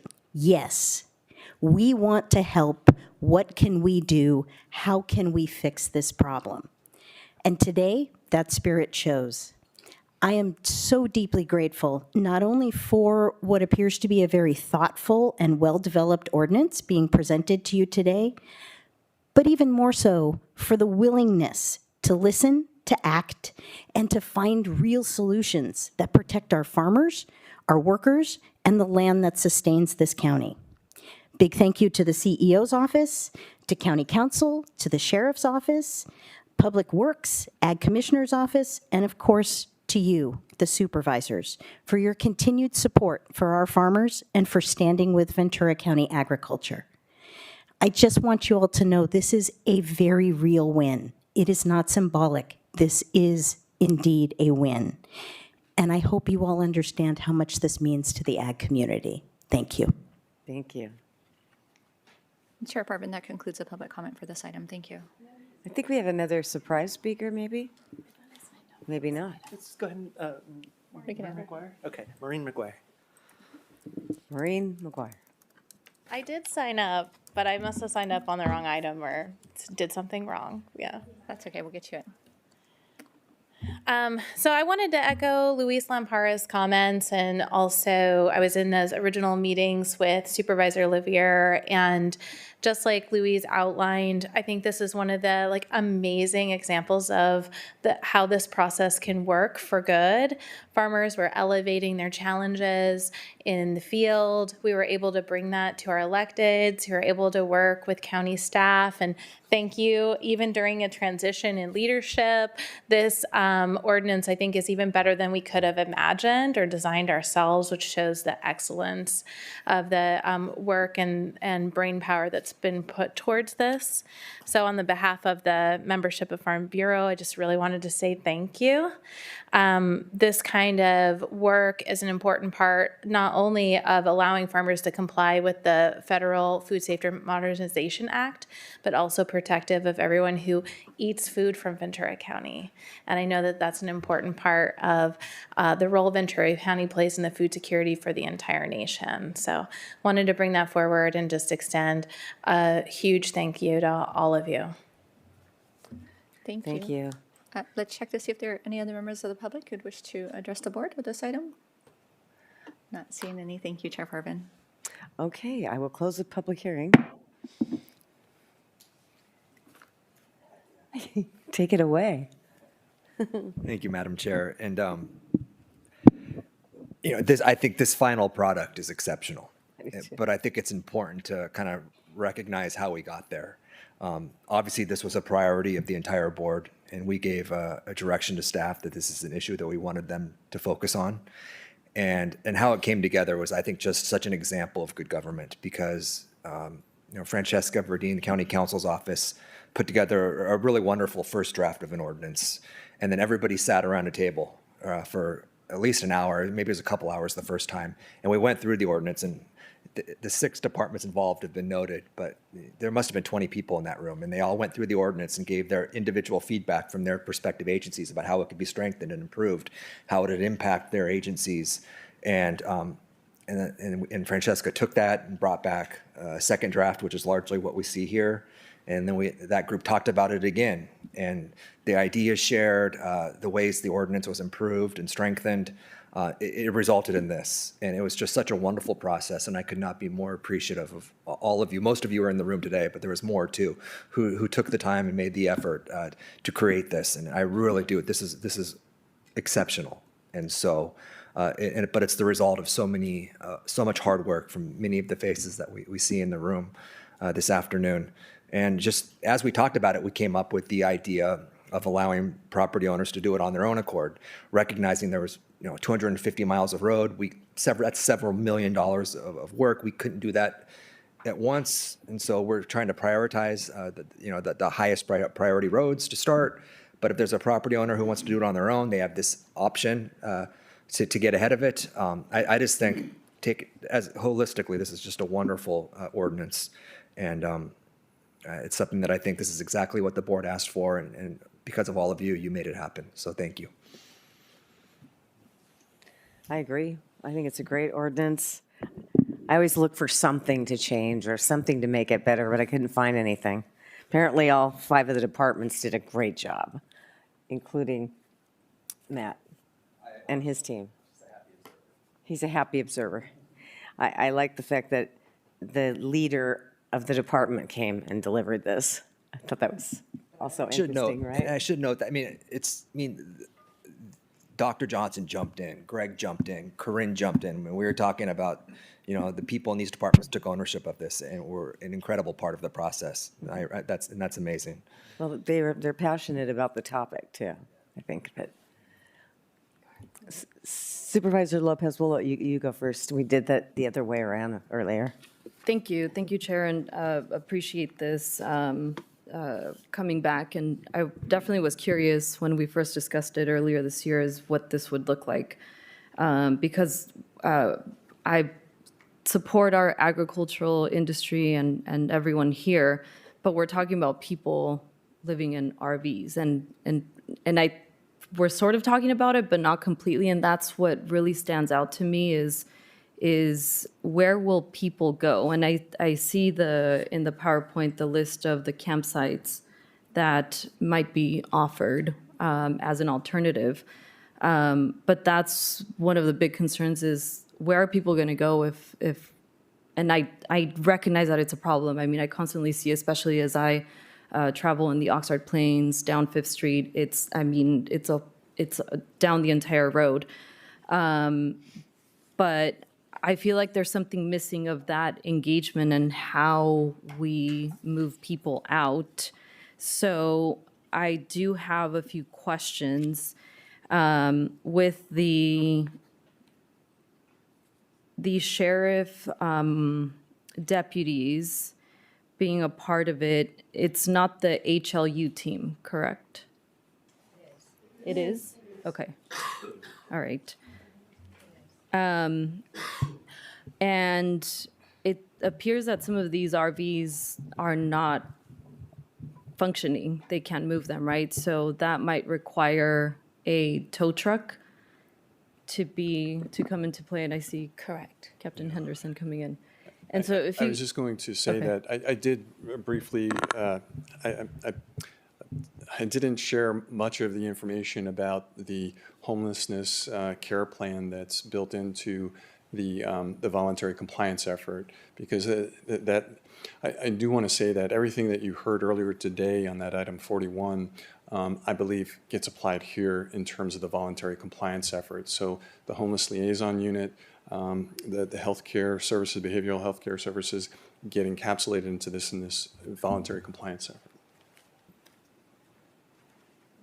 That's correct. So we would handle these RV areas the same exact way we've been handling encampments, with outreach first, a lot of outreach, a lot of opportunities to accept services, whatever that may be for the individual, and a lot of notice. And so in doing that, we've had a lot of success of not having to take anyone's motorhome or take anyone's RV. They're very resourceful in that way, especially when we give them resources and a lot of notice to make plans to vacate that area. And when you say where will they go, we honestly don't know exactly where they'll go, but they're gonna go somewhere where they're allowed to park, similar to where they're at right now, where there's no signage. So will that then set off a domino effect of future ordinances that may be needed? That's a possibility. But as far as towing and taking RVs, that is a last option. Now, some of them are inoperable and they're deemed junk, then that is something we'll have to look at, but we take it on an individual basis. And to date, the HLU has not had to tow any RVs with all the people that we've contacted to this point, because we give so much time and resources. You asked about the 2 deputies that would be extra patrolling. Yes, those are HLU deputies that we're planning to do. That patrol effort would come after the major cleanup area to make sure that they're not repopulated. As I spoke about earlier, really where we've been successful, where maybe some other entities haven't, is that our accessibility and availability to continue to monitor the areas that we've already cleaned up and prevent people from reestablishing. I also don't anticipate that when the signage is there, that we'll get many people who are there violating that signage.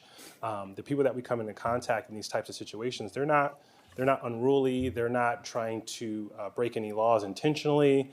So if there is signage there, I don't think they'll just keep moving. They'll go somewhere else. And when we're talking about this specific ordinance, that's our priority right now. Thank you. So as you talk about the domino effect and people moving on to other areas where there is no prohibited parking, has this been discussed at the task force, or will it come to them? So we started, thank you for the question. We did go to I can't think of what month, it was either September or October, Ventura County City Managers meeting. So we did share language with them at that time. We did not give them the language. We did not share the maps because it had not gone to the board yet. But we would do that if the board approved, so that they could also begin talking, meaning the cities, and developing their own ordinances so that it is a regional, county-wide effort. Kimberly Albers and her team would be doing a great deal of outreach along with ambulatory care, behavioral health to engage folks in services, ensure that they are in the HMIS and prioritize for housing. So there are some things we could do along those lines. So it's not you have to go and we're just pushing you out. It's how do we get you into housing? How do we get you connected to services? Thank you, and I think we've talked about it before, and I think even through some of the previous presentations from the whole team about exploring the possibility of a safe parking program as one avenue of helping transition people out, recognizing that, right? And so.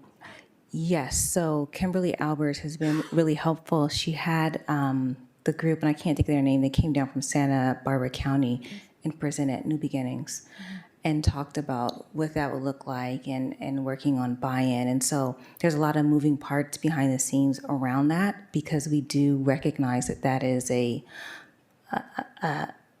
intervention that could be extremely helpful. Thank you. Thank you, and thank you, Captain Henderson. And I mean, one of the things that does stand out in the ordinance is the potential fees, or sorry, the fines. And what I worry about is that the perception of criminalizing homelessness. And so I'm very sensitive to that.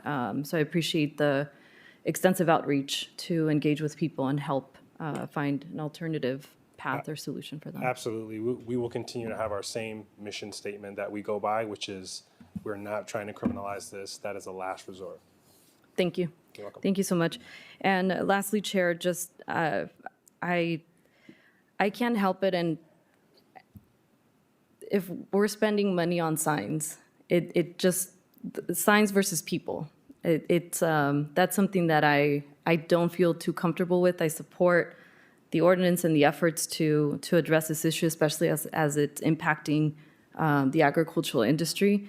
But that's what it really stands out to me as, is signs versus people. And so especially looking at the full implementation cost on signs is a little concerning to me. So I appreciate the option for voluntary installation of the owners. So I'll just leave it at that. And I would ask if it's possible to, when we do come to a vote, is to separate out that funding piece as a separate vote. Thank you. Can as Supervisor Lopez raises, those are Yes. valid questions about kind of the overall approach to this. And I just wanted to add that in the conversations around that table, that was absolutely something that was discussed, is how we're going to do this in a way that's not heavy-handed, that we provide every amount of help possible before enforcement takes place. And I think everybody recognized that as something that we wanted to be part of this process. And I just want to acknowledge that a lot of people had good comments on, once we post the signs, what kind of outreach, what kind of help are we going to offer in a meaningful way before we actually have to take enforcement action. And I think this ordinance gives us that chance to really start with the soft hand before anything heavy-handed has to take place. Having spent about 20 minutes talking to Captain Henderson yesterday, I think you have the right man for the job. Very sensitive to the homeless, and I mean, every answer he gave, I was like, oh my gosh, this is crushing me. So he's got a heart, and he leads with a heart. So I have a lot of respect for him. Just wanted to throw that in. Well, in comments on the signs, from what I've heard with public safety and our team for the homeless, those signs are utilized to be able to then make that next step of being able to move from that area. And the partnership between ag is extremely important. And also on those roads where there's houses also in unincorporated areas, that has been an issue for public safety. So I appreciate that. I do think that there's more than just a sign being discussed here, but it's a tool to assist. The one question I did have is if you are a ag landowner and you've marked these roads to put those signs, how would they go about it? Are we charging them for a permit? Is there a cost associated with helping us implement this program? My What understanding is it? is that this would be in the form of an agreement, similar to a developer agreement, where we would provide the standard conditions by which what the signs look like, what the post specifications are. So we'd give them all the framework for actually getting a uniform sign established. They would share with us their insurance. They would share with us a map of the locations. We would verify and review that map of the sign locations to make sure it met our standards. And then in terms of the agreement, there is not a fee to the agreement, that, to my knowledge. It wouldn't be like an encroachment permit where there's a $650 fee. This agreement it doesn't have a fee, but it would take staff time, and I think we've reflected some cost in that in the $250,000. Okay. I think it's important that we talk about what that is, so that as we're voting, we understand where the cost associated is going.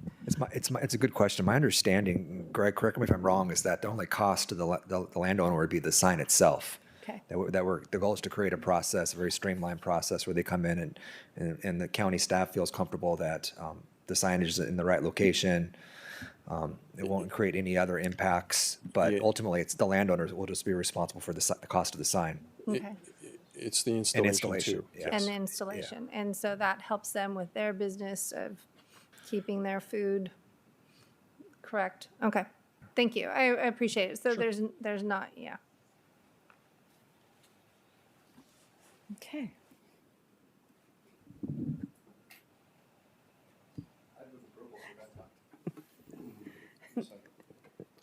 Oops, I didn't mean to do that. I can No, fix it. no, it should be the other way around. Can you reverse that? So the first one Yeah, I'm gonna do it. I think I did that to Matt. So I'm laughing on the screen when it showed me. So hearing Supervisor Lopez's question or comment. Split it. Looking at the recommendations in the board letter and was also on, Brendan, can you put up slide 16? Yes. So there are actually only 2 items that your board needs to act on today. The others will be acted on the 18th. The first is to introduce and read in title only the ordinance and then set it for a public hearing for adoption on November 18th. So we can take that action and vote. Yeah. Right. So if we can get a motion for staff's recommendation 1. Sorry, Ms. North, but the slide on 17 says on October 21st. Yes, we're going to do that second. Okay. That'll be a second vote. Got it. Thank you. Yes. Okay, just to clarify, the mover, you're okay with that? Just it's the existing motion is for recommendation 1 approval? Yeah. Thank you. Okay. I'll read the title of the ordinance into the record. An ordinance of the County of Ventura repealing Division 4, Chapter 2, and adding Division 5, Chapter 8 of the Ventura County Ordinance Code to prohibit overnight parking, camping, and related activities on designated county streets and highways near agricultural land. Please vote. That passes unanimously. Okay. And then recommendations 2 through 4 will be actions to be considered at the November 18th meeting. So the other action for you today is staff recommendation 5 in the board letter, and it's on slide 17.